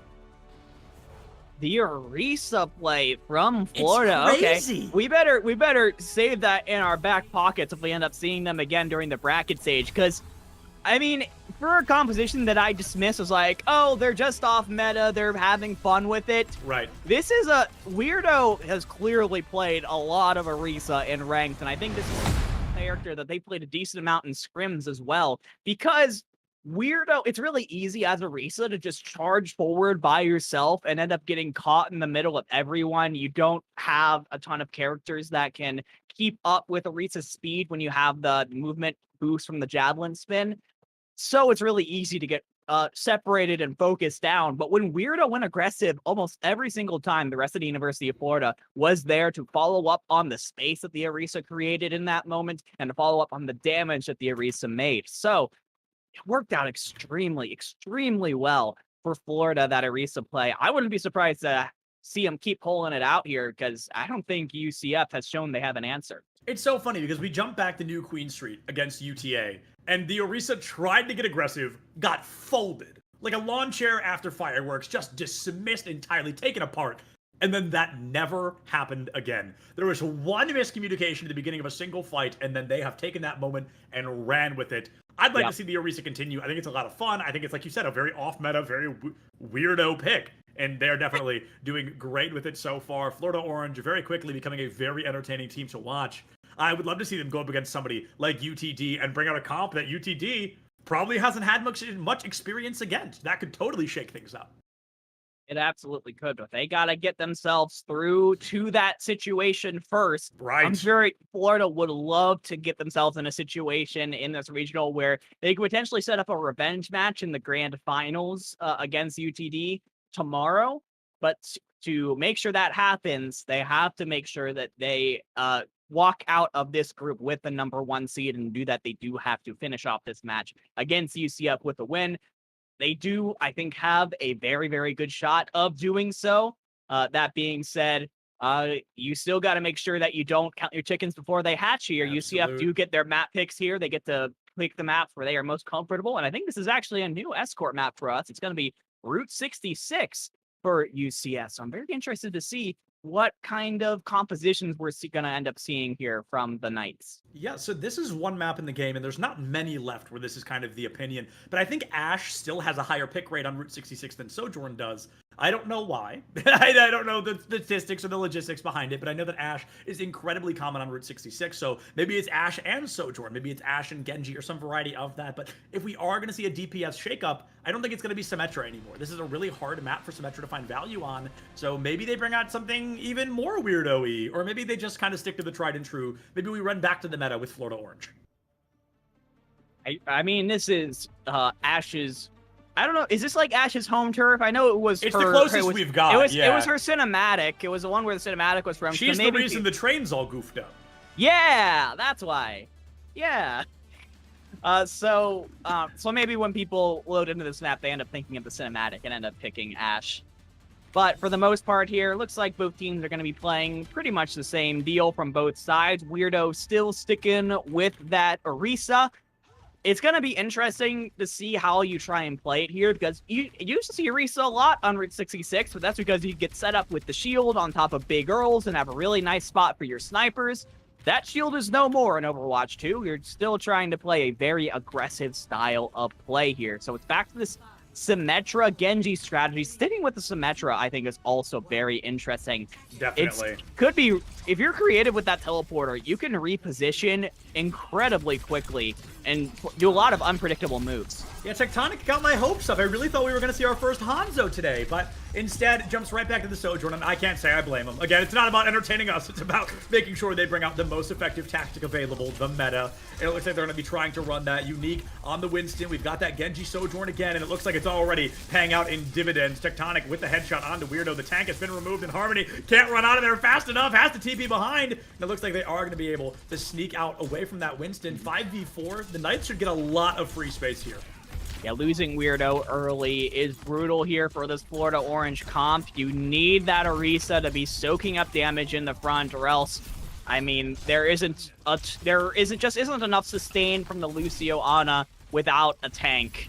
And Weirdo is actually going to swap back over onto the Junker Queen. We did see this briefly on Dorado from Florida, so really interested to see if you're going to be able to find a much just the same amount of success as you did before. Since Orca went down earlier, they're going to be back very fast. Unique goes onto the high ground, takes a lot of damage, but the support there was incredible. I mean, went down to half HP and all of a sudden was right back up to full, but once you can't heal them, it becomes a notably larger problem. Winston gone, the rest of the team, like dominoes, should fall, and it looks like they are going to. Benno dismissed from the equation, and Weirdo with a double kill, so already the Junker Queen getting some pretty aggressive value.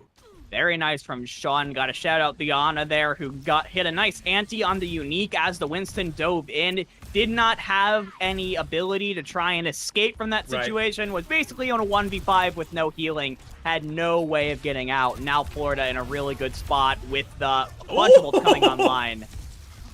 The accidental headshot Elim onto the Genji is so devastating. That was on purpose. It was on purpose. Oh, totally calculated. I mean, 100%, totally 100% calculated on purpose for sure. Easy geometry. Definitely awesome. It was just, it's such an easy opener too. You remove Genji, you take all that damage off the table, and Orca's just like, oh, sick. Like, okay, cool. Oh my god, wait, we're about to have all 10 ultimates. No! Ah, we're never gonna get it. We're never gonna get the Ultpocalypse, but Tesla's not even gonna get an Elim with a Nano Blade. It's that darn Lucio boop dividing. It's so annoying when you dash in and just get punched away. That was so funny because you see Tesla just continuing to move forward, and the entirety of UCF it's just backing up, and they're so close, and Tesla just doesn't have enough reach on that sword to get any hits off. And now UCF with a Nano Blade of their own. What was that rampage? Just into the billboard. I didn't catch if there was a boop or something, but that was a really unfortunate use of the ultimate. Weirdo's still going to be able to find Benno with that blade. Orca gets taken down, boops Tectonic up into the headshot hitbox, and finds it. Takes Orca away from this engagement. Unic, the next to fall. Florida Orange, they've got the numbers, I think, just barely. It's been a bit of a sloppy fight. It's hard to tell who's really in the lead, but the Knights clearly not confident enough to engage. They're going to backpedal, try to recontest as a full 5, because realistically, they've got one fight left. My goodness, I could barely tell what was going on that fight. It just basically devolved into a bunch of small scrappy fights on each of the sides of the map. But Tectonic now is going to have to shoot through a Proton Berry to get any value out of this overclock, and it's looking like you just have to back off on this one. Nicely from Harmony to nullify a big ult from Tectonic. I am obsessed with this Symmetra gameplay. Like, we never see Symmetra in Collegiate, and Harmony's not only playing her, but I'm going to say playing her really well, really utilizing this kit and not just sitting in a box with a couple of turrets out. This has really been a fascinating kind of masterclass performance from Harmony on the Symmetra. And Weirdo, you know, like I mentioned, giving us some really interesting plays as well. Those are my favorite plays to watch, and I feel like that might be the way, you know, the people, like the folks at home as well. It's when people don't do the meta and still win. That's when it really gets interesting. And that, Septilens, is 4 out of 5 escort maps where we get ourselves confined to the first third of the map. UCF, unfortunately, could not quite get it to the end of point A. A really solid defensive effort from Florida Orange, and I think the defining point of that defense was the fact that UCF was just throwing so much at Florida. It felt like so many times during that defense, any semblance of a team fight just kind of broke down. It was just people using ultimates at their leisure and taking 1v1s against their mirrors or against their supports, and people trying to peel for each other, but there's 4 separate fights going on across the map, and Florida Orange were able to keep themselves together, keep the communication going, win those 1v1s more often than not, and keep the cart from moving, which is, of course, the most important thing in this situation. Keep themselves 72.43 meters away from a 2-0 lead in the series. So they're looking extremely good.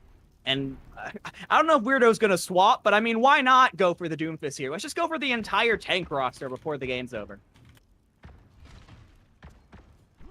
Yeah, I'm really wondering if the Doomfist is going to actually happen. It would be interesting for sure. Like you said, let's just run it down. Let's just hit everybody. The only one missing at this point would be Roadhog. I think would be the only tank we haven't seen tonight, and that kind of makes sense. He's not a great tank. So maybe Florida Orange isn't Roadhog confident, but perhaps they're Doomfist confident. Yeah, I mean, this Doomfist is a very high-risk, high-reward character. If you're able to get in and do a bunch of knockback, not really much of a one-shot character anymore, but you can do a lot of knockback. You can knock people into the air for your DPS to follow up on pretty easily, but you can also just as easily get caught out behind enemy lines with no cooldowns. Oh, and speaking of caught out behind enemy lines with no cooldowns, there's an exact option here from Weirdo. Gets into the Mega. The cooldowns for Doomfist are pretty quick, so if you can survive the 3-4 seconds without them, you're usually able to readjust and re-engage. So far, Weirdo not having the strongest performance on the Doom, but it's not all about Weirdo either. Yeah, it's not just Weirdo, it's the entirety of Florida Orange trying their best to follow up on the engagements that Weirdo is putting up, but already 70% of that Meteor Strike, and UCF has to be really careful here because that cart is so close to the golden box of victory, and a huge anti-nade from Shun might just end it here with Benno Games down. Benno Games goes down, Takor not far behind, and like you said, I think that was the beginning of the end for the UCF Knights here on Route 66. Florida Orange trying to end it quickly. About a minute and a half off the clock, so it took them about 90 seconds. Weirdo with a two-piece should all but seal the deal. Farah comes out too little too late, and Florida Orange puts their second map win on the board. Oh, and a deflect kill from Tesla to end it. I guarantee they still clipped that. They were like, all right, sick. Hit the clip. And a sim play of the game as a cherry on top. Wow. What a map. That's crazy. And Florida, again, these are not picks that you traditionally see in Overwatch right now, but they are making them work extremely well. It really is the silly comp, right? You got the Orisa running people over, you got the Symmetra teleporting all over the place, but it's not like Florida is throwing. It seems like they are very calculated with the way they are using their abilities. They are very much trying to combo their abilities together and peeling for each other as much as possible. Like, Florida seems not to just be playing this comp for the heck of it. They're playing it because they are confident on it, and they're playing it extremely well. And as a team that we opened it up by saying, hey, UCF, you got to throw some curveballs at Florida and throw them off their game. Florida goes, we are kings of curveballs. Yeah, they are bringing out weird choice after weird choice. And like you said, it's not like they're throwing. It's not like pick Torb and we win. Haha, smile. Like, they are really working with these well. Like the Symmetra, like I said, some of the most coordinated Symmetra I've seen in a really long time. So just because it's an uncommon pick or a niche pick doesn't mean it's necessarily a throw pick. And I think that's kind of what Florida Orange is starting to show us. We've got one more map left in this series unless the Knights can really start to turn things around. If I had to guess, probably New Queen Street. We haven't seen anything else yet, but with the surprises we've got, I wouldn't put it past Florida to just run a different push map just for. I'm sure that this is only our second map seeing Florida.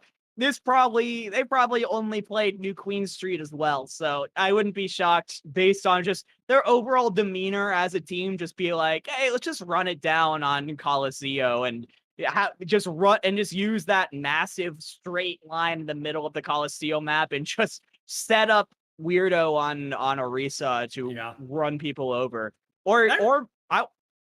Like we were mentioning, the only tank that Weirdo hasn't played or we haven't really seen yet today is Roadhog. So maybe a map that lets you play Roadhog.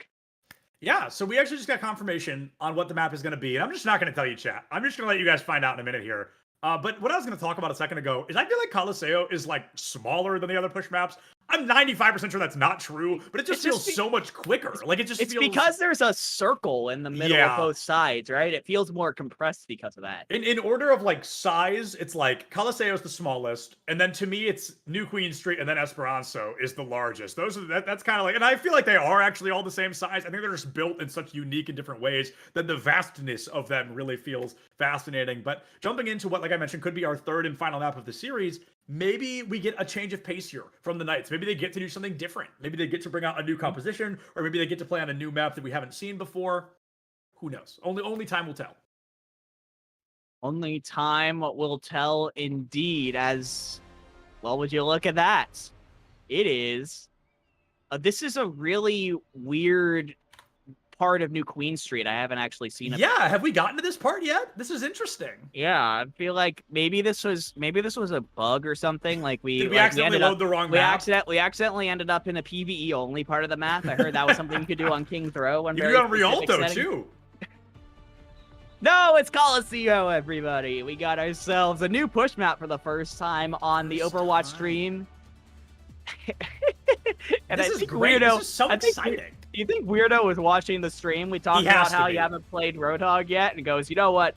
Hero Roulette. Let's do it. He Oh has my to god. be. Dog is out there playing Mystery Okay. Heroes right now. But on the other side, though, UCF, they're running what I like to say like the London Spitfire special, right? You got the Sure, Reinhardt yeah. and the May.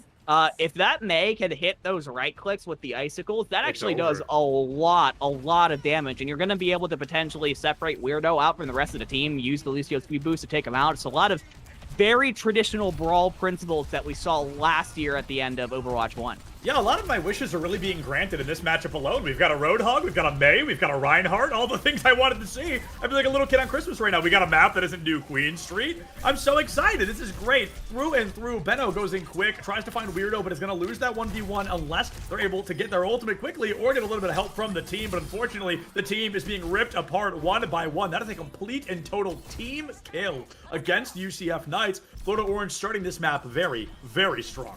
And it, again, the Symmetra teleporter from Harmony that just... That went just... That was like frame perfect. The Rhine Shield from Unique came up just a little bit too late. That is wild. That's Oh my so God. sad. I've been that Lucio 1,000 times, and it never stops hurting. It is so devastating. Teslo, 26 HP in the back line, and somehow still living to tell the tale. They've got one person on the bot, because no matter how many you have, the bot only moves at one speed. Might as well keep one back and try to farm as much distance as you can. Go for the Havana hold after winning the first fight. It's incredible. A genius strategy from Florida here. Look how far they've already got it. They're danger close to that first point already. Yeah, extremely close. But that should be about as far as they take it for now, because UCF, with the spawn advantage there, were able to take several members of Florida Orange out. And in all fairness, Florida Orange weren't quite able to get that front hold, so they're going to have to take a little bit of extra time to get ready here. Weirdo gets Tectonic, though. Is that a 100% success rate on the hook so far? Because we haven't seen a miss yet. I Okay, have there not it is. noticed a miss. Weirdo just missed one on the Reinhardt. The shield comes out, and he's feeling a little bit sad about that. So he brings out the entire ultimate, the entire whole hog dedicated to the opposing tank. And I think it's a genius play. When you remove the tank from the equation, the rest of the team has nowhere to run. They have nowhere to hide. It is a straight and total cleanup for Florida Orange. This might guarantee them the first point cap, but like we talked about before we even knew it was Coliseum, it's so small, it's so compact that the Knights might be able to recontest if they're fast enough. Let's see, 3 down to 2. Okay, there it is. So a recontest will come out from the Knights. They've got a Shatter, a Nano, and a Blizzard. Actually, they've got all 5 getting ready to be on the board. Yeah. We're danger close to these ultimates. And it looks like the Knights are going to bring some out quickly. Kitsune from Florida Orange forces the beat on both sides. Here's a Blizzard to boot. Nobody going to get caught out by it. Even the wall isn't fast enough to stop this team. Unic finds Shun, and that should be the beginning of the end for Florida Orange in this fight. But Teslo has changed their mind all over again. The Waffle Iron flipped on its head in the first point cap in favor of Florida Orange, their second team kill of Coliseum. I mean, at this point, UCF has just got to be wondering, like, what have we got to do, man? We used 3 ultimates there. We had so many picks, and Florida Orange still somehow end up winning. They've got the forward spawn now. They have so much advantage here.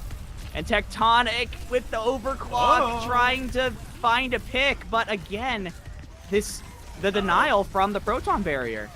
We see Orca just dancing on the wall here on the other side of the photon barrier. Had a great boop, which actually kept Tectonic on the wrong side of the photon beam, or barrier, not beam. And they got a very little value out of their ultimate because of it. It was a small play, but one I do want to highlight because I think sometimes our supports don't get enough love, and that was a pretty impactful moment.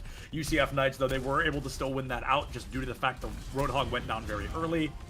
No tank in sight, no shield to hide, and that Reinhardt swings, what is it, 85 damage per swing? Yeah, it's a decent amount of damage, but UCF are in a decent amount of hurt on the ult tanks. They were 5 ults just a minute ago. Now all the way down to 0 here just to get the bot to the center of the map. And there's so many low health bars on the side of the Knights, and one by one they fall. That is the team kill gong as Florida Orange, they win that fight in the neutral. And again, this is really the mark of those good teams, is the ability to win these neutral fights when neither team is really using many ultimates or any ultimates at all here. So, and now... Oh, not again! The whole hog is up once again from Weirdo when they decide to use it. Here comes the whole hog with Takor with that Bionade. Takes Weirdo down. The Roadhog really seems to be the linchpin of every engagement we've seen from Florida Orange. So the second he falls, it kind of turns into that scenario of elimination after elimination. Florida Orange, they find themselves in an unfortunate spot here. There could be some chaos from UCF Knights to finally fight back. Half the time bank gone, and they've only got 3 meters to their name, but there's another elim in their favor. Yeah, UCF, but still, this is just the same story we've seen on pretty much every push map, is that the winning team has gone out to such a huge lead, and then the push bot just continues to kind of bounce between the middle and then back to the winning team side of the map. UCF really has to put, I want to say, 3 or 4 fights together in a row in order to equalize here. They do have the tools to do it, though. All 5 ultimates, once again, will be up in just a moment. Full-blown ult-pocalypse on the side of Florida Orange. Perhaps the UCF Knights just as close, like you mentioned a moment ago. Benno Games goes down quick, so that Death Blossom not going to find its purchase. The Nano feels a little bit panicky, and Harmony is still going to try to find some eliminations off the back. Tectonic down up to this Reinhardt to keep swinging his heart out. Harmony, though, a 3-piece. When this microwave gets plugged in, that radiation is unstoppable. Weirdo cleans up the remaining 2 with 4 minutes left on the clock. Florida Orange is in a very comfortable position to try and win this map. Yeah, they're looking incredibly strong here. You've got yourself a lot of ultimates available. You're able to kite your way out of the Death Blossom and take Takor down. You might be able to get past 100 meters with the fight win here. Triple digits could be the nail in the coffin against the UCF Knights. Benno Games is gone. Takor has to return from spawn, and with no mobility, it's going to take them quite a couple of minutes.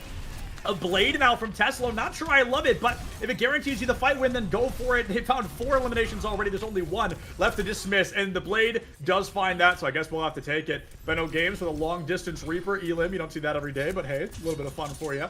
Long distance for Reaper, of course, being 10 meters, but... Now, Harmony does have, did just come back out of spawn, and even with the forward spawn, it is a pretty decent trek to get back to the point when you're at this point. Was that a canceled shatter from Unique? I didn't see it hit the ground. What happened? I think it got canceled out by a punch from Weirdo. I know that exchange can happen, and speaking of canceled out by Weirdo, it looks like a majority of the team is going to be, so the sneak into the back line. That Meteor Strike is so dangerous. It comes down so quickly in Overwatch 2 that you often do not have time to react. Well over triple digits now. Florida Orange moments away from being able to clutch out a victory here. Okay, let's not say clutch, but I mean, they find a victory here on Coliseo and guarantee themselves a 3-0 victory, which I also think would make them our team in our final matchup of the evening. And 1, and it looks like a last-minute contest coming up from the Lucio. That's going to be it. Florida Orange complete the group sweep. It is 3-0 out of Group B for the Gaming Gators, and they are going to be coming out with a top 2 seed when it comes to the bracket stage that will be starting up in just a little bit here. As far as UCF is concerned, they end up finishing up with 0-3, but their series, their lives are not over yet. It is going to be an uphill climb, of course, to make it to the national championships at this point. But from this point on, Septilence, everyone's lives are on the line. Group stages are over, and now if you lose, you are out. If you lose, you have to go home packing. You're already at home. You want to get to the point where you got to go home packing. So this is really where things start to get scary. You know, we got to put on our serious hats for a moment and talk about this is where the bracket truly begins. There's no more GG, get them next. It's GG, we lost. So these teams, even the ones that are sitting undefeated right now, we're going to have to step it up an insane amount. But folks, we're going to throw it to a quick break. I think we have to wait for one more series to end before the seeding comes to a close. But I believe we're going to be seeing a little bit more of the Gators and whoever they're going to go up against in just a couple of minutes. We'll see you right back here in just a few. Rolling as possible in the outset. I do think as schools get more competitive, they will start to distrust one another, and that's why we have this 500-page NCAA manual, because schools distrust one another. But we're not there yet. You know, right now there's still a collective let's move this forward. And the fact that the NCAA is not administering it, I think, is really helpful to the growth of it all. And yes, we allow grad students. We don't even have a 4 or 5 year clock. If you are full time enrolled for 10 years in good standing, you can do. And why not? Why would we not say that that's okay? Now, eventually, like I said, we may change our minds if the schools require it. They say, no, this is crazy. Look what they're doing over there. We don't like, but I think we're still a long way from that. Alex, do you have anything? Yeah, I mean, I echo everything that really Carolyn has said. You're gonna have to forgive me. What was the original question? It's been a minute. I know. I'm sorry. Well, just kind of what you set out to do, and then what maybe the realities of it are. Think that there's been a sorely missed opportunity for developers to take a step back from competition, take a step forward with community. And if they do that, I think we all win, because community, I would argue, is the one thing that no one's trying to solve. We're trying to solve recruitment. We're trying to solve competition. Tell me, where's community? Honestly, any one of you, go ahead. Shout out what's the national community for Scholastic right now. Any title, tell me. Yeah. Where do I go? How do I meet and hang out? Of the storm. How does Community, zero. There's nothing. It doesn't exist anymore. And it doesn't exist statewide. It doesn't exist school-wide. It doesn't exist region-wide. It doesn't exist nationally. It doesn't exist digitally on Twitch. It doesn't exist digitally on Discord. It doesn't exist through any form of skill-based development. It doesn't exist on any form of, skill-based learning, or just pure socialization and fandom. Huge missed opportunity. You want to take their time and make it more efficient, in my opinion, tell Riot Scholastic politely to stop what they're doing with competitive, and their integration with LCS should be, Twitch, symposiums and summits and conversations and learning and all sorts of wonderful things, and promoting camps and educational learning activities and RSSA sponsored curriculum. That will move the needle. I don't see any of that. So Chris, that was pretty much the last topic. You kind of wrapped it in a nice package called community. And I was kind of thinking more from an organizer and a broadcaster point of view around growing fandom. And how do we get fandom around collegiate esports to look more like traditional sports across the board? And, that helps us go out and sell sponsorships in the place, of which trickles down to all our member schools that we represent. But when we go to brands and we can't check that box of, 1 billion impressions and 1 million views, we still are challenged with selling those sponsorships. So my last and final is, do we have any secrets around how to grow fandom or grow community let's just start with on campus? I got the big one real quick. Okay. Best way to grow community: food nights. It has nothing to do with playing the game. I'll give you a real life example. We used to do dollar burger night at the University of Cincinnati. We would just go out to Bar Louie. We used to have dollar burgers every Wednesday. We'd post in at this time those Facebook groups, tell people where to show up. 6 people, 12 people showed up the first week. By the 3rd month, we had 40 plus people coming. And it was the biggest revenue night of the week for Bar Louie every week, purely because of us. But we had friendships, we had relationships, we had roommates, we had all sorts of great, wonderful things come from that. And that translated to our LANs, our club meetings, and everything from that. It was nothing beats food nights. Just like pro sports, we need to focus on tribalism. And the way that you create tribalism is you have to prioritize in-person experience, in my opinion. I think that there's a lot of companies trying to become unicorn online platforms, but at the end of the day, I think we need pockets and hubs around the country that serve as regional and local hubs.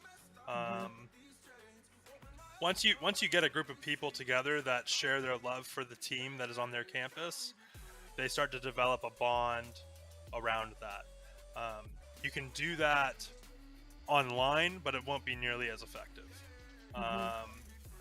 Professional esports is having this tribalism problem because it's the majority of it's online.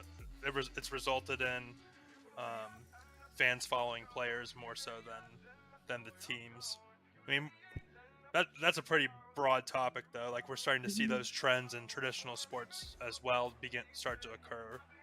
People will follow LeBron and specific players on different teams to wherever they are. But I think for collegiate specifically, schools need to create meaningful live experiences. And if we're talking explicitly about fandom, you have to make the students on your campus care about the team first. That's the biggest thing. Either you create a level of pride through community engagement, or through the team itself. At a lot of schools, the groundwork is there for this.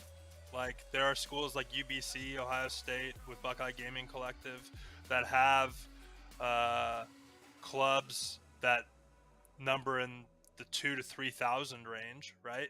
So they have a base to begin with. At a school like Maryville, like, we kind of developed it the opposite way. When I came in and started building our esports program, we had 3 kids in our esports club. And so we've kind of built the team, and then the club has followed, which is kind of the opposite for a lot of schools. But I think that we have to develop tribalism, and that starts with meaningful live events. And the more that these events, the longer that these events continue to be like only online, the less effective it is in creating that final goal. Agreed. Doc, you wrap it up for us, please.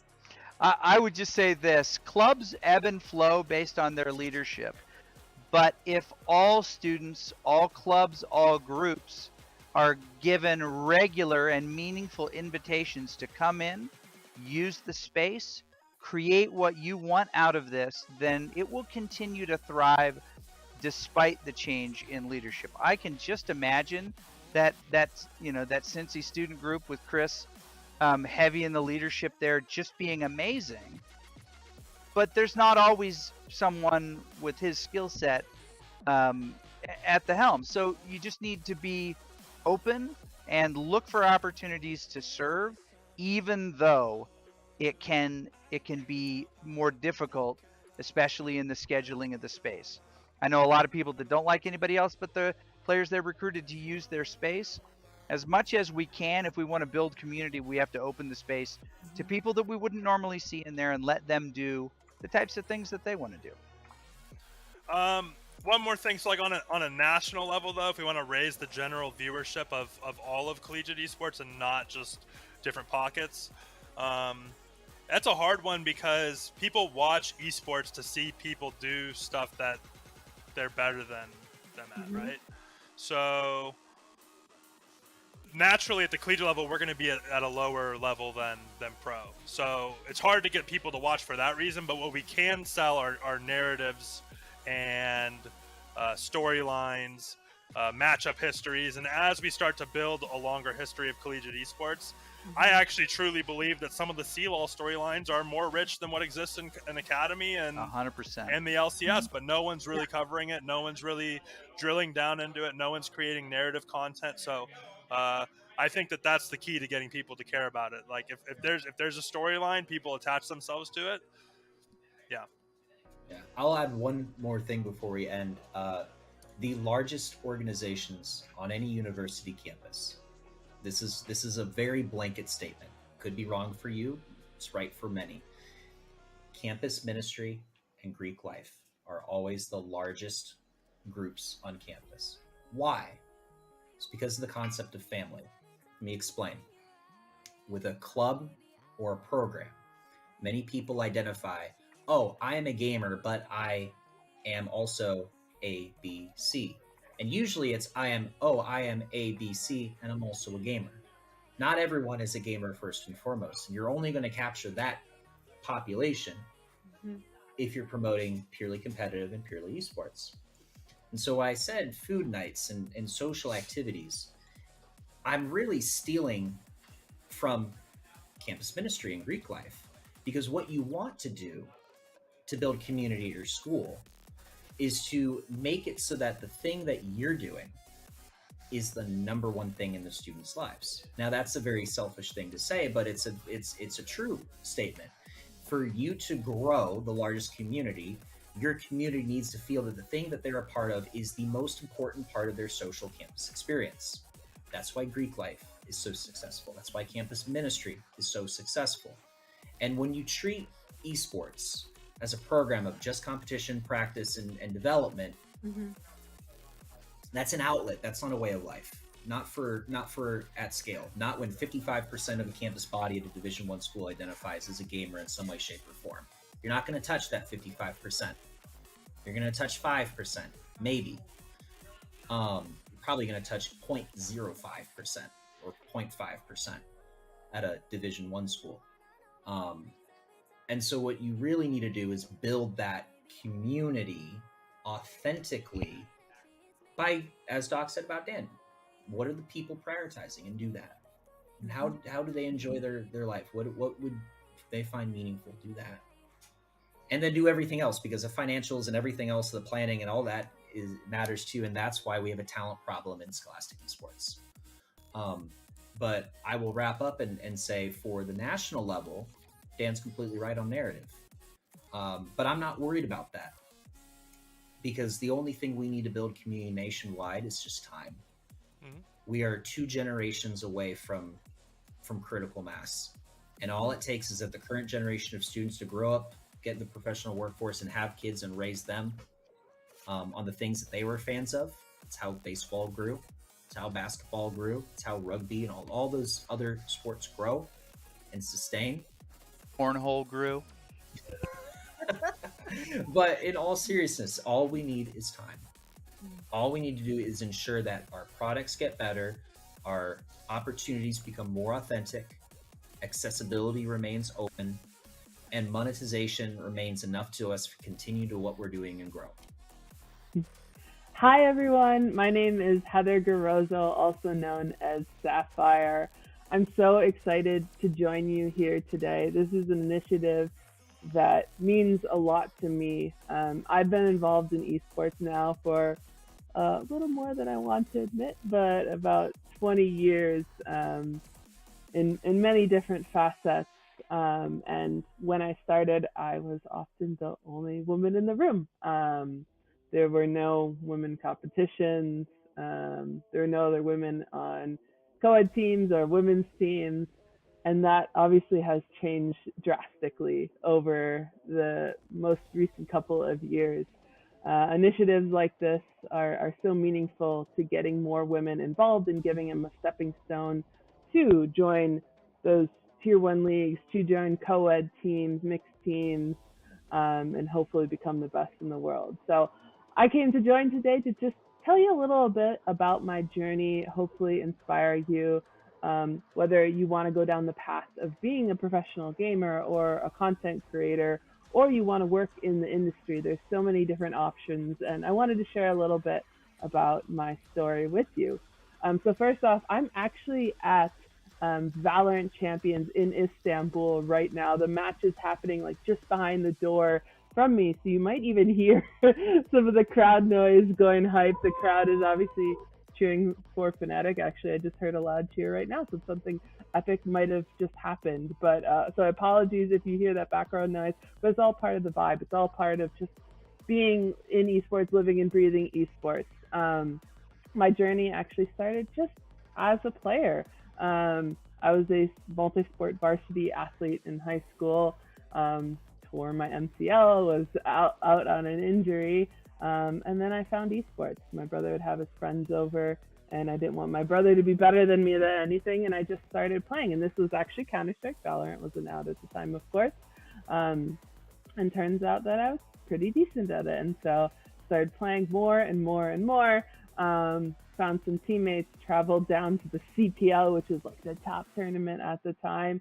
Thought after winning a bunch of tournaments in the Milwaukee area, that we would come in and do really well.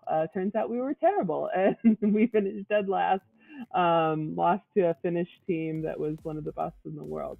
But it only motivated me to be a better player. So I kept competing. Eventually, I made it on to some of the top teams. I was in co-ed teams, played in ESEA Invite, which is now the equivalent of ESL Pro League, and also played on some co-ed teams. Played with teammates like Miss Harvey, Potter, who is now the coach of Evil Geniuses, Alice Liu, that played with Complexity's Valorant team. Some of the things that I learned in my competing journey, it's not just about my physical skill in the game, not just how quick you could react to something, but communication, teamwork. These things are so important. At Valorant Champions right now, I get the opportunity to listen into the teams and listen to their communication. It's amazing how they refine their craft and refine how they communicate with their teammates. It's something so fascinating. So I encourage you, one of the things I like to tell up-and-coming players is record your team's comms and listen back. Did you give the right calls? Could you have done better calls? Those calls have been shorter and more precise? And those are some of the things I learned as a player. Throughout that playing journey, one of the highlights was in 2012 when I traveled to Paris and competed in the Esports World Cup, which was the top tournament for women at the time. And we came in and we won the World Championship, which was so exciting. It's so amazing to play in front of crowds of thousands of people. They were cheering against us because we were playing against a European team and we were an American team. But that feeling is just like unlike anything else when you can raise that trophy and they play the national anthem of your country. I hope many of you playing in this competition will get to experience some of that one day. It's truly an honor. Some of the other things besides competing and winning trophies, I played in 250 tournaments over the years. I believe that's the most for any woman. It's hard to keep track in the early days, but beyond competing, I work in the industry. So I'm the vice president at Dignitas. It's one of the oldest operating esports teams. We had for many years one of the top women's teams in the world. I also founded a women's initiative called Radiant and operate women's esports tournaments just like this. And I've realized how important that is. A lot of people will ask, why do the women need their own tournaments? Why can't they just play with the guys? And my response back is, if you look at a game like Valorant, there's a reason why there are so many women competing in this game compared to other esports titles. It's because these women's initiatives exist, and they give women something to work towards, something to get started. It gives them a more safe environment, a harassment-free environment to kick off their careers. And I hope one day we don't need women's tournaments. That's the end goal, is because more women are competing and more women are going to start to shine in those tier 1 teams. My last point is, as I said, working in the industry, there's so many different job opportunities. You don't have to be the best player in the world. You don't have to be comfortable on camera and be a content creator. You can work in business side, marketing, advertising. You can work in PR. You can work even in the sciences. There's sports psychology jobs. There's team chefs. There's nutritionists. One of my positions is being an observer. Like I said, I'm at Valorant Champions right now. And, if you're dual monitoring and you're watching both this event and Valorant Champions at the same time, after this, I'm about to hop in and be the observer for XSET versus Fnatic, essentially an in-game director. There's a million different production jobs as well. But I just wanted to use this as an opportunity to hopefully inspire you to continue to pursue esports and gaming if that's something you love. And then my final comment is just a reminder that, you're going to be in games sometimes and people are going to say terrible things. I hope that ends someday, but Just know that no matter what they say, you belong here. You deserve this. You deserve to play this game. You deserve to be in this competition. And I wish you all the best of luck. Thank you so much for having me. I can't wait. I know there's going to be some superstars. I hope I see you one day at Valorant Champions kicking ass. Thank you so much for having me.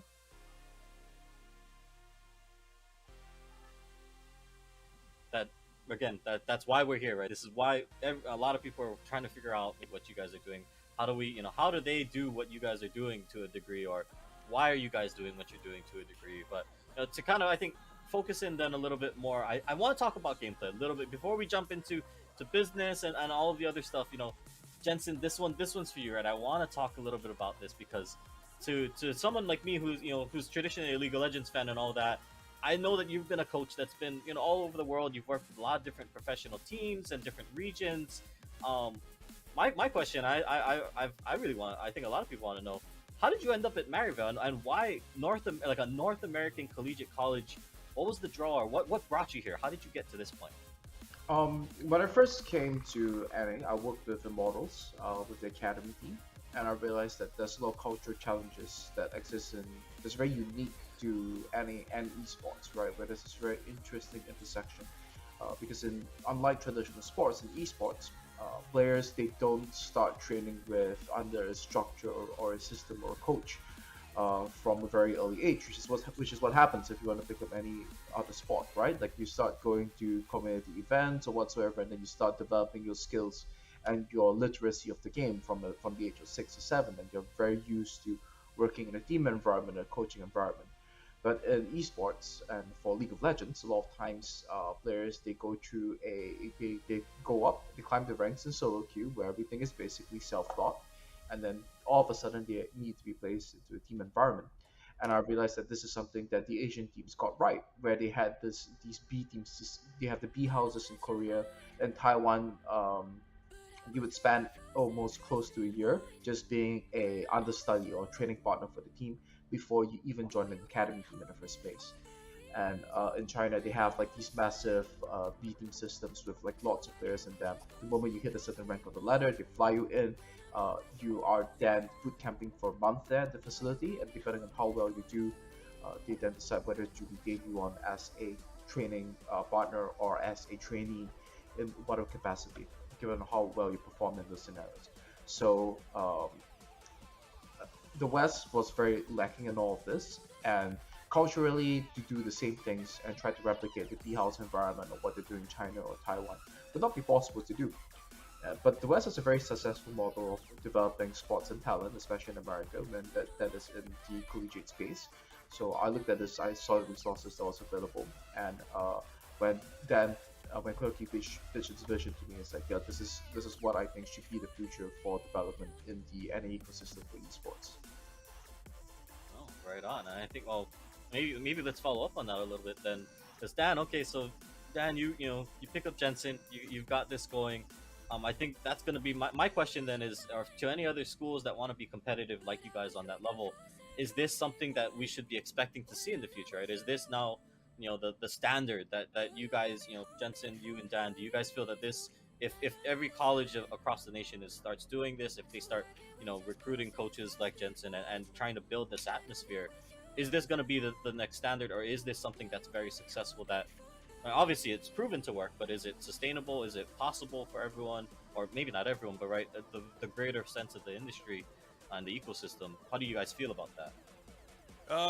It's a dream of mine, obviously, to get to a point in the future where every university has an esports team that's taken seriously, and every day they report to practice. It's an improvement-driven mindset across the whole program. I think for me, though, like, the reason isn't necessarily like to see like a March Madness with millions of dollars flowing through it. For me, it's a little bit more simpler than that. The reason why this is my vision is just because it's best for player development and just players in general. What we see in tier 2 ecosystems almost across the industry, that's like below academy, I would say, like right before you, I would consider academy professional, because you're making a higher salary than exists in a lot of semi-pro sports, actually. But in the tier 2 ecosystem, you kind of go from like your parents' bedroom making no money on a Discord server with a coach that hasn't been certified by any national body to playing academy, and that's horrifying to me. So while I don't see collegiate as being, or maybe it does end up being this way, but it doesn't have to be the definitive path to pro.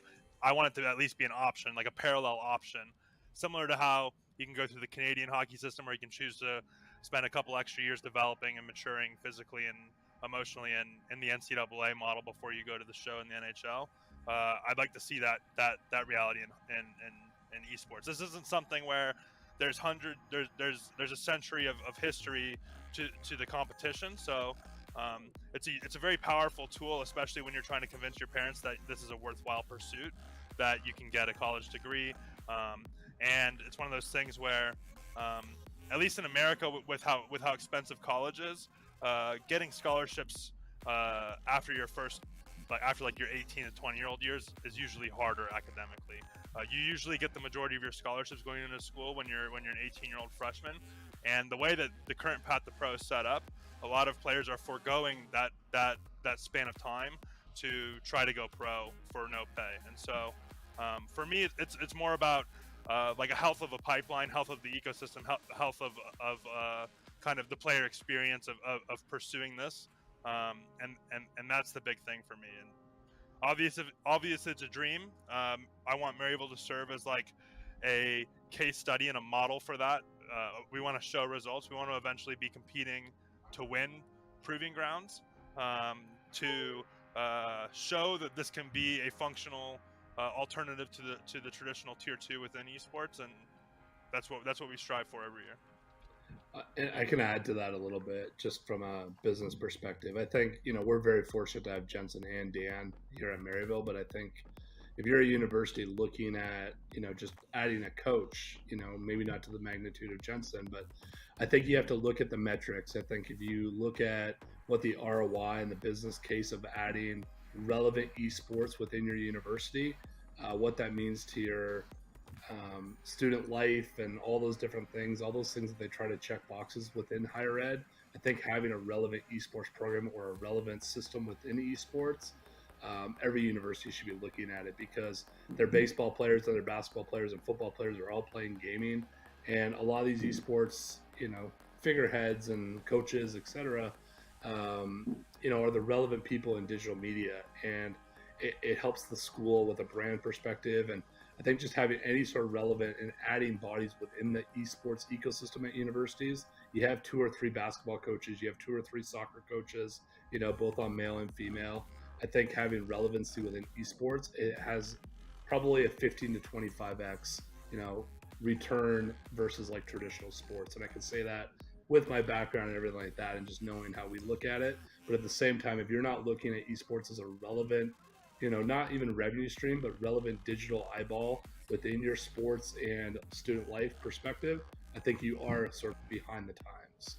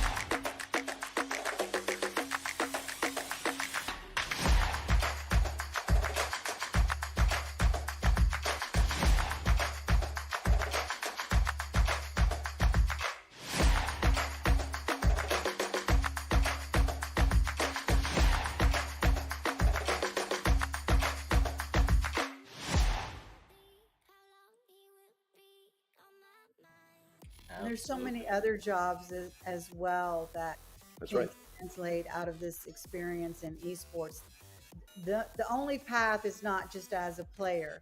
I think all of us are representative of jobs in esports, but it mirrors traditional sports in pretty much the same way. You've got, broadcasters, you've got production people, you've got marketing and sales, and now NIL and things like that. But really, esports is kind of a great accelerator for a lot of new businesses that are coming up in the metaverse and Web3, and there's a lot of new technology that is going to be needed. And so these STEM students that are also esports athletes are really the future workforce and leaders of tomorrow. And us, as well as all of our brand partners that we work with, really recognize this.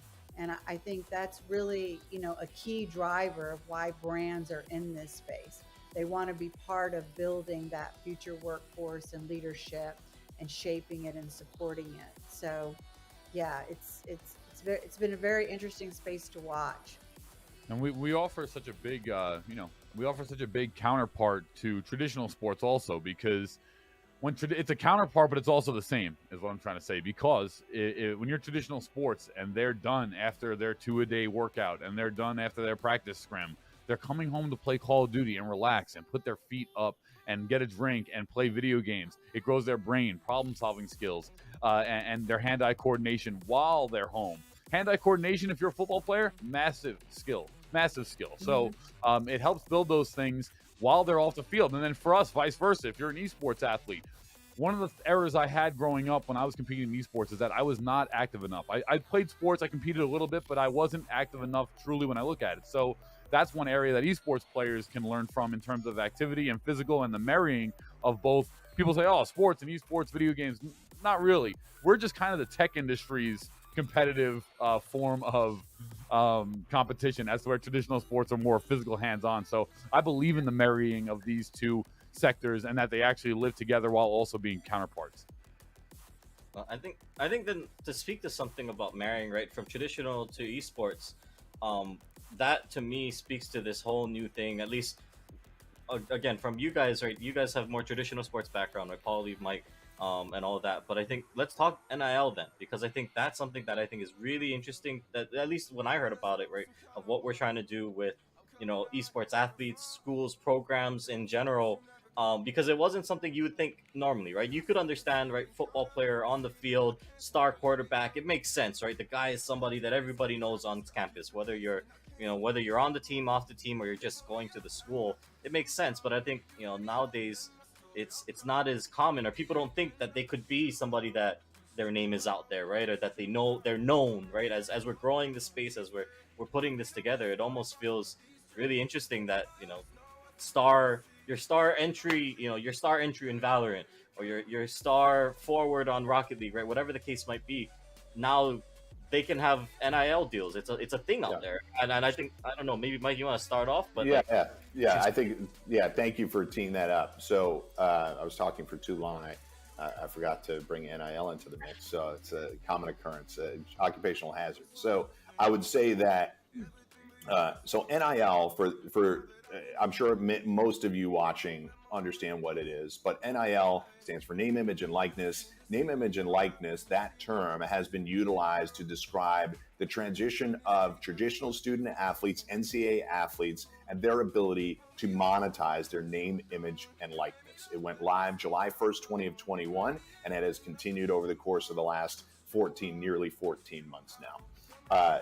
It's an interesting term because it's been co-opted to describe the NCAA's approach to student athletes being able to make endorsement money or be able to monetize any part of their name, image, and likeness. But it's been around forever, right? We've had athletes endorsing brands for over 100 years. Babe Ruth of the New York Yankees was endorsing brands 100 years ago, and it has continued onward from baseball cards all the way through now, where we have lots of different integrations of how influencers can monetize their followings. So what I would say on the traditional side is it's still a very young space. There are a lot of stories out there regarding NIL that tend to focus on the negative or how out of control, I put in air quotes, it has gotten.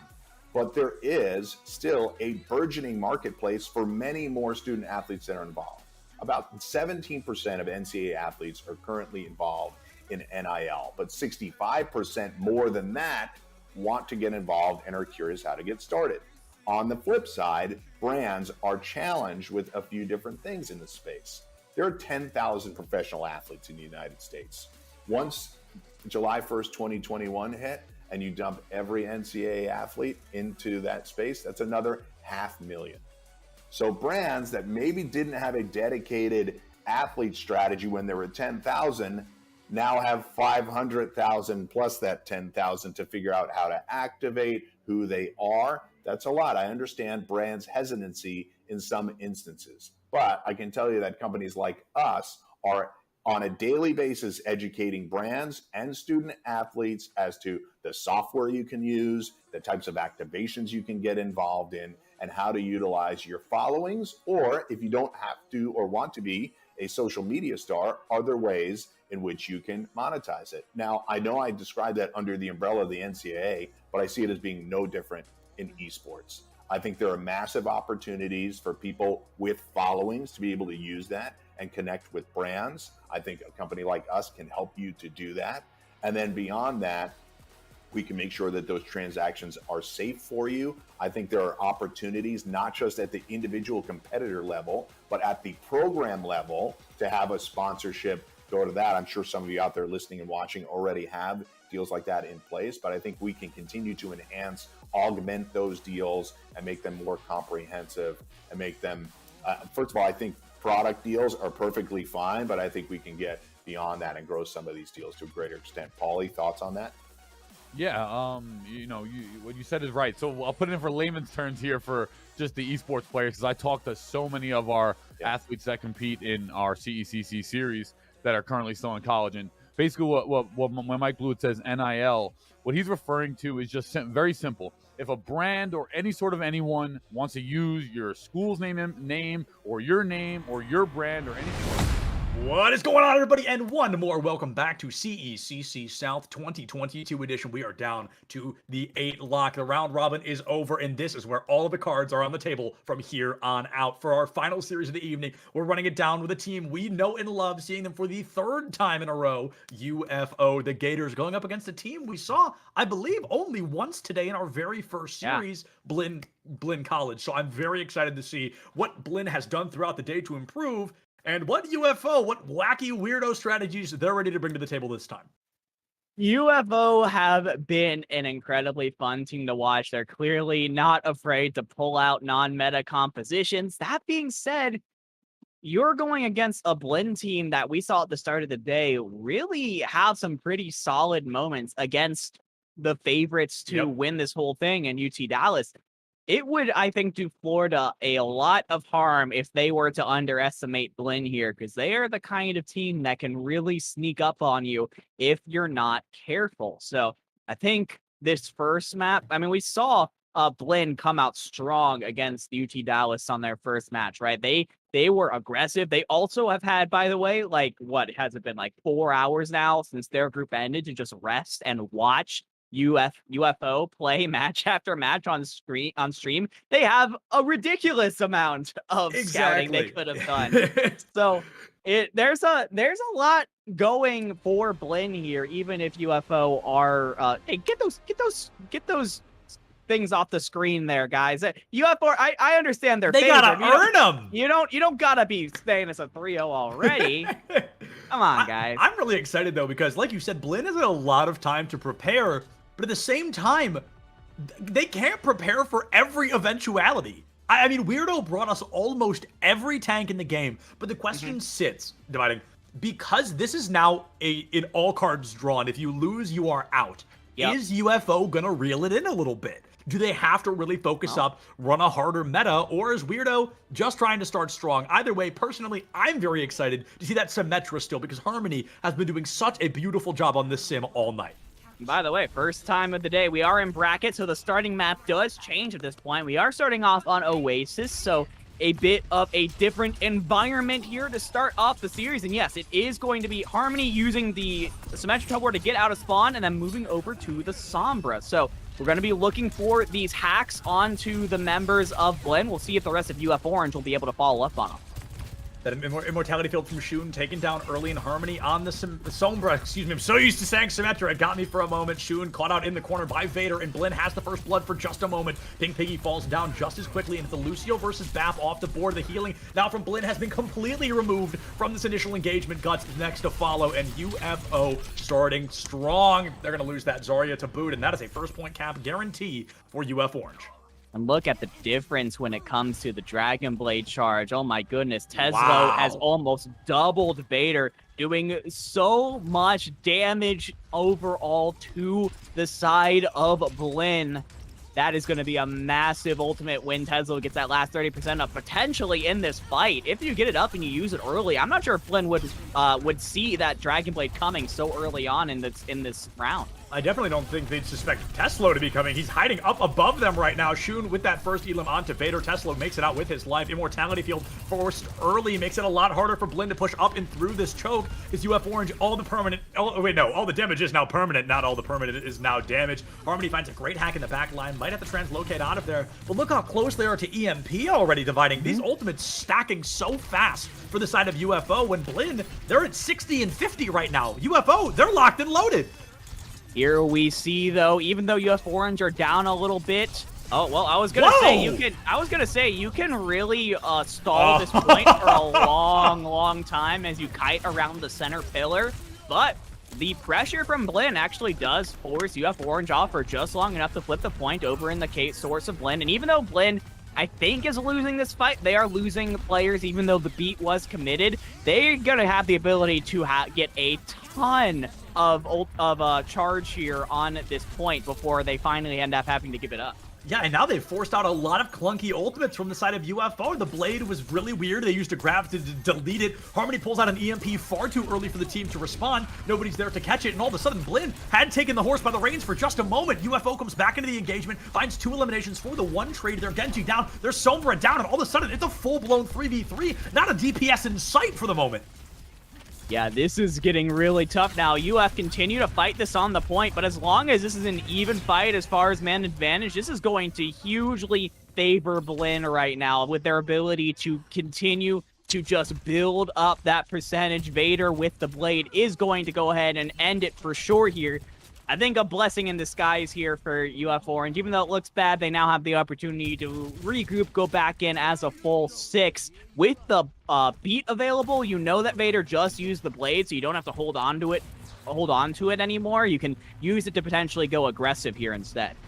Yeah, Dividing, I think you said it best. Blinn College, the type of school to come out here and actually give UFO a run for their money. And I'm going to say, they are doing it in dividends right now. Not only are they taking the lead, they're 1 fight away from a possible victory. The grab is massive. It forces out the beat from Orca. And all of a sudden, UF Orange is in a really tough spot. 1 ultimate to their name. It's going to be that garage door amplification matrix. What can they do with it? Do they even need it? They find the 2-piece immediately. 2 turns to 3, and Blinn, in the final moments, they should have 100% of this. They lose the fight, even with 2 ultimates being used. And UFO, they're going to be able to flip this back.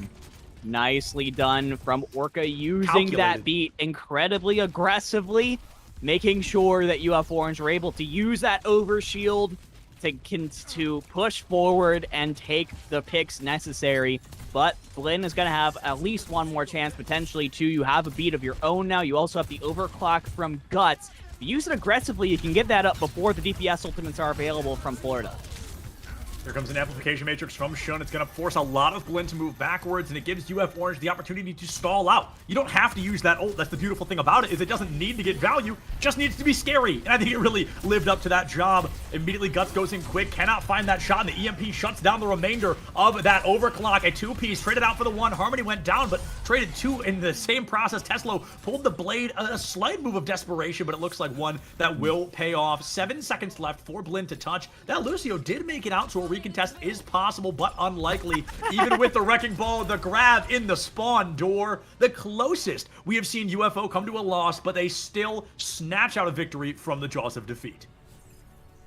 Yeah, nicely done from Florida. Again, it's just this aggression. Blinn really tried to match it, and I do have a lot of respect for them for doing that, but University of Florida, they were able to manage their ultimate bank very well. They were able to use their ultimates very aggressively as soon as they came online. I think Blinn had an opportunity in the second to last fight. If that overclock could have found value before the EMP came online. Guts, unknowingly, I think, waited a little bit too long to let it go. And by the time he started to find some damage, the EMP was already from Harmony, was able to completely shut that one down. Now we move over onto Gardens, so we're going to have a little bit more room to potentially maneuver around, but that doesn't mean we're going to be seeing any changes in the comps. It is still Sombra for the Gators and Sojourn for the Buccaneers. Sombra Genji did get the job done at the end of the day for UF Orange. That EMP possibly being the round-winning ultimate to dismiss Guts the rest of that overclock. Will we get that same pattern of success once again? Okay, the answer is immediately no. Weirdo takes themselves out, and the rest of UF Orange has no one to hide behind. Blinn does find an elimination on their way out the gate. Sorry, UF Orange finds an elimination on Blinn on their way out the gate, but Blinn has fight number 1 in the bag here. A very early start to success, and Weirdo busts out the Orisa immediately. Yeah, I mean, Weirdo goes, oh, you want to play aggressive? Okay, I can play aggressive. So, like we said, we've been seeing this Orisa a lot from UF Orange. This isn't an off-meta funny pick. This is something that Weirdo specifically really likes to play. And look how much space he's able to claim for his team right there with that Javelin spin. Yeah, Weirdo dives deep into the front line, but unfortunately gets taken out by Guts. If there's a trade onto even one player on the side of Blinn, UF Orange might be able to capitalize, but instead it's about to be a 2-0. Vader finds Orca. Tesla goes down as well, and Blinn, large and in charge at the moment. A quarter of the way done here on Oasis Garden, and I don't see them stopping anytime soon. Getting danger close to the ultimates. UF Orange, I mean, this EMP better be a 5-man. Yeah, it's gotta be. Weirdo is swapped now back onto the Zarya, which means you are back down to 30% on the grab charge. It feels like that was almost a wasted fight. So a bit of a tough one for UF Orange, and Jinja is really close to having that that grab online in comparison. That was crazy, though. The one-man EMP, and it looks like it is actually going to work out well enough. Pulls focus to Sombra. They find the Baptiste, and with no main support longer on the table, Blinn will fall apart just a bit. 60%, I think, was exactly where UF Orange was when Blinn capped Oasis City Center just a little bit ago. So maybe we're getting a bit of a rewrite of history. Blinn needs to win one fight. That should put them around 90. They've just got to clutch out one more to sneak away stage number 2 of Oasis. But UF Orange, they've got a couple of ultimates coming up for this possible engagement, and they're going to try to succeed off the back of them. Zarya grab incoming. Guaranteed. Nobody to catch it. Oh, poor Weirdo. Nowhere to run or hide. Harmony does get a huge trade in the form of college loans, though, but I'm afraid losing that Zarya may just be a little more damaging. This is going to be a tough here. Even if UF Orange continue to hold on for the moment, there's still so many ultimates for Blinn here. They have the Blade, they have both supportals as well to counter whatever UF Orange might throw at them. Tesla very close to the Blade. Like I said, unless you manage to kill Pink Piggy before the Blade comes out, I'm sure that Lucio is saving that beat for when it comes out from the side of the Genji. So I actually really like Blinn's position here with 75%. This could be the last real chance for UF Orange. If they lose this one, we might be headed to University. We truly may be headed to University in just a moment. It kind of relies on Tesla here to decide. The Zaryas get traded very quickly, and the beat from Pink Piggy seems like it's going to be pretty darn effective in keeping the Dream and the team alive. College Lone takes down Orca. There's a Blade in Vader's back pocket, but he gets hacked before he can use it. Guts brings out the overclock. Tesla sent back to the spawn room at a pivotal moment for the team, and Blinn 3 seconds shy of forcing that third and final stage. Harmony gets deleted from the combatants, and that is going to be a huge opening for Blinn College. This is the moment they needed. Weirdo already down. The recontest will continue to be sloppy, and UFO, they are just delaying what feels inevitable. That is a huge moment for Blinn College. They are taking us all the way to our third stage. Dividing, this is beautiful because the only time we saw stage 3 of a control map was our first series today. The second time we're getting to see it, our last series of the day, Blinn College involved both times. Blinn seems to be really comfortable just on the control game mode in general. I think it really plays towards their play style. They like to play aggressively. They like to play up in the face of the other team. I think Jinja as a main tank is someone who is very confident, is willing to take a lot of space, and does not back down from a challenge. So when it comes to that, even when Blinn ends up getting knocked down, they end up bouncing right back in the next fight. I think a lot of times quicker than the other team is expecting. So as we head on the University here, This is the most closed in of the 3 maps. So of the 3, Guts is going to be having the most trouble finding those railgun lineups here. Meanwhile, Harmony is actually sticking onto the Symmetric this time, trying to set up the microwave in the side room. Yeah, of the 3 stages of Oasis, this is easily the best Symmetra one. And like you said, for Guts, this might be the worst Sojourn one of the 3. Okay, it's supposed to be good for Lucio, but Pink Piggy isn't going to find that out yet. Weirdo, with a pivotal elimination, removes the Lucio, takes the speed boost off the table, and gives UF Orange that green light to storm down the doors of Blinn College. That is a phenomenal opening, and so far, of the 2 stages we saw, the team to cap it first was the team to win it. Will that sing true here in map 3? Stage 3, dang it. We shall see. Hey, map 3 stage, it's been a long day. It's okay. Vader is actually going to swap over again onto the Mei this time around. This is actually, I like this a lot too, trying to maybe separate Weirdo from the rest of the squad. A nice sim TP from the side for a quick reposition, and Weirdo is just barely going to escape the clutches of the Mei wall. Vader goes in too far chasing. Yeah, Weirdo escapes, but Vader does not. Just taken away. The Mei does not get to see the light of day much longer. Weirdo already found Guts. Seems like College Lone isn't far behind, and this Zarya is back up and running. You've got 2 full charge beams on the side of UF Orange right now, and they are removing Blinn time after time after time. 40% already on the board. Things looking bleak, but Blinn, they've got that Ant Matrix, they've got that grab. Peanut butter or jelly right there in front of you. It is scary stuff for Blinn right now, especially because it's getting very close to the point where you got to try and win this next fight, or else this percentage might just get out of hand here. You also have a grab for Jinja coming up very soon. As long as you can survive this one, that was a huge immortality fuel from College Lone. Oh my goodness. The Mei wall was almost bigger there, dividing. Honestly, it was such a problem. Vader put up the Mei wall and the immortality field was behind it. Nobody was able to shoot at it. That was a massive moment. I think it was an accident, to be honest. I don't think that was calculated for a second in terms of using them at the same time, but the Mei wall, the unsung hero of that engagement, 25% left. They've got the photon barrier for UF Orange, but as we all know, that does a whopping 0 damage. So it's going to be up to the members of UFO to find this damage, get a couple more elims, and sneak out the win on Oasis. Vader and Guts are going to be trying to finish this off for Blinn, though. They got to have their ultimates available with this beat and the aggression that is going to come with it. You got to get that last 10 or so percent, get those DPS ultimates up, try and freeze up the members of Florida. Blinn, they have the eliminations for a moment, but the Zarya takes herself out. 4 of the 5 begin to fall. Blinn starts so unbelievably strong on that second stage, but in stage 3, they snatch a defeat from the jaws of victory and fall short to UFO. A huge turnaround, incredible Symmetra play, and Weirdo, I'm going to say it, on fire right now.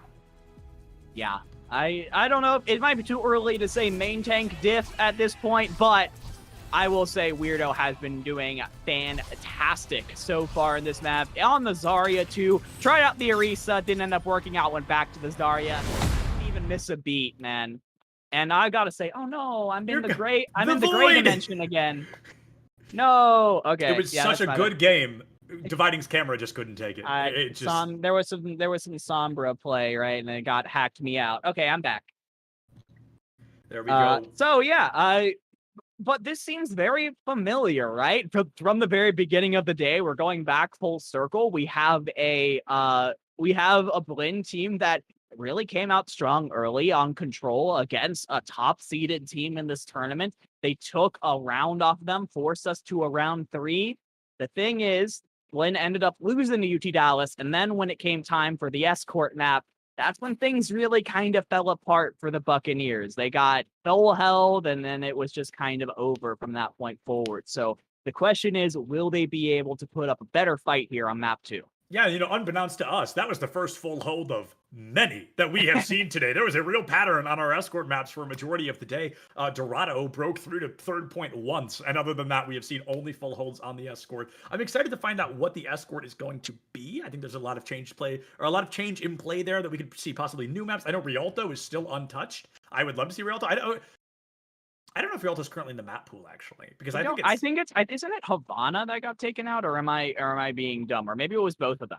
Because I know in a custom game somebody found PvE content on Rialto, and I don't know if it's like they remove Rialto to put that content. I don't remember. Either way, I would like to see it, but there's plenty of maps left in the game. Wouldn't be surprised to see Dorado again. I think that's a very common map. And there we go. Thank you so much. Shout out production for giving us the maps, the choices. So we've got Circuit Royale, which we've seen, Dorado, Route 66, and Gibraltar. So we've actually seen all the map picks today. We have seen them all. Okay. No Rialto, that's kind of devastating. But the ones we've seen the least are everything except Dorado. We've seen all of them once, but Dorado twice. So anything but Dorado would be. It's actually been extremely varied when it comes to the escort map picks. Usually, you know, we have always had the same control map. We have almost always had New Queen Street on push. But Escort has really been all over the place. It's kind of been up to the team's personal preference, which has been really good.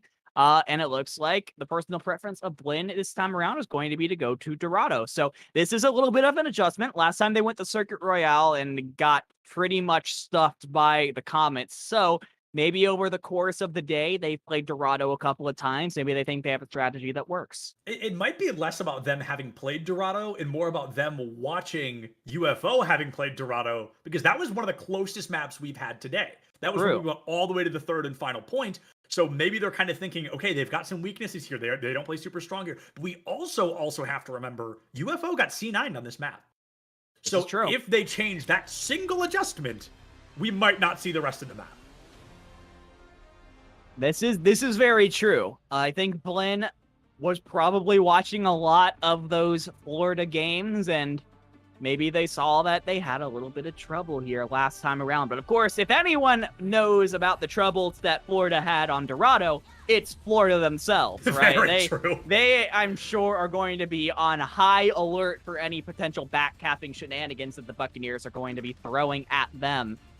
And it's going to be actually interesting to see both teams start off on the Diva this time around. We've seen a lot of Winston on Dorado in the past. Jumping on top and falling to the low ground with those bubbles this time around. Diva obviously doesn't have the bubble, doesn't have a shield, but the defense matrix is one of the best defensive tools overall in the game. You also have some of the best maneuverability in the game. So Diva is an incredibly strong pick here, especially in a comp where you're going to be playing super spread out. You need a tank that can really fly around the map and provide... Oh! Oh my... What a was I saying? way! I forgot. I just got my brain just went blank. I just got deleted from... Oh my... Oh, and Tesla in chat, nice shot. You gotta say nice shot to that. Holy guacamole. The King's Row Widowmaker just paying off in dividends. He's playing Widow, immediately out of spawn, and then insta-swapping. That's why I called the King's Row Widow. I had a train of thought, and I just lost it. It got derailed in a heartbeat. I mean, everything I'd ever thought about was just blank in that moment. Holy cow. Cleanest headshot elim we have seen today, but it's still not going to be enough to take down UF Orange. They're trying to stall Blinn out from underneath the map, and Guts, you're in the back line, 65 HP, gets the mech out, and has incredible team peel to get Weirdo out of here. Tesla returns, finds College Loan, main support offline. Might be enough to stall Blinn for a moment, but not enough to fully stop the payload. As Blinn now, they are going to continue pushing forward. They get underneath that bridge, which is one of the stronger defensive holding positions in the game. So if they can try and take point A off of this, they're going to be in a really solid position. And there's so many low health marks here on the side of Florida. Tesla gets away with just a sliver of health here. Jijizzle out of mech right now, which is actually a little bit of trouble here, is finally going to be able to get back into that mech just in time for the support ult to come online. I think we saw a support ult. Yep, coming out from Pink Piggy there, and that should really, I think, be the green light for Blinn to come through, find the elimination Harmony's necessary, nanoed. and cap first point. Baby Devo is nano? Or no, Harmony, you said. Okay, I got confused there. Harmony gets the nano, but I think it's too little too late. There's going to be the full cap. Yeah. 0.14. There's the full cap. Okay, I really thought it went through that first time, but it did not.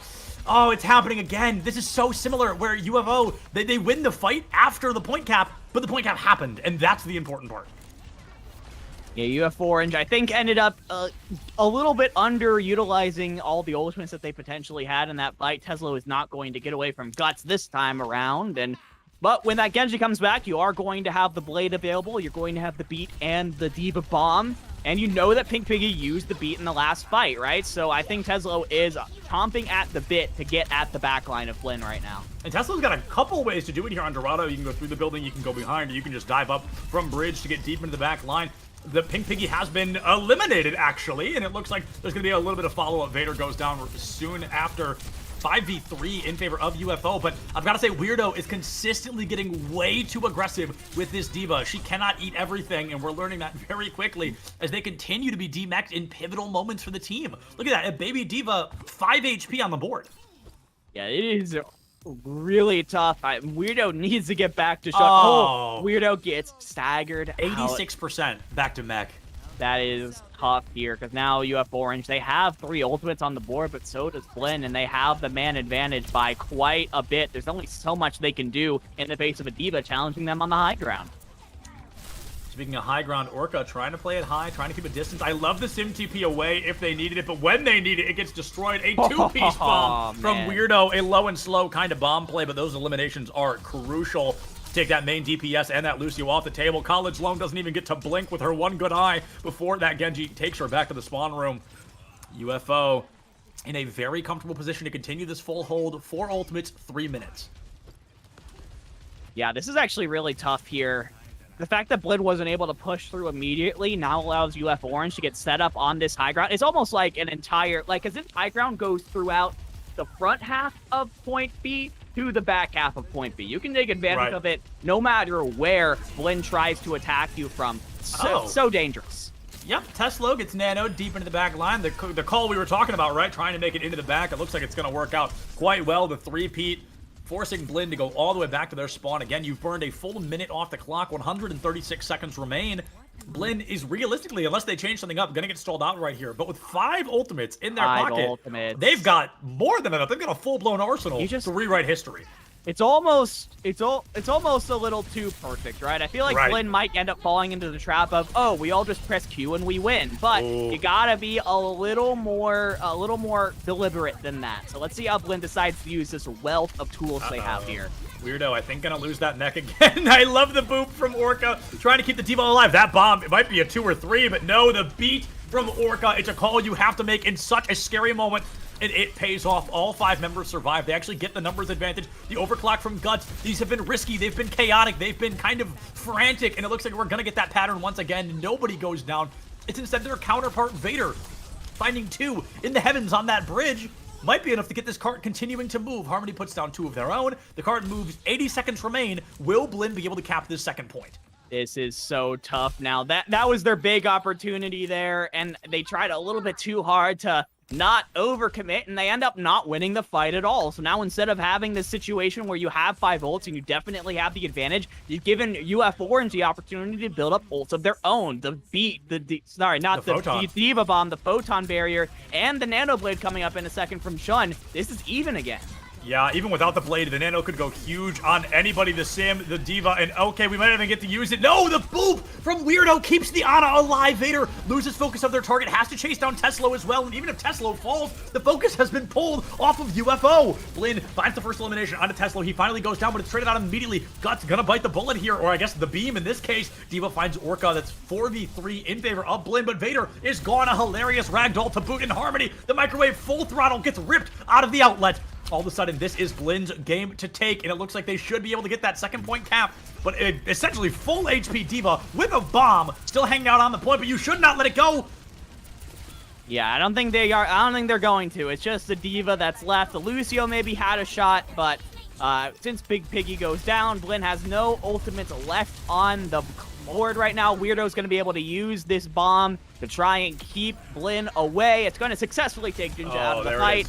And I don't think there's much more that Blinn can do here, Septilence. Yeah, we're back to that Oasis map, just delaying the inevitable. I think such a really great call, Septilence. No, I think really good coordination of the ultimates and great focus from UF Orange made it possible. And while Blinn didn't fall victim to that, let's all press Q at once, it still feels they fell victim to the we have our ultimates, we should win this kind of strategy. Yeah. Almost that compliance of pressing Q equals a win. They really slowed down their pace of play, and I think that's what hurt them at the end of it. UF Orange doing a great job stalling them faster than they were able to stall UTA last series. So this is currently UFO's game to win. We've seen them do it before.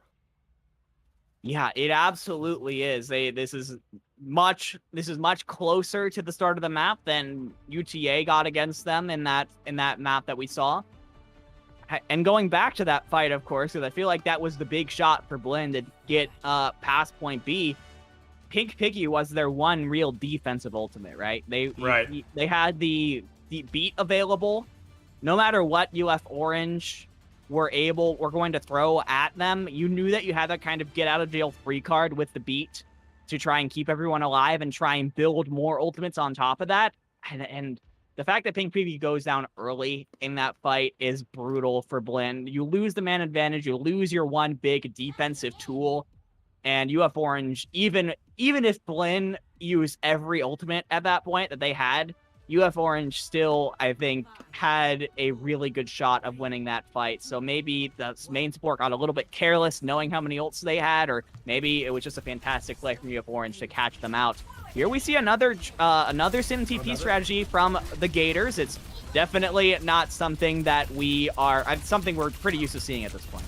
Yeah, and we got to talk about, speaking of anothers, we're getting another first. 2 of them. My girl Ash, who just got removed from this earthly plane, and Mercy. We haven't seen either of them today, so a big change coming out from Blinn. The resurrection does come through, and I think Ash is a great play here. Bob, one of my favorite ultimates, that 7th team. Oh, sorry, that's 6th teammate. Now there's only down to 5 members per team. Weirdo overextending once again. We're seeing that issue. The Diva loses her mech, becomes notably less important, and the 1-1 trade actually still ending in favor of UFO. Losing that Mercy is nuts.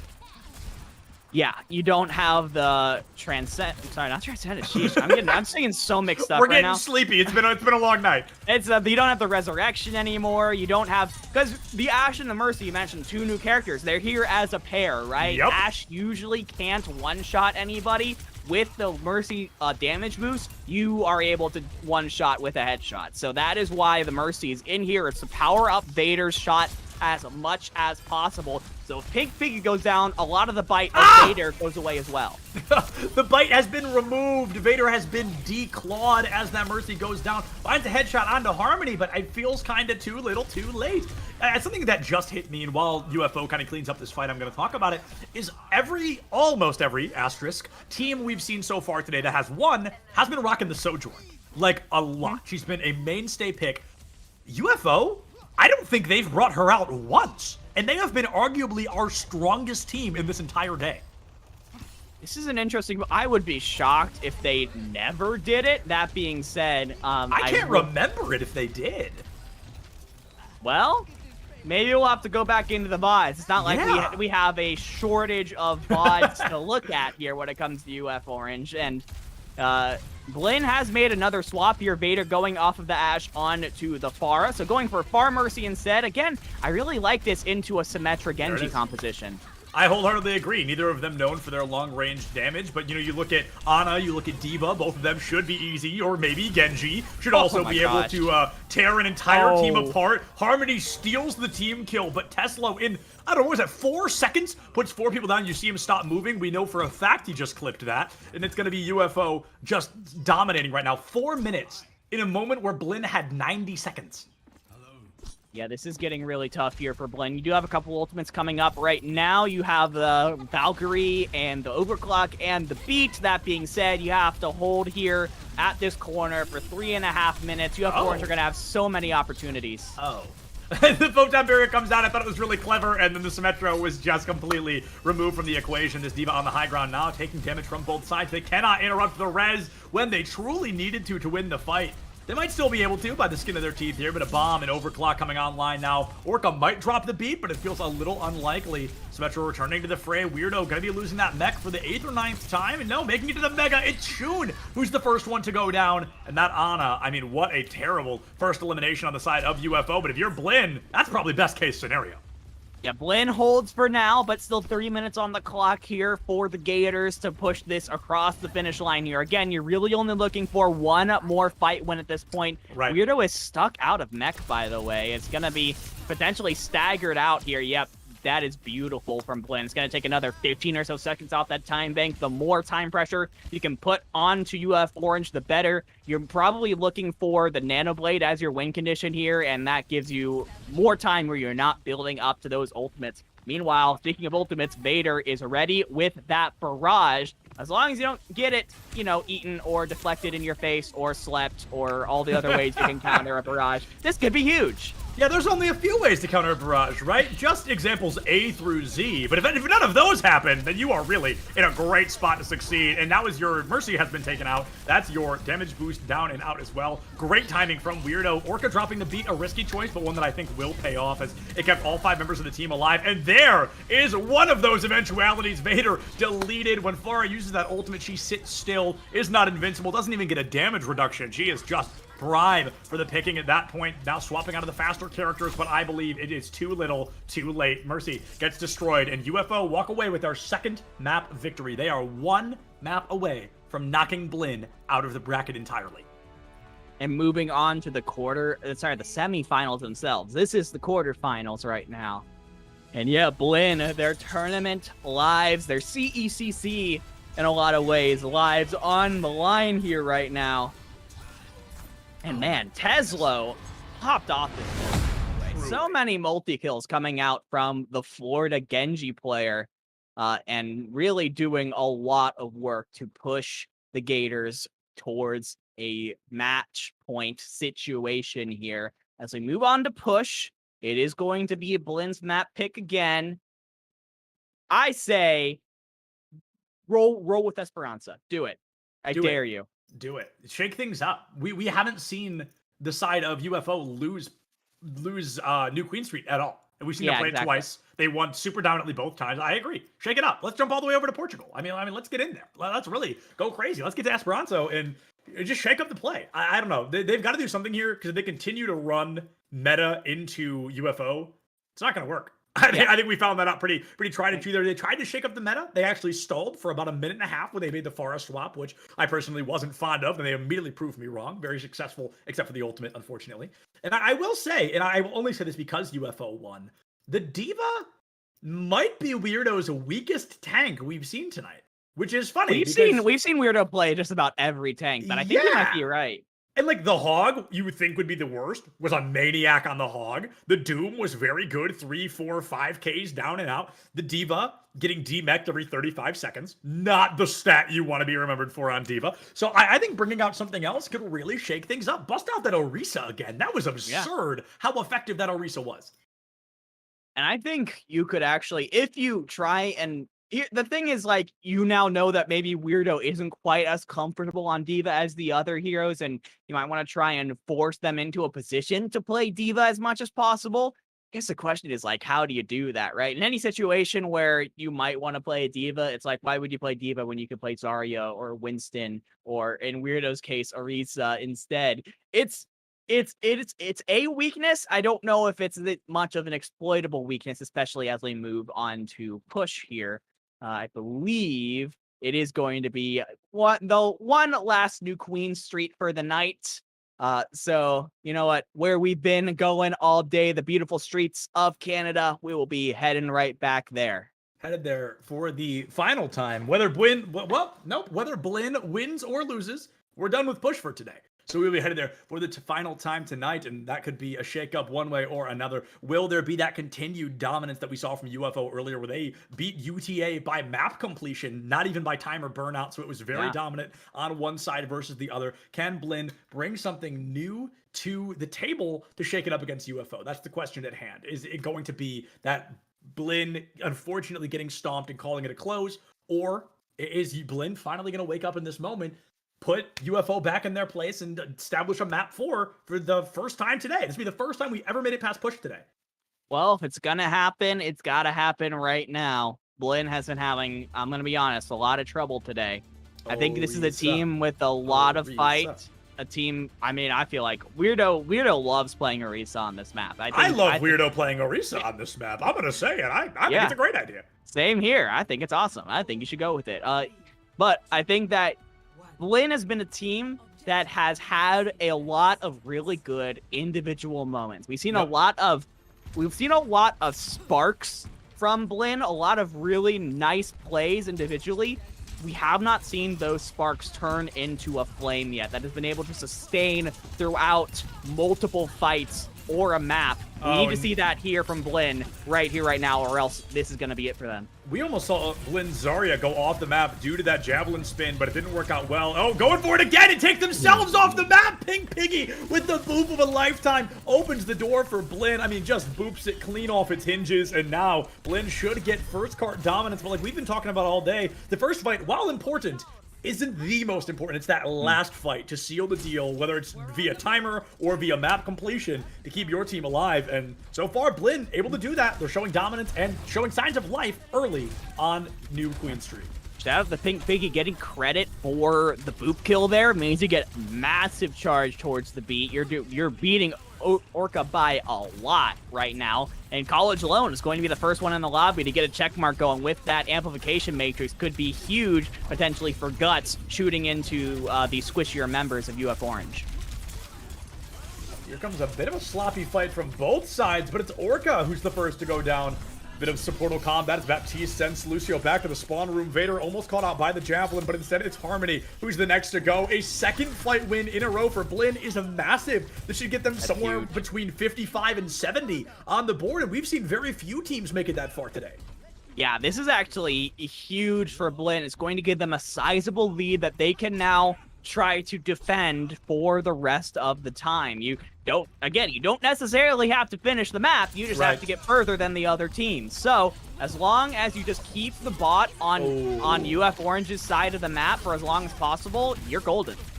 Harmony takes out Guts early, but I just don't think it's going to be enough. Blinn has the numbers, they have the speed, and they've got the damage to boot. Talk about supportal combat. Orca's upset after that last kill that College Lone found, but unfortunately does not get that revenge. Blinn with the third map fight in a row. This is huge. They're going to be one away from full capping.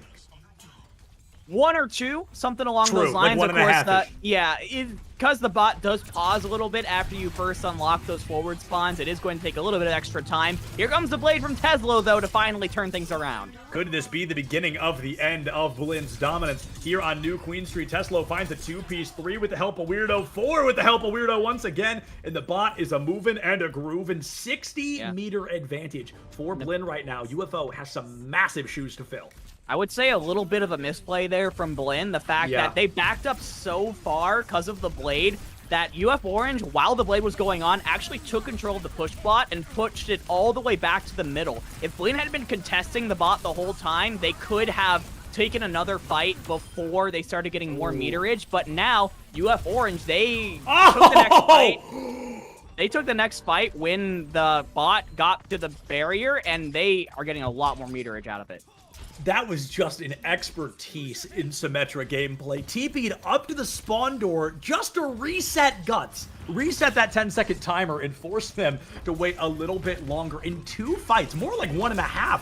UF Orange has almost tied things up. Vader pulls the blade, but it's going to be Orca with the beat that cancels it out in its entirety. Vader even losing their life for it. So perhaps a bit of an overextension as the rest of Blinn wasn't really there to capitalize on the tension that the blade creates. Tesla going to lose a 1v1 to a Lucio of his own if he's not careful. Here comes that overclock from Guts.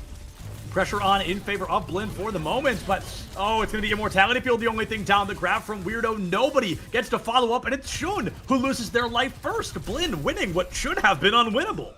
That is so huge. Not only do you win, you actually force the grab out from Weirdo as well. One of the most impactful ultimates in this comp, and now Weirdo's not going to have it for a couple more minutes. Blinn manages to stop Florida before they take the lead, and they're going to push it back towards their side of the map as well. Ginger going down, though, is actually really tough. That means they have to back up right here, right now, before they end up getting staggered out. Tesla finds the Elam onto Guts, and will the staggers begin here, or will Blinn have the team coordination to move back into spawn and wait to recontest? There is a very small differential, less than 6-meter differential. UF Orange might be able to sneak out a lead, but as a grab comes out from the Zarya on the side of Blinn, College Lone finds the first blood. A very confusing beat from Pink Piggy. That might be an ultimate they want back, honestly. I mean, that... Now the blade from Tesla, I don't think I like that either. So at least we're 1 for 1 in ults we shouldn't have used. I think the beat was in response to the blade from Tesla, making sure that you don't get that one-man carry performance coming out from the Genji. And now you're actually trying to stagger out that Genji, but you are going to be able to get away. Blinn looks a little bit confused right now. Not really sure whether they're going to chase after kills or push the bot, and they got to make sure they don't get caught out here. Gotta make sure you don't get caught out. That's the scariest thing about this. The use of the photon barrier, genius, because it doesn't allow Blinn to use that corner for damage unless they don't want to deal any damage either. We have seen them completely pushed back. UF Orange got a lot of space. They take the lead here. It was just massive. It's an 8 and I always try to say percent. 8-meter differential, and they could win by that. We've got 4 minutes left. We've seen UFO win by closer tactics. Tesla with the first deflected railgun shot we've seen today onto Guts. The 1-1 trade, but honestly in favor of Blinn for the moment, as they've got a closer spawn. Now as 2 more of them go down, definitely not in their favor anymore. This should be UFO taking a much more established dominance on the matchup, and this is a huge play. They've taken down the entire team at this point. This is now looking really rough for Blinn. They held up so well for so long, but UF Orange now pushing towards the spawn doors, and Weirdo is ready with the grab. Has not been as effective with them as Jinja has been so far on this map. Is looking for a little bit of redemption, especially with those portals coming up at their side. Oh, there's that grab. It's going to be able to find the Lucio at the bus stop, but the Immortality Code keeps him alive. Teslo cannot pull focus, tries to take down the Lucio, and instead loses his own life for the cause. Orca goes down far behind, and that should be the beginning of the end of this fight for UF Orange. Blinn, they could possibly clutch things back. 3 minutes left on the clock. Can they make that magic happen? It's gonna be tough here. Damage has been done with a little bit over, actually, 40-meter lead here for the Gators. Blinn is going to get the bot back to the middle, but they do have both support ultimates available. So even when Vader uses the blade here, you're going to have that beat available from Orca immediately to basically nullify that out. Oh, that's a great play from Vader. Forces out Immortality Field early, and Shun will be able to return to the fray. A very risky moment. Losing that Baptiste, I think, would have just been the cherry on top for Blinn to win that fight. Blade answered by Beat once again. 3 ultimates at the ready for UF Orange, and I think one of them going to be making an appearance very soon. That Photon Barrier smack into the middle of the fight. Orca finds Guts, and that damage off the board. That overclock also going to be removed from the fray. Who finds the next elimination, as it very well may be the most crucial, and it's just a 1-1 trade. The Baptistes are gone, all healing off the table for the side of Blinn, and that should be enough for UF Orange to win this fight once again. 126 seconds remain. Harmony with a 2-piece. UF Orange, I'd love to say they've got this in the bag, but Blinn keeps getting closer and closer to clutching it out. It's starting to get scary. It is, and they're being very efficient with these fights so far. You use the blade, you use the beat, but your 3 other ultimates are going to be coming up in just a moment here for the Buccaneers. So a potential to use this grab here before Weirdo gets theirs online and try and change the tides of the fight. But Guts goes down with the overclock online. That is a massive loss for Blinn. Teslo could not find the closing slash onto Pink Piggy there. They played an amazing flanky game, and now it turns into Pink Piggy getting an elim of their own. The boop onto Harmony. That is the DPS down and out for the side of UFO, and as we're down to the final 82 seconds of the matchup, if Blinn gets to move the cart, if they win this team fight, which they very well may not, with Teslo and Weirdo being the last 2 left alive, taking down almost everybody in their path. I think we've got a full-blown Zarya v Zarya. Shun returns to the fight. Now both supports are here, 3v1, but an incredible spawn advantage for Blinn. They're going to have to win this one high and dry with a constant numbers disadvantage. Full charge Zarya is the scariest thing in this game. UF Orange gets closer and closer. Can they win this map outright in the final 60 seconds? Oh no! Not the solo grab! Oh, you gotta have guts to get guts with a grab like that, and UFO had it locked and loaded. 45 seconds remain. The grab from the Zarya. Can it be enough for Blinn? College Loan finds one. Pink Piggy finds another. Supportal Combat going crazy right now. Is it a 3-piece for Blinn? And they should be able to solidify this fight win, but they have to get that bot not only to its marker, but then double the distance they have right here, right now, to just make the series go longer. They may lose in a 3-0 fashion this very moment. They didn't need to use the blade there, so that the ones they were going to be fine with just the grab, but now Blinn have no offensive tools available for them in a position where they sorely need just that. They still need to get back to the point where they can start making progress on the cart, and then they need to get 60 more meters. They can't, there's no room for error anymore for Blinn. It's win or bust. It really is. It is all the cards on the table. You got to know when to hold them, know when to follow them, and know when to use your ult, because UF Orange, they are bringing all of them to the table right now. Weirdo puts down one, Sean finds another, and this may be the nail in the coffin against Blinn College. They fought until the bitter end, 125%, but without a miracle, they are not going to be able to walk away from this one. A team kill to seal the evening, folks, and UF Orange walks away 3-0 victorious. Dividing, I will be the first one to say, this series, if I didn't watch it with my own eyes, never for a second felt like a 3-0. Blinn was there the entire time, but falling that little bit short went far too long of a way for them to be able to win.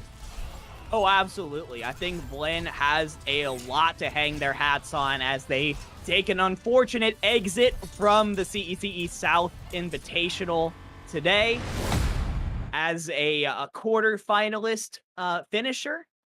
But my goodness, they had some tough games on stream today against, I would argue, the two top overall seeds in this tournament. I'm sure we're going to be seeing both we'll definitely be seeing UF Orange, and I'm sure we're going to be seeing UT Dallas as well in tomorrow's matches.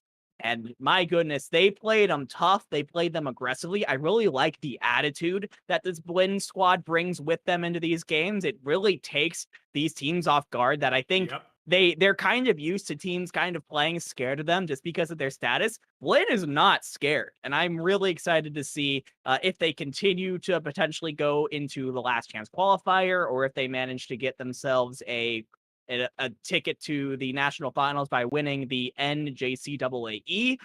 There are some potential paths there for this team, so I'm really excited to see what Blinn can be able to do. But for the moment, it is all about UF Orange. We saw them for 3 games in a row, Septilence, and they are 9-0 in maps on the day, on stream at least. That is an impressive run.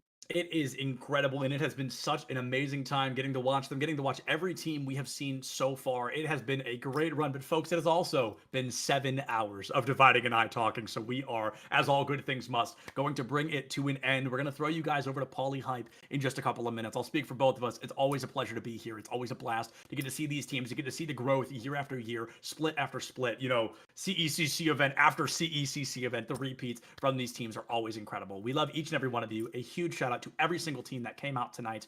Check your posture, drink some water, don't forget to love each other, and we'll see you tomorrow with some more Overwatch 2. Whether it's a paid endorsement, you can, whether you're a macro influencer or whether you're a micro influencer, you can be paid for your services. So most of the people, when I talk to them, most of the, I won't say people, college athletes, they are, intimidated by the word. They don't really know what it means. They've never done anything with it before, and that's what it means. Any single time a brand or anyone at all wants to use your name or do a deal with you or do some sort of activation with you or your school, that's basically what the layman's terms, the NIL meaning comes from. And it's evolving in this space. There are so many brands that want to associate with micro and macro influencers and just get people involved with their products or their services. So all of you, collegiate athletes out there that are competing in esports,